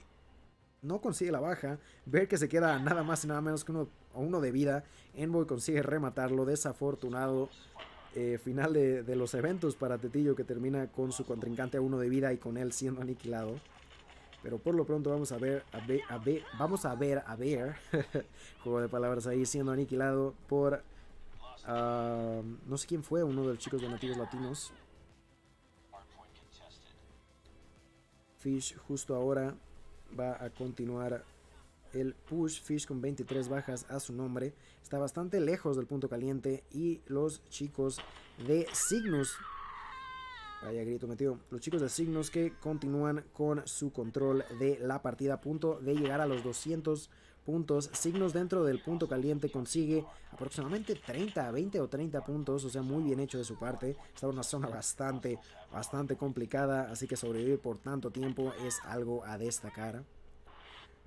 Por lo pronto NL intenta hacer lo mismo, que es rotar tempranamente. A estos chicos les gusta hacer eso. Dejan quizá a uno, máximo 2 jugadores yendo por ese punto. Y el resto simplemente se dirige a la siguiente zona. Vamos a ver cómo Envoy ya está más que preparado con su HBK. Va a notar el push, pero creo que realmente no vio a Saxi, que se encontraba en su zona izquierda. Saxi que con un buen push consigue la baja en contra de su adversario. Está intentando jugar de manera segura, es pusheado por todos lados, consigue una baja. Ahora le llegan por la parte de atrás. Tetillo consigue la baja, Tetillo es asesinado. Ninja y Jingo que se encuentran on fire. Ninja y Jingo haciendo una defensa bastante adecuada, bastante idónea. Pero justo cuando digo eso, Fish, ¿sabes qué? Fish dice, ¿sabes qué? Aquí no hay defensas que me paren con este aniquilador. Yo doy miedo. Y consigue la doble. Esto va a ser más puntos para nativos latinos. Ambos con 200 puntos a su nombre. Esto no se ha acabado. Esto es aún partida para cualquiera de los dos. Parece que nativos latinos va a continuar con el control de este punto caliente. Mientras Fish está a punto de ser pusheado. Pero no le importa. Consigue la baja. Finalmente es asesinado por Saxi. Saxi que con esa QXR está haciendo un trabajo bastante sólido. Ya cuenta con 22 bajas a su nombre. Y como que no quiere la cosa, 212 a 208. No tengo idea de quién va a ganar esta partida. Esto es más de lo que vimos en la partida número 1 de punto caliente entre estos chicos. Parece que a los chicos de Zygnus se les da muy, pero que muy bien los puntos calientes. Pero por lo pronto NL está en control una vez más y de nueva cuenta de este punto. Necesitan menos de 25 puntos. Esto está a punto de finalizarse. Van a ver operadores siendo lanzados. Tetillo con la máquina de guerra es asesinado por Orbit. Les faltan menos de 20 puntos. Los chicos de Zygnus tienen que entrar y tienen que hacerlo ya. Tienen que hacerlo ahora. Tienen que entrar al punto caliente. Esto es matar o morir. Recordemos, esto va 2-1. Esto es al mejor de 3. Fish consigue la baja. Necesitan de 5 puntos más. No encuentran a nadie cerca de la zona. Esto va a ser 250-212. Nativos latinos avanzan a la final del Mythic Sunday Showdown. Y chicos y chicas, esto es el final para Zygnus y esto es el pase a las finales para NL. Muy pero que muy bien jugado por parte de Nativos Latinos. Por un segundo Zygnus creyó que podría conseguir la remontada, creyeron que podrían sacarle de las manos a los chicos de NL, no lo terminan consiguiendo. Vamos a hablar un poco de las bajas antes de terminar con esta partida. Fish, un montonazo de bajas por todos lados. Realmente ambos equipos se dieron con todo lo que tenían. Por favor, no se retiren. Recordarles que estamos a punto de comenzar con las finales. Esto no se ha acabado. Voy a hacer un raid a mi compañero. Así es, las finales van a ser en el canal de mi compañero. Yo también me voy a dirigir a esa zona. Entonces los veré por allá. Espero que me puedan apoyar siguiendo este raideo. Y comentar ahí un poco de hype, a ver qué esperan. Va a ser Teletubbies en contra de Nativos Latinos. ¿Quién creen que se alzará con la victoria? No lo sé, pero descubriremos eso en un par de minutos. Esto está a punto de finalizar. Y bien chicos, espero verlos por allá, no se lo pierdan, también voy a estar allá en ese canal. Espero que lo hayan disfrutado, nos vemos en las finales. Bye bye.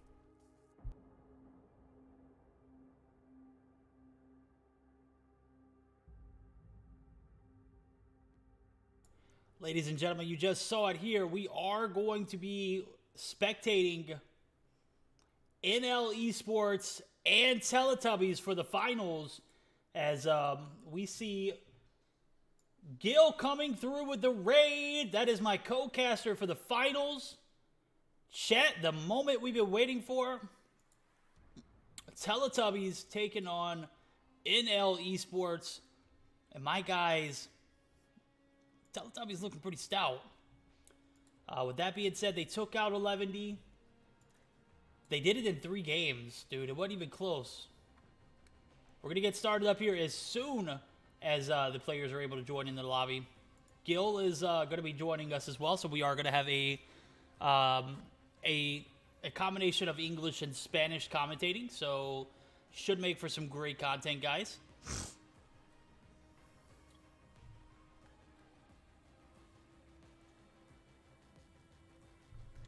He will be joining us in Discord call as soon as he is available.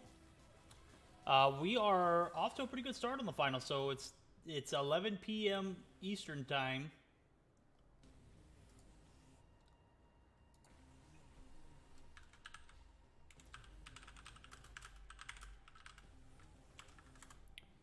And guys, after the stream, we're going to be rating one of my fellow Amplify content creators, so don't go anywhere. We're actually gonna raid my guy Sloth. That's way down the road. So make sure you guys show him some love. Definitely want to make sure he is fully embraced. Definitely want to keep that in mind. But with that being said, we're gonna jump straight into the finals.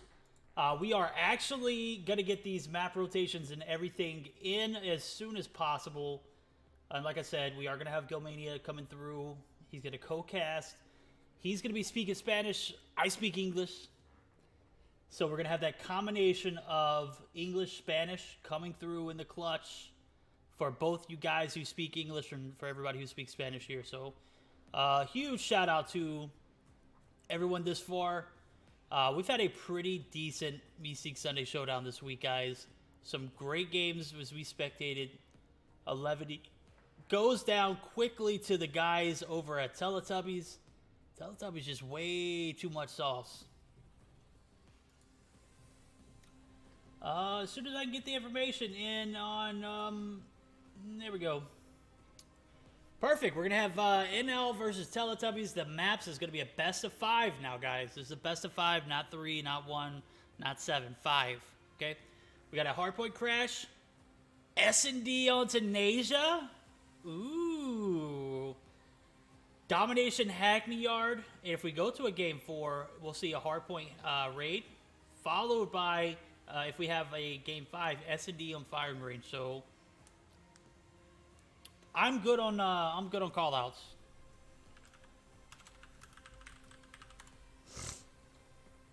All right, NL and Teletubbies have yet to make any weapon ban choices, and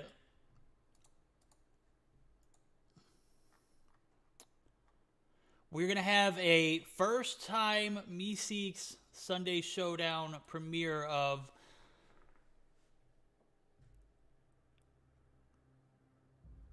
Tunisia on S&D. So hell of a map. We've seen it in ranked. Now I know how people feel about it. You know, they either hate it or they love it. You know, a majority of us, you know, the majority of you guys hate it. I love it. I feel like it's a great change of pace. It's definitely one of those maps that, you know, it's an acquired taste. This is a best of 5, Adrian. Go ahead and let me know in chat. Is your boys over at NL? Are they going to be too much for Teletubbies, or Teletubbies going to be too much for NL? Let me know who you're rooting for. If you're rooting for NL, put it in the chat. If you're rooting for Teletubbies, let me know.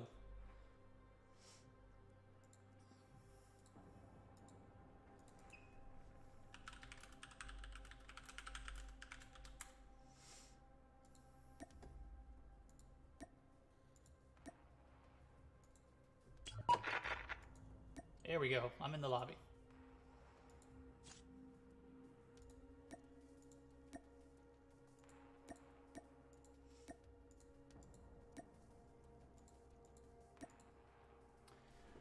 All right, we are already in the lobby. We've got Vague, Nero, Tectonic, Little B, Leon to cap off the Teletubby roster. And at the bottom, we got Fish, Tatio, Envoy. We saw Yuhi. Yuhi. Wow, dude. Yuhi is taken from 11-11, unable to maintain that relationship. Unfortunate, because that was like a vital part of the 11D roster, in my opinion. I'm not 100% sure how they'll bounce back after that. As we see, they taken out in the semifinals. There we go. Come on, map, camera. There we go. You know, is that going to be the make or break moment for 11? Is it the fact that they don't have Yuhi at the moment? Chat, what are your thoughts?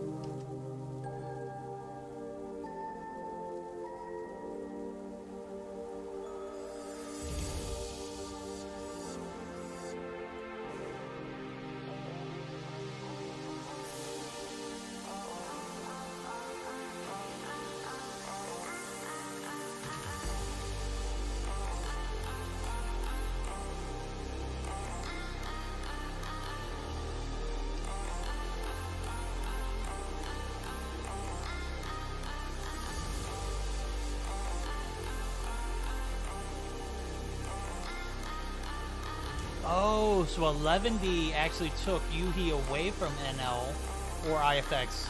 That is good info, my guy. I did not know that. Fax Trovo bringing in the big facts. No names as El Caster. No point. What is going on here, bro?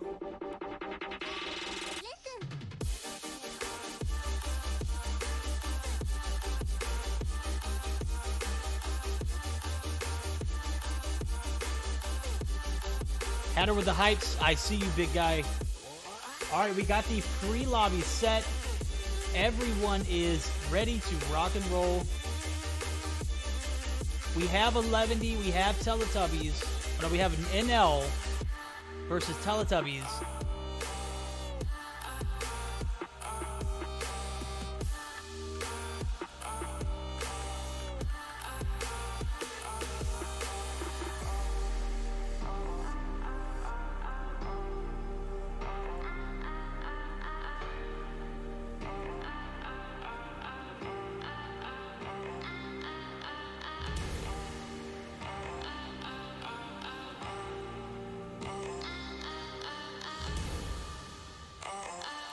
Alrighty guys, as soon as these guys submit screenshots and validate, we'll be good to move on.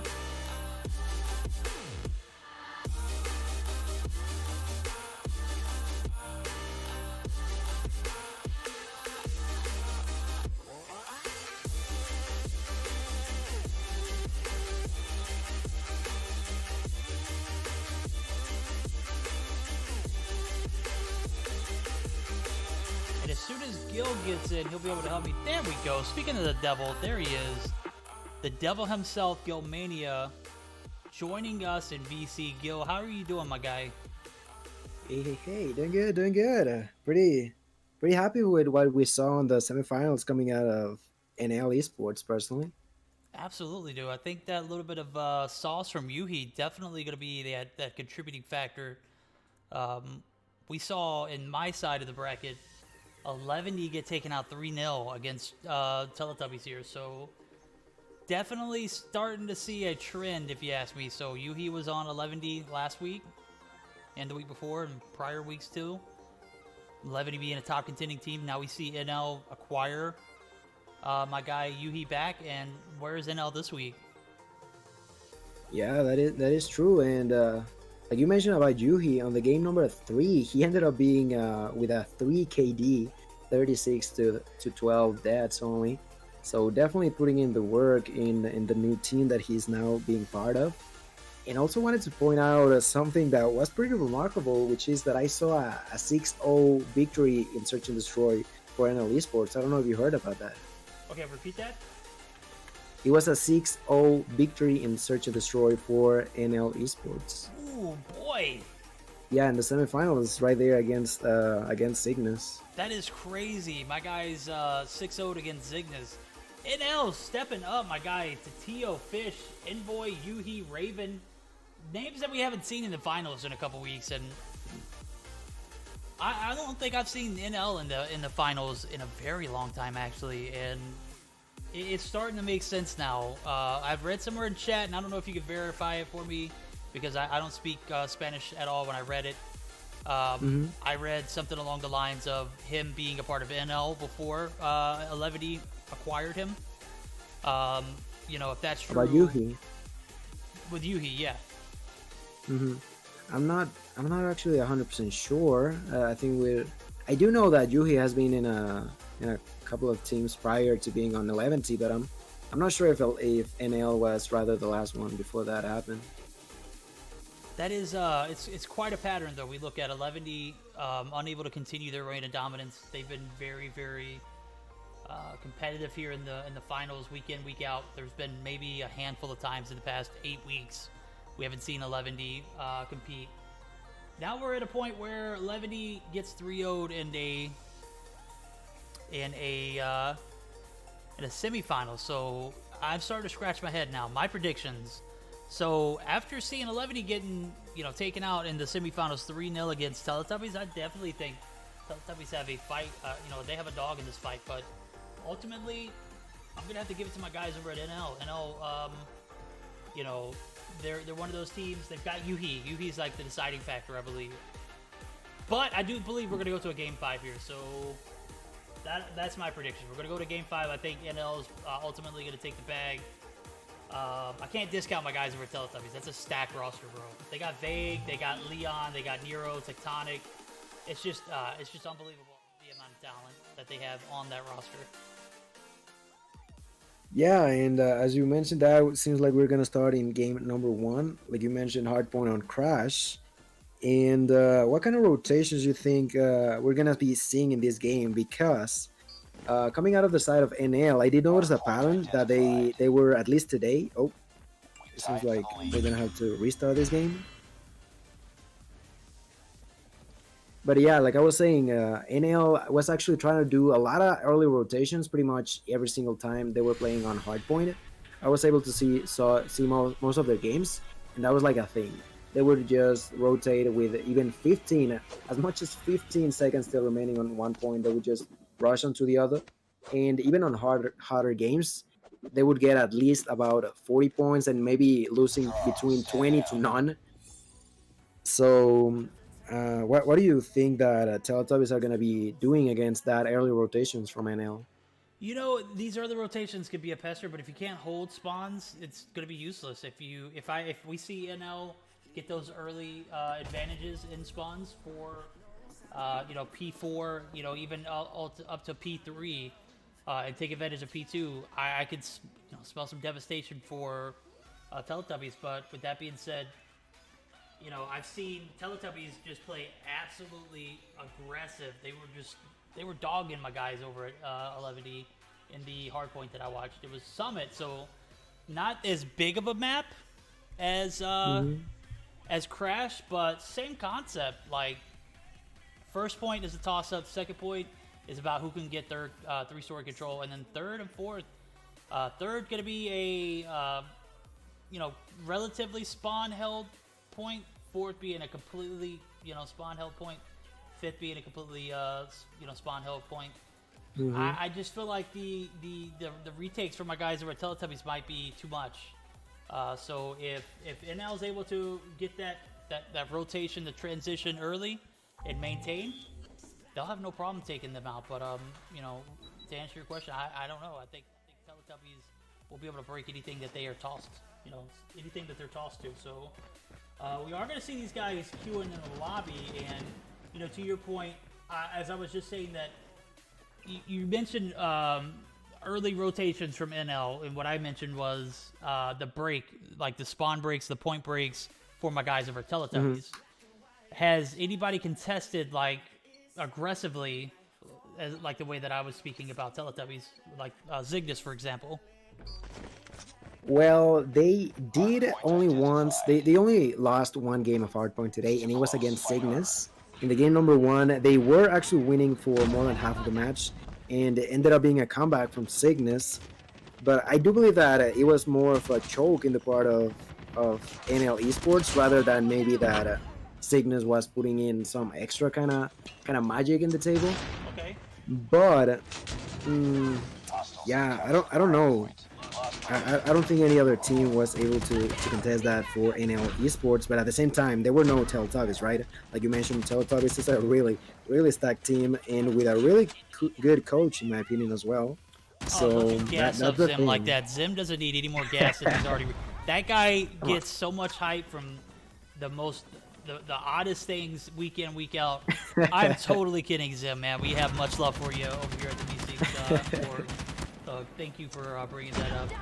Zim is OP, guys. So we can see the side of it now off to a very decent start, taking up 26 points of this first hill. So our guys over at Teletubbies going to give it to them.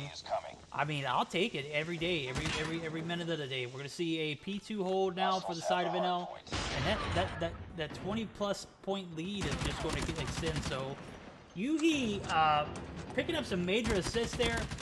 He's a vital portion of any organization. He's going to allow these guys like Tatio, Raven, Envoy to do their thing. He's a very pivotal,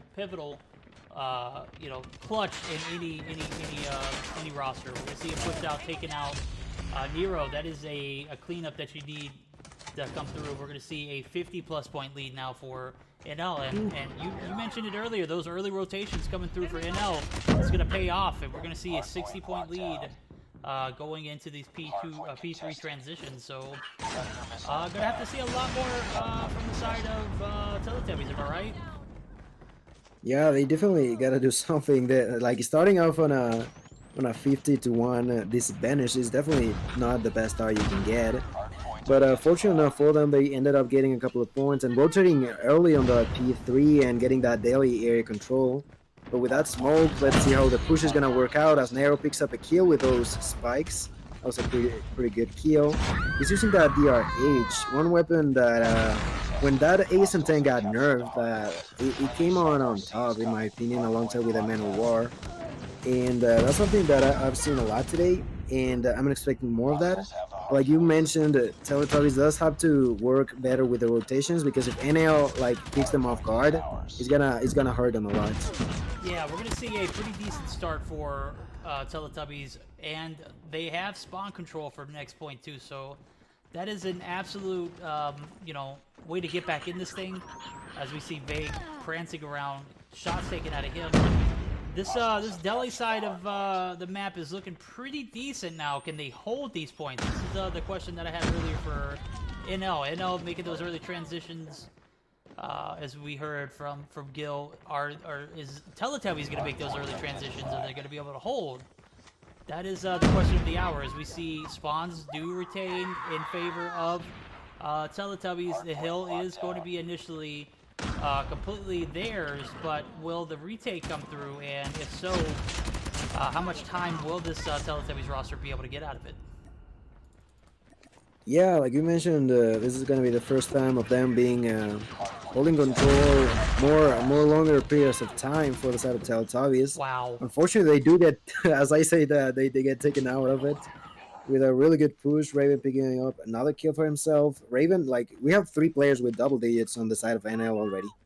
This like is crazy. Everyone's putting in a lot of work right now. Yeah, we got 3 players with triple digits, all anchored by Yuhi. Yuhi, not something that look where everyone is. Look where everyone is. There's only one player on the hard point, and the others are already rotating. Yeah, that early rotations from Teletubbies, we saw that from P4. Are they going to be able to maintain it? That's all that really matters in this situation. As Yuhi able to break the hill with those grass spikes, absolutely setting up for a great retake for NL. And they have a 70-point lead now going into P5 rotation. If I know Teletubbies here, they're going to have a strong hold at this point. This is one of the easier ones to hold, in my opinion. Yuhi is going to get a frag taking out Nero.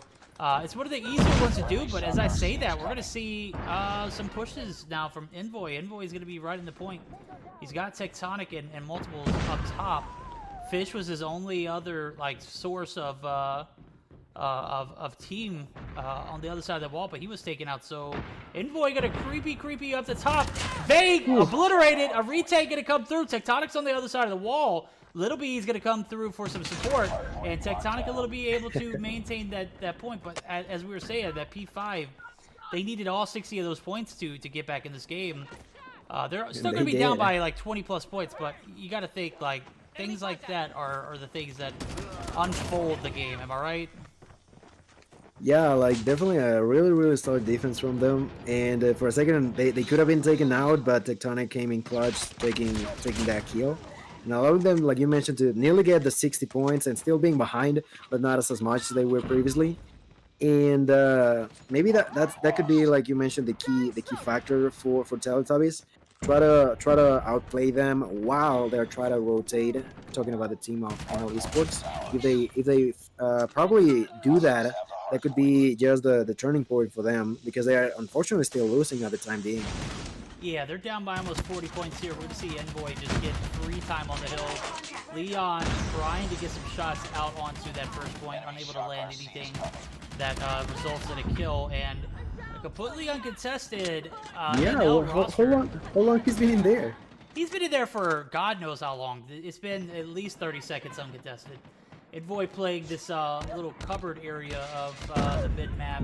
He's finally taken out, but it would cost nearly 30 points uncontested, as we see a 167 to 105 lead for NL, as P2 transitions are looking a lot like NL might give up this second point. As I say that, Raven and Team are in. Yuhi's going to get the grass spikes. Not going to land anything, but is going to land some assist points. So P2 off to a great start for the side of NL, and we're going to see Teletubbies again fight for a break. Yeah, and this P number 2 seems to be again dominated by NL Esports. Nativo Latino doing an amazing job, and picking up those points to get them as high as nearly 90 points in their favor. And what, like, if you're Teletubbies, what are you supposed to do now? Like I mentioned, try to go for the early rotations. But it's not working anymore. It seems like NAL caught up onto what they were trying to do and counter fight on that. Enemy contact. Yeah, we're gonna have a 90+ lead, 90+ point lead now.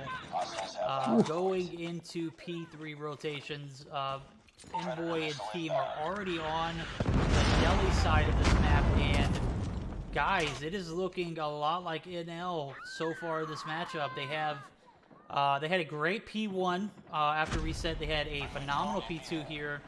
P3 is looking no different, so Teletubbies is going to be in a 1-0 hole if they are unable to make anything happen here. To say that, we're going to see 3 big kills for the side of Teletubbies. Is that going to result in a point retake again? But at what cost? Tatio takes out the little... Targets in sight. I took out one player, then also a score streak there. As Yeah. what was that thing called? The Dragonfire? Yeah, the Dragonfire was up in the air and it was destroyed. Yeah, really good move by Tatillo, using that War Machine and allowing his team to get rid of the last remaining players as Yuhi picks up a double kill right there and eventually gets taken down by Tectonic with less than 40 points in the score for NL to win this game.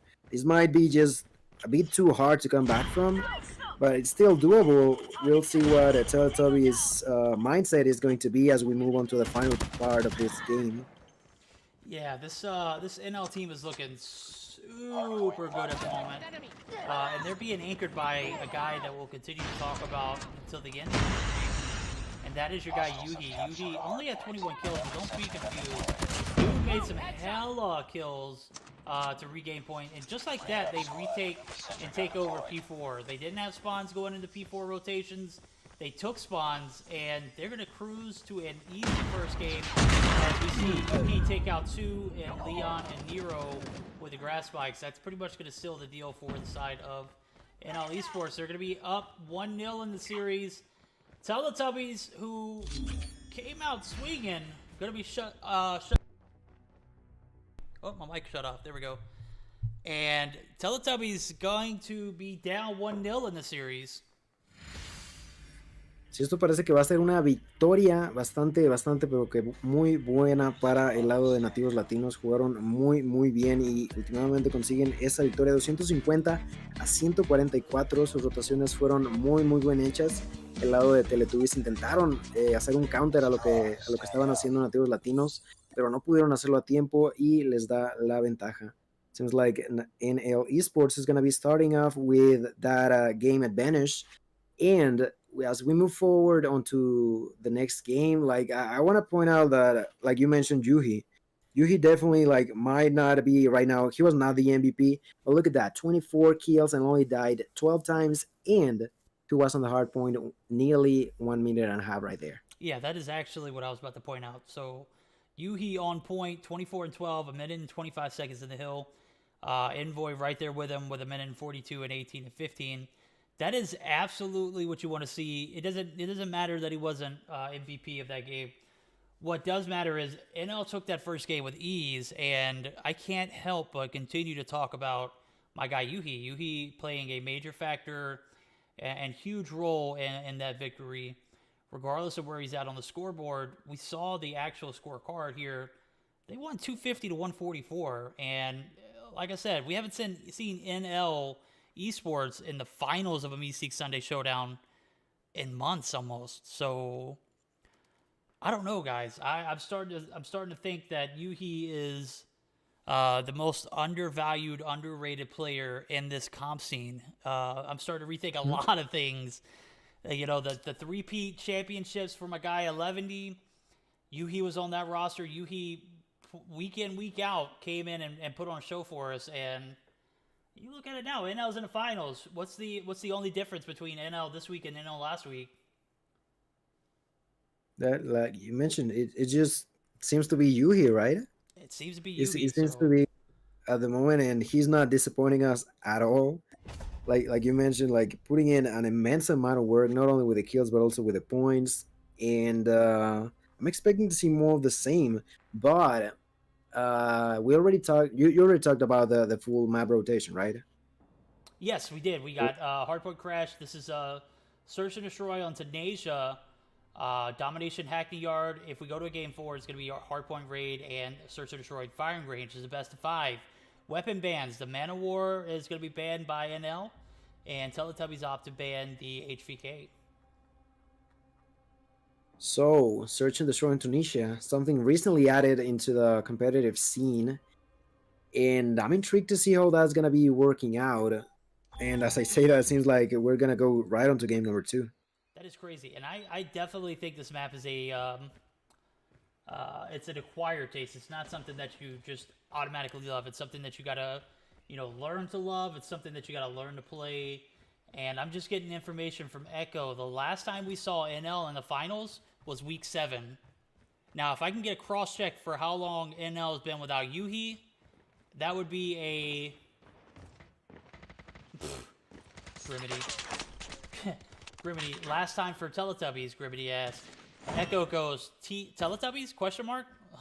Grimity obviously shortened Teletubbies to TT, but we know what you're talking about, Grim. Don't let Echo fool you.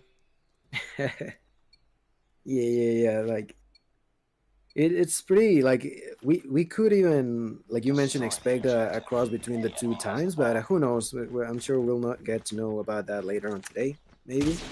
And we're gonna see, like, expect that. I think in this map, it's one of those that you can see the snipers, right? Maybe not in every single map you can see them, but if it's S&D and if it's Tunisia, I'm sure there's gonna be at least one, right? Yep. And there's gonna be 2 on each, actually. Yes, so I'm believing that they are actually playing the new Mobile Mayhem 3.0 rules. 2 snipers per team and SD, 1 per respawns, as we see Envoy on this little B connector area going into the top of the ramp. He's not going to peek out. We're going to see 2 trades from Yuhi and Raven. Yuhi's going to be traded as well, so we're going to have a 3v2 or 3v3 situation now. Tatio taking out 1, and Nero, a little bit of Tectonic going to be making their way over to this bomb site, and Tectonic, the last remaining player alive, is going to have to take out Raven, Envoy, and Tatio. Raven gets a frag. We are absolutely in love with this new NL team. Yeah, and that's exactly the NL S&D players that I was talking about earlier. Like, it's not only that the game was short because it was a 6-0, but also because they were making each and every single round like it was nothing. And that's what we see right now, is they're going to be attempting to... No, I think they try to bait the side of Teletubbies into thinking they were going A, this time rushing onto that B area. That's pretty smart, It ends up splitting the push from the side of Teletubbies, but unfortunately for them, a little B with that sniper gonna get that kill onto Raven. Raven, one of the key players from NL, and he already had 2 kills. But this is just the start of this round, and Boy gonna pick up a couple of kills. What do you expect to see from Teletubbies? How was their gameplay in the other Search and Destroy matches you witnessed from them? They actually had a 1-5 going into the 7th round of the Search and Destroy against 11D, and they allowed 11D to come back, and it ended up going to a round 11. They ultimately took the game, but it definitely was a collective effort for the side of all of the Teletubby players as they took that game. Oh, Tatio picking up the sniper off the ground, takes out 1 and Leon, and Tatio going to be prancing through this mid area, going to be passing this yellow building onto the B side or A side of things. Bomb in hand. He's got a 1v3 situation, and creepy prancing as he is in the top porch area. I'm expecting a little bit more of the dominance. Oh, little B violates him. We're having a 1v1, 1-all here going into this 3rd round, and I definitely saw a little bit better of a start from Teletubbies in their Search and Destroy on Meltdown. But as you can see, this is something that newer map, newer expectations. A lot of teams haven't had time to prepare this map. I can expect to see a little bit of confusion, a little bit of back and forth until they finally figure out what all they want to do here. But we're going to see Tio in this winery area on top A, given the illusion of somebody being at A, but no one there. We're going to have a full Sin to B, and I don't think Teletubbies is fooled at all. Yeah, that's gonna be the second round for NL trying to do that same push towards that B bomb. So far, not working out because Raven is gonna get taken down early again. That's the second round that happens to him, unfortunately, and that is gonna spell trouble Enemy contact. for NL. It seems like if they don't get like off guard like they did on game number one, they are struggling a bit more in the more it goes through that game. We're gonna see Little B be taken out, but Yuhi gonna get the refrag. Yuhi's gonna be up to 2 kills. He's gonna be taken out. And Boy's gonna be the last player alive, and it's a 1v4 now. Teletubbies playing a lot better since that first round. We're gonna see, oh my goodness. That was Ready for the next round. 3 women pushing through mid on the stair site, just absolutely destroying Envoy. Guys, that was a sight to see. Destroy the objective. They have the bomb. Yeah, they jumped onto him and allow him to do nearly next to nothing, unfortunately, for him. But like that's what you expected. Wow, that that was quite a kill for Lil B, wasn't it? Oh, Little B is finding his shots, dude. Lasered If he Yuhi, gets took a out second. Fish. Fish peeking on top of that yellow building absolutely paid the price as the bomb's going to go down. Bomb has been Interesting choice to plant as we see a 3v5, disadvantage for the side of it now. We're going to see another taken out, so Little B is going to continue his spree. He just needs one more for the... Oh, Was that Little an B gets ace? the ace! That was an That's the ace! ace for my guy, Little B. Call this guy Big B this round.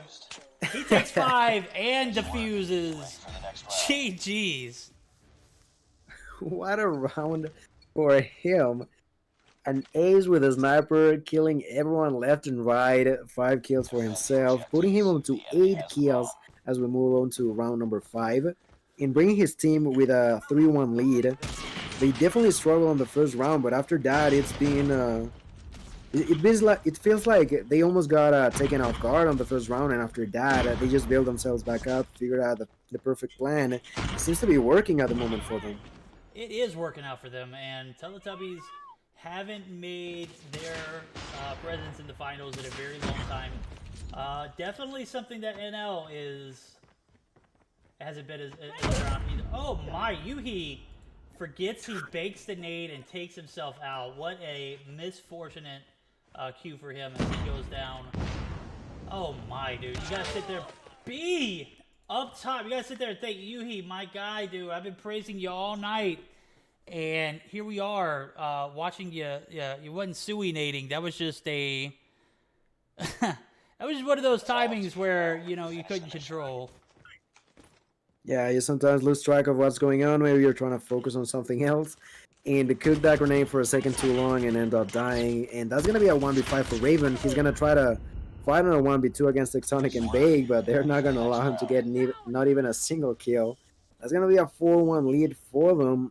And that is going to be bad news for NL. Like, they won game 1, but in this game 2, they are definitely struggling for now. Yeah, they're down, but they're definitely not out. This is a 4v1. Anything can happen here as... on this map, it's definitely harder to plan, and B being one of those map or sides that you want to get the bomb down at, you're not going to be given anything, though. So A is, in my opinion, one of those, like, messier rotations. Let's say that we see Vague and team opting to rotate onto this winery and outside of A, this little A corridor, A hallway area. We're going to see him push out as Fish is one of the only players on the other side of this little head glitch area. Faye's going to be pushing in unexpectedly, taking some shots from Fish. Fish going to try 1v4. Fish out of water as he is taken out. And my guys, Teletubbies team, going to go ahead and get this bomb plant down at A. Unexpected fortune. Oh, man. See, this is what I'm talking about on A. It's like you move any... You prone any, it stops your bomb plan. Yuhi's gonna get 1 frag. He's gonna get 2. Yuhi, evening the playing field. He's gonna be the last player alive. It's gonna be a 1v3. He's gonna have to ace and defuse the bomb. I don't think he's gonna have enough time. Yeah, with 30 seconds on the clock, even though it's possible, it's definitely gonna be a a hard task for Yuhi to attempt to do. He's gonna be trying to go for a slow play. He's gonna be taking his sweet time. He's with a QXR, so let's see what he can do. I don't think that the enemies know quite yet what he's at. He's gonna start fighting against Vague, but there's everyone jumping onto him. There's 8 seconds on the clock, and that's gonna put the team of Teletubbies on a 5-1 advantage. They only need to win one more out of the next 5 rounds, so that is a really comfortable position for them to be at right now.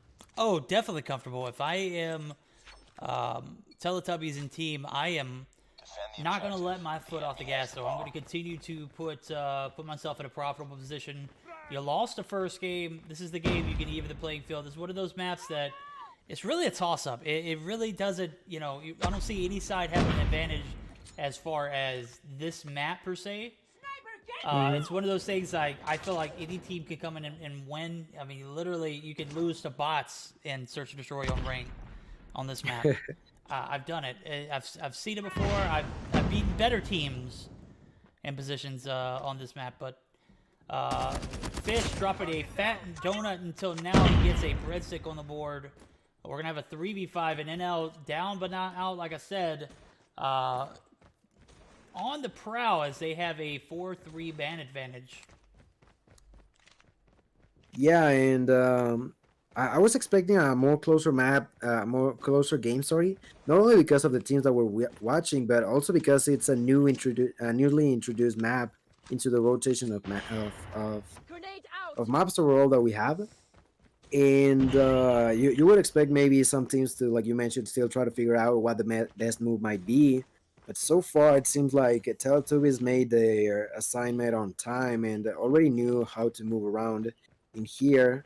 And as I say that, they're gonna be on a 4v3 situation right now. As Tetillo actually picks up Little B, make it a 4-3. Tetillo picks up a double onto Tectonic, leaving Nero on his own. Tetillo is killing it on this round. I think he got 3 kills in this round, if I'm not mistaken. Leaving Nero on a 1v4. Nero gonna try to fight against everyone, but Raven with that Fennec, I believe it was, right? Ends up picking out that kill, and he's gonna tell us that NL is still in this game. They are still in this game, but let's not get confused. They're down 5-2. Yeah. This is one thing that you never want to be in the grasp of losing in a Search and Destroy. And as we say that, you gotta win the next 4 rounds. You gotta be very consistent, very patient. We're gonna see 2 big frags, 3 big frags now. Vague and Little B are gonna be the last 2 players alive from the Teletubby roster. Little B spots Tetillo, takes a shot on Tetillo. Tetillo's one shot, but he is regenning. And some shots on Little B is gonna force him back into this A cubby. Vague gonna push out. Vague's gonna not be able to take anybody out. That's going to give another round to the side of NL. Just like that. Well, it seems like every time that NL wins a round, that's gonna be over in like 30, 40 seconds. It feels like if they're winning a round, they're gonna win it before a minute has passed through. And with that said, like at the same time, right now, Teletubbies is on the offensive side, and they're continually trying to go for A. Nero's gonna pick up that kill on Envoy, but Juhi takes the range frag and nearly gets a double. Unfortunately, doesn't get it. Nero gets a kill himself. There's gonna be a bunch of people getting taken down. Leon gets takes a kill onto Raven, leaving Tetillo on a 1v3. Tetillo gets a snipe onto Little B, but they already planted that bomb. Tetillo gonna trying to fight this 1v2 against Leon and Nero. Can he do it? I don't know, but what I do know is that he cannot allow himself to die, or else that's gonna be the end of game number 2 for these finals. Leon and Nero playing hand in hand here. We're gonna see the slide peek by Nero. Nero is gonna get the frag. Tio so close. We're gonna see a 6-3 in the second game of this series. We're going to a game 4 at the very least tonight, guys. We saw a very, very dominant performance from NL in this first game. And we are seeing a very dominant second game for the side of Teletubbies. My guys do not want to lose, so we're going to be all tied up going into this third game. It is going to be a domination on... I'm sorry, I'm going back and forth in DMs with Grim. he obviously has the upper hand. Oh my God, it's domination Hackney Yard. He obviously has the upper hand and was able to shut my excuse of not getting the Trovo logo up in the carousel. I will get that up absolutely on point. So if you want to go ahead and take away, we're taking a look at the scorecard here. We'll talk about that before we move forward. Yeah, there's gonna be two players onto double digits and pretty obvious ones, Little B and Juhi. Both of them were killing it throughout most of the match. And Little B with that ace, a single round, 5 kills for him. Really, really solid performance for him, and not only him but his whole team. Ended up taking that victory 6-3. So as we are, like he mentioned, moving on to the domination of Hackney Yard, it's like it's like the ball is into the field and it's everyone's game to take and try to win the finals. We're gonna see that from Teletubbies. Actually, I don't know if you noticed, but everyone's gonna be positive. While unfortunately for the side of NL Esports, Fish and Fish, Raven, and Envoy ended up struggling a lot. Fish the most being on a 1-8 ratio. Don't take away anything from Fish. We all have bad games, but unfortunately for him, it had to be on the finals precisely. And I'm sure that he will be trying to put all on his effort to try to come back into the next game. And with I think that we've seen everything in here. I also want to point out the fact that the Tijo, like even though we mentioned of him doing solid plays every now and then, it was not as many as he maybe would have wished to get. Not being able to actually clutch up a couple of rounds, unfortunately for him, and ultimately being the victory for the side of Teletubbies. Absolutely. So we are going to see a game 3 on Hackney Yard. I hate this map for this game mode, Domination, but it is in the cards tonight. I feel like this map is so lopsided, but then again, it could be worse. We could be playing on Summit. You agree with me, chat? It's just one of those things you don't want to see. With that being said, we will be seeing a game 3 on Hackney Yard. Domination predictions, chat. I expected this to go to game 5. We are going to a game 4 regardless of the outcome of this game. So definitely need to see a little bit more from this Teletubbies team, as one would expect they struggle with S&D. They win the S&D. They struggle on the hard point. That's very odd. So definitely need to figure out what is going on in the respawn game mode. So we're going to get started up here as soon as these guys ready up. Gil, what are your predictions? That's the thing with Hackney Yard. Like you mentioned, it is so you're so dependent on where you're gonna be starting off the round. That which color is the one that spawns onto that A flag? I want to say the blue one spawns on the A flag site. The blue. And that's the thing. Like depending on where you spawn, you gotta make sure that when you have the good spawns, you take as much of an advantage you can. Because of course, it's still possible for the enemies to try to counter that by doing any sort of special way of how they move throughout the map. But if you make sure they don't and start off round 2, even if you're on the bad spawn, if you are already winning by 30 points, 40 points, it's gonna be probably enough to put on a lot of pressure onto the opponents. Definitely one of those things that could foresee us having some issues here. It's one of those things why I don't like this map, because the side of A does have an advantage to the B site. But with that being said, it really is a toss-up still. Like, you could very easily find yourself in a profitable position, not necessarily by contesting or getting A, but just contesting it, getting into the point where you can be a nuisance. I am having an issue with this resizing, guys. Hold on real quick. I definitely think it's anybody's ball game, though. Yeah, that is definitely true. Comentarles también, pues bueno, como ya todos saben, esto va 1 para 1, esto es al mejor de 5 y ya son las finales. Pues preguntarles qué creen que va a pasar en esta partida número 3 de dominio en Hackney Yard.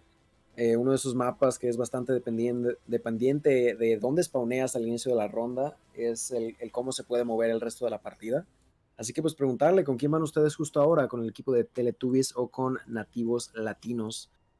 Por lo pronto, pues con esas partidas de empate, en la primera partida vimos a un NL bastante, pero que bastante fuerte, pero en la de buscar y destruir, Teletubbies realmente demostraron cómo es que llegaron a las finales el día de hoy. I think that maybe like this is gonna be domination. So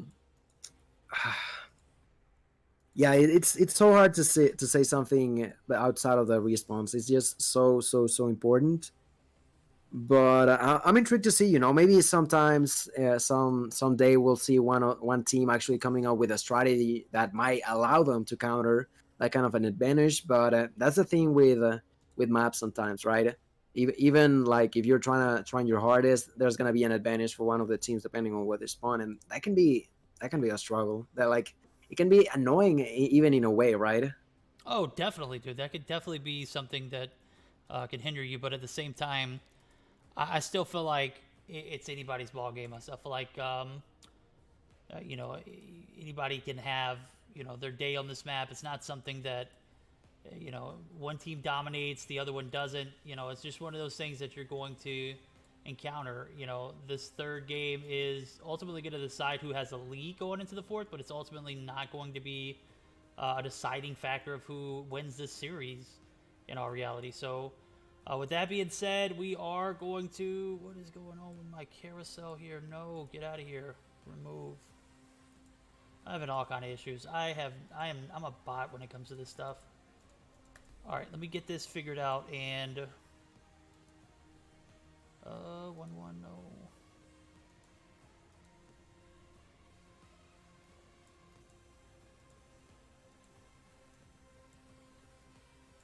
I think I might have gotten it. Oh boy. There we go. All right, we're good. We're chilling. Are we? Yeah, we're chilling. I think.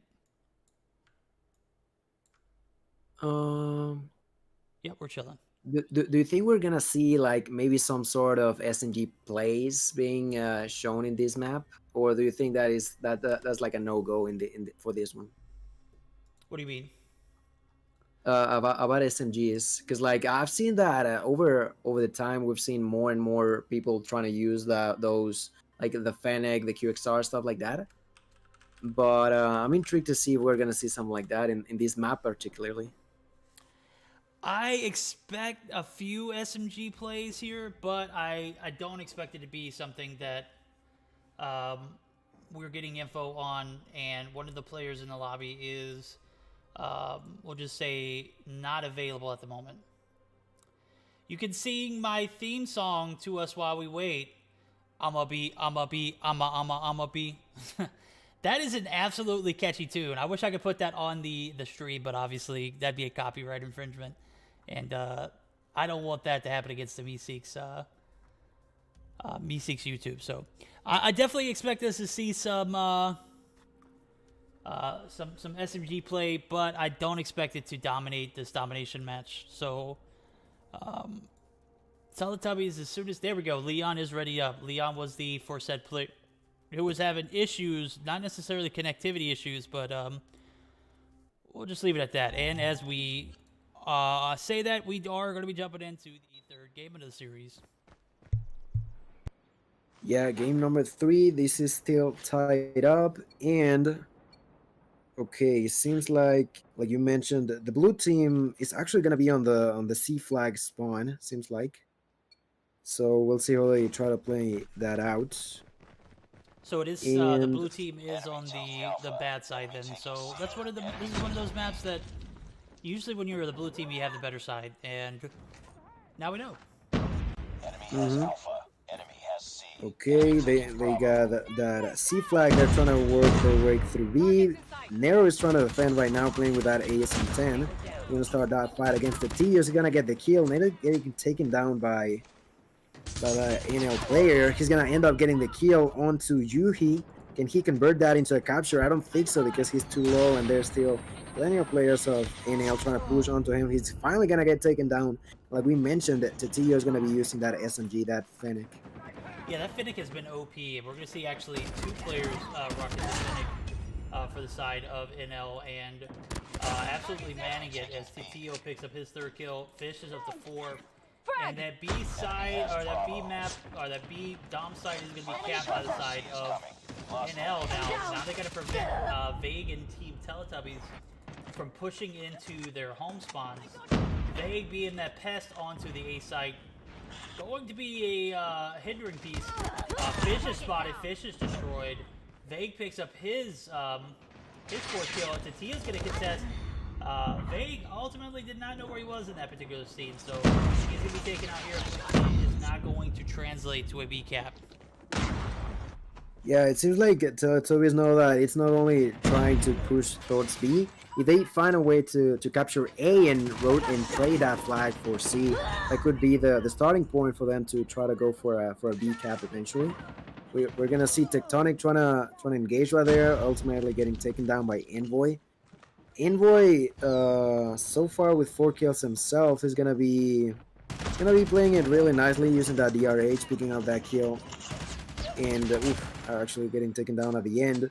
But everyone from the side of NL Esports, it seems like everyone's putting in the same amount of work. Let's see how long that's gonna be lasting, because Yuhi is starting to be a little bit behind, something that it may not happen every single game, but I'm sure like with this being Yuhi we're talking about, he's probably gonna come back and get more and more kills. Yeah, we say that he'll end up dropping 35 or something like that. The guy is just absolutely an animal. We are going to see a early lead for the side of NL expand as we're about 40 points away from this first half being over. If an NL team can continue on, they will surely have a lead going into the second half. Teletubbies, that's not necessarily have to, as it pertains to flipping going to A, you don't necessarily have to cap A in order to take pressure off B, but pushing onto that A site definitely allows you to have a little bit of wiggle room. They played it very well earlier, but he was taken out a little too soon. If Vague would have stayed alive maybe for another 30 seconds or so, that would have definitely allowed, Teletubbies to take advantage of the men rotating back to the A spawn. Unfortunately, he was taken out, and there was no pressure relieved on B.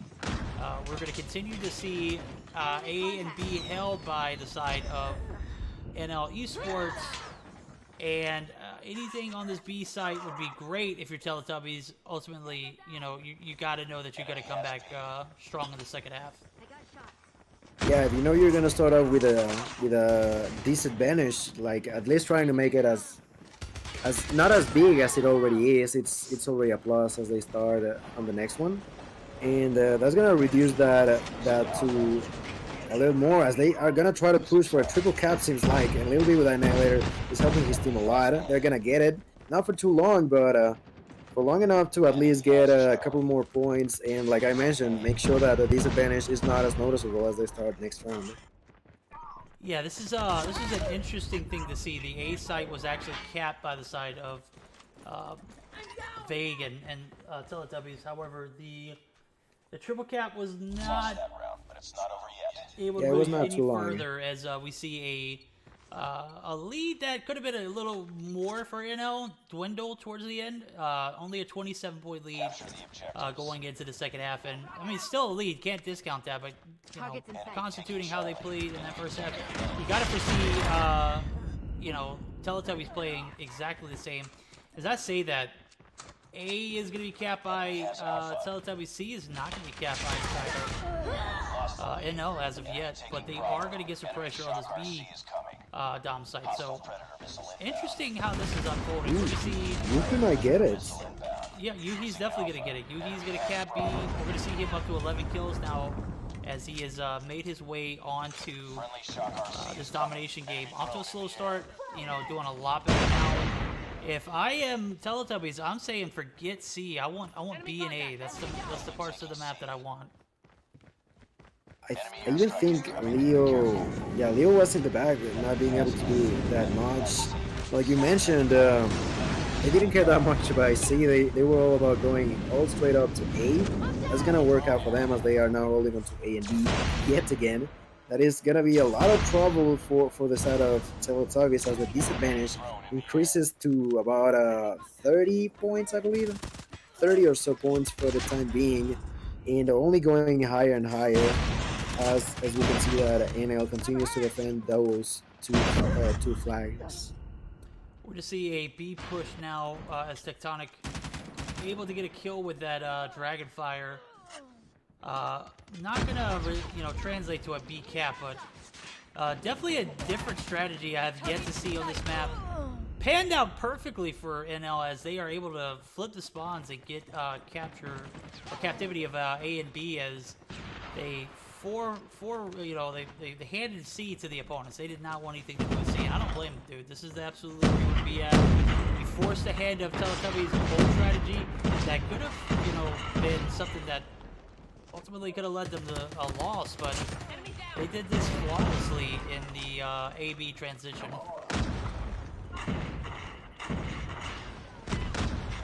Yeah, también comentar, o sea, realmente un dominio bastante bueno por parte de los nativos latinos que consiguieron, cambiar los spawns para tener la bandera buena en este mapa, consiguiendo solo aumentar aún más la ventaja que ya tenían de la ronda número 1. Entonces esto parece que va a ir todo del lado de NL. Vamos a ver si los Teletubbies logran regresar en esta partida o nativos latinos se alzarán con la victoria y obtendrán la ventaja en estas finales. Seems like Teletubbies was just not able to take advantage of the good spawns, right? Like they for a second I felt like they kind of didn't know how to properly take care of their own flags, right? No, you were definitely right. They find themselves getting a little greedy, pushing towards that C site. They reached in that cookie jar, a little too far in, and that full-fledged spawn flip was, more relevant than anything here, as we see A and B just completely held, dominated by the side of NL Esports. They are going to continue their devastation onto this Teletubbies roster, and my guys over at Teletubbies going to be down 2-1 in the series. They have to bounce back on a hard point. I'll get those maps and everything for you guys to see. But yeah. Yes, I say that, like, Tectonic still trying to figure out a way to capture B. Not, NL Esports not going to allow that. 191 for them. And at this point, it's all about thinking about that next game for the side of Teletubbies. Like, if you know this game is over, like, just try to start figuring out what went wrong and why it went wrong, so you can try to come back stronger for the next one. Yeah, that one's going to be an L at the highest magnitude, and we're going to see NL take the third game of the series. We're going to see a hardpoint raid. This is going to be a map that could be a eliminating one for the side of Teletubbies. So Teletubbies down 2-1. All the side of NL Esports needs now is this next game. Will they be able to do it? As we take a look at the scorecard, Fish goes 23-18, anchors for his team. As we've seen that spawn flip and that A-B hold so strong for the side of NL Esports. It wasn't that they necessarily out-fragged Teletubbies. As I say that, I'm looking at Vague. Vague goes double negative, just not somewhere you want to be at. I'm not sure what's going on with him. Somebody needs to wake this kid up. Vague goes 12-24. That's quite all right. They have a lot of game left to be proved here in this next game. Definitely something you want to correct moving forward. They didn't necessarily out-frag Teletubbies, but you definitely see how relevant that A spawn site is. Am I right? Yeah. Like, if you take control for long enough, it's gonna be so huge for you. And we saw that from Teletubbies. They lost track of their own flag, ended up switching spawns, and with that being done, NL just was able to constantly gain control throughout the whole second round on those two flags. And that's the thing, you know. Sometimes, like you mentioned, you get greedy. You know you have a good spawn, so you try to do something like something that will allow you to do something specific, and ends up being a backfire so hard that you be taken out of the whole game at all. Absolutely. It, As we are getting ready for this fourth game, hard point on Raid, guys. I've said it once, I'll say it again. It's a great map. This is one of those things that if you ever played like old school scrims, like back in the day, back when you couldn't use anything above green or blue guns, whatever the hell the rule was for the particular scrim or series, or you know, this was one of those maps in the rotation for hardpoint specifically. Used to start off like hardpoint raid, then it went into no, it used to start off search and destroy on standoff, then it went to hardpoint raid, and if you played a game through, it was domination on firing range. This is one of my favorite maps for this particular game mode. So first point is going to be out in the middle of the ring side of the map. Second point is going to be a spawn based one. Third one as well is going to be spawn based on that back garage area. Fourth one is going to be in the court side, also spawn side. So the first and the fifth are going to, you know, pretty much be whoever first come first serves. If you can get there, you can hold it, it's yours. If not, you're going to be contesting and fighting for spawns for next. So definitely one of my favorite maps. Definitely one of my favorite game modes for this map. So definitely a balanced map, if you ask me. With that being said, you know, Gil, what's your favorite hardpoint map? I think I kind of have to agree with you on that one. Like Raid is just so balanced because of how it's all on you, right? It's not necessarily like you mentioned. There's points where they are spawn orientated, but it doesn't make it impossible for you to break through, right? It purely depends on yourself and how you're playing each and every single one of the hard points. And you can defend properly and still get taken down because of where the enemy might be positioning himself. So yeah, it's pretty fun to play it. It's pretty fun to watch it as well. So I would definitely say that it's hard on Raid. Absolutely. It's definitely have to be one of my favorite maps. We'll have to talk about some of the other maps and game modes another day, but Raid would definitely have to be. No, you know what? I like Summit a lot. Summit is neck and neck with, and the partially one of the reasons why I like Summit so much is because you can't play it on any other map or any other game mode. It's god awful domination. It's god awful on Search and Destroy, so you can't really play it on anything else. As we see, you know, that map just pretty much rendered useless in any other scenario. So, yeah, if Leon's lagging, put tip in. What does that even mean, my guy? I don't even want to know.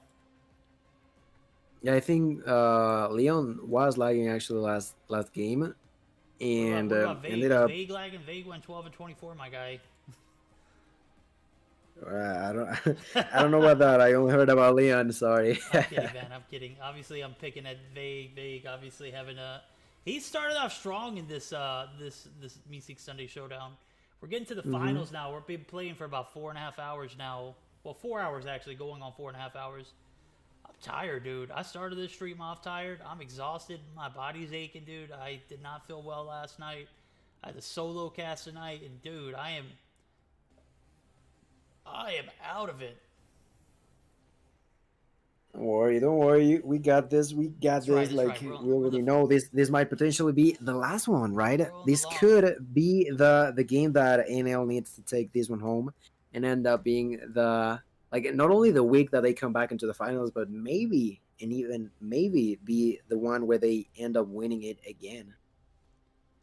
You know what? This might be. We're gonna be claiming a victor this week, and it'll be someone new from the past few weeks. And it's been a while since we've seen Teletubbies in this platform. It's been a while. It's been hella long. It's been 3 months, guys. It's been 3 months since we've seen the NL here. Damn, it's been a long time, bro. Has it really been that long since we've been doing this? This is like week 19. Holy shit. Mm-hmm. Yeah, like 4 months, right? Excuse my language, chat, but close to 5. Time has flown by. Yeah, Sylvia's right. Not allowed to get sick. Verdict. I'm trying, guys. It's like it's that point last night. Let me tell you, this is how my night went. I went to bed at 10:30, right? And I was so cold, dude. I remind you, I live in the South, and it's like 80 degrees outside right now. It's 80 degrees outside when you step outside. And I was freezing in my house, dude. I had my robe on. I had a thermal undershirt. I had like thick jogging pants on. I had socks, like ankle socks, not ankle socks, but like calf high socks. And my guy, it is, I got to the point where I was shivering, dude. And I woke up at like 2 o'clock in the morning. I was like, oh my God, dude. I don't know what woke me up, but I couldn't go back to sleep. And I just sat there in bed and was just like miserable all night. And then I wake up today and I'm feeling a little better right now. If I laid down, dude, I would knock out, bro. It would definitely put me to sleep. So I don't have time to get sick. We're going to keep on trucking, guys. That's right. This is going to be the absolute worst you see me. And I'm going to keep on going, guys. We got the long stretch here. We're getting into the last games, potentially. The most we'll have is 2 games.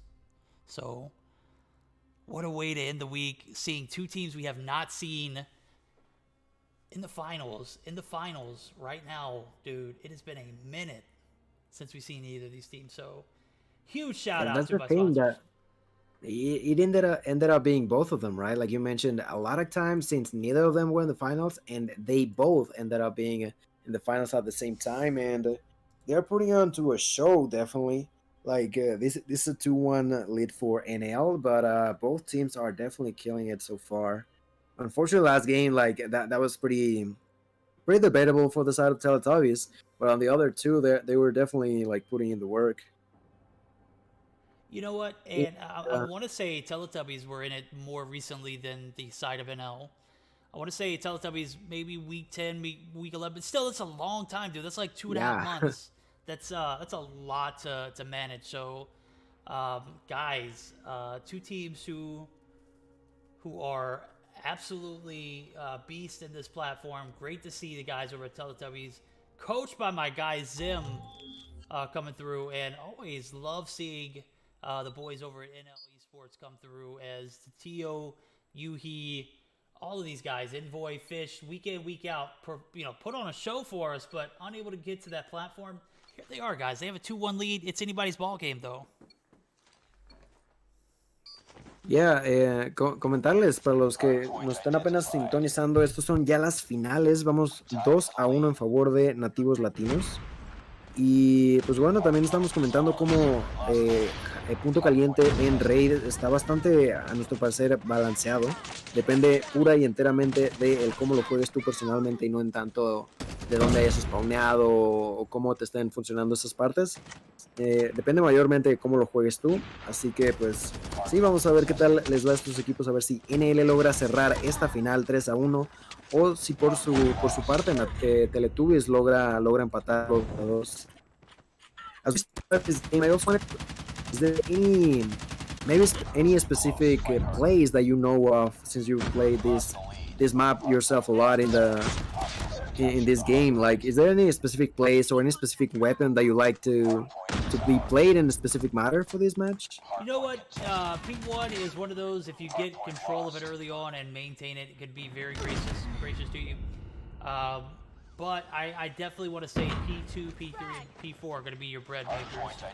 So if you don't have a very successful P1 approach off the rip, you definitely want to send players into test, but you don't want it to be a priority. You want it to be something that, you're keeping people out of and setting up for new. Yuhi right now is playing that anchor role, and he's doing it pretty well, as we see Yuhi able to secure spawns, and he's rocking that MP7. This is a big map. This is definitely something you want to be able to see a Slayer and Anchor use. Fish going to be pushing in. He's going to be taken out. Vake already off to a better start than last game. He is 6-3. He must have been listening to me give him crap in the pregame lobby. I called him out for going 12-24 last game. He is absolutely balling at the moment. But yeah, dude, if you can get into a position of holding these long lanes in between pool and the ring side of the map, you could easily flip spawns if you move together as a team. But as we say that Leon is going to be spawning out, P2 is going to go pretty much in favor to the side of Teletubbies, but we're going to have to see them break P3 in this garage area, which can be. It's probably one of the hardest. This is probably one of the easiest ones to hold, in my opinion. Hardest ones to break. Yeah, on this map specifically, it definitely is. Because, like, if positioned properly and everyone being alive like everyone is for the side of NL, like, you can do just that. Like, you know, each player has their own role, each player has their own section to protect. And as long as they're doing properly, it's going to be hard. And as I say that, Titio is going to get taken down. But still control over on the NL players. So that's the thing. Like, even if one or two might be unfortunately getting taken down, the others can still maintain that control for an even longer period of time. Yeah, NL's got a pretty good position on P3. They held it for pretty much the entirety of the thing. And now we've got Teletubbies who get a last-minute break, but at what expense? The spawns. That is right. Spawns for new P4 is going to be held by the guys over at NL. They took 40 points off the rip. And obviously are in a good position to capitalize off this one. This one's another harder point to break, as it is a spawn held point. If you can get these backup spawns, you've pretty much got it. But you ultimately gotta, have somebody in the pool bar area. You gotta have someone in kitchen area preventing that flow of traffic. Someone in jungle maybe. Free head glitch isn't also a bad place, but you definitely want to have some support here as we see Vague.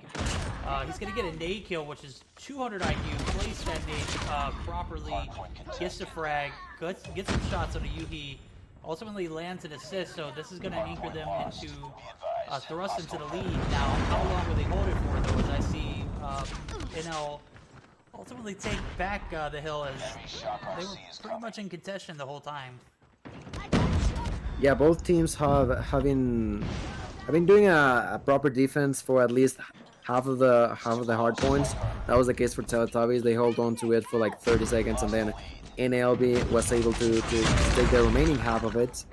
And as we move on to the P5, I think this one is even harder to try to maintain control over than P number 1, right? Because, like, it's not only the fact that they can shoot from you from different places, but also the fact of the high distance, right? They're gonna have a little bit of like head glitching depending on where they're standing, but it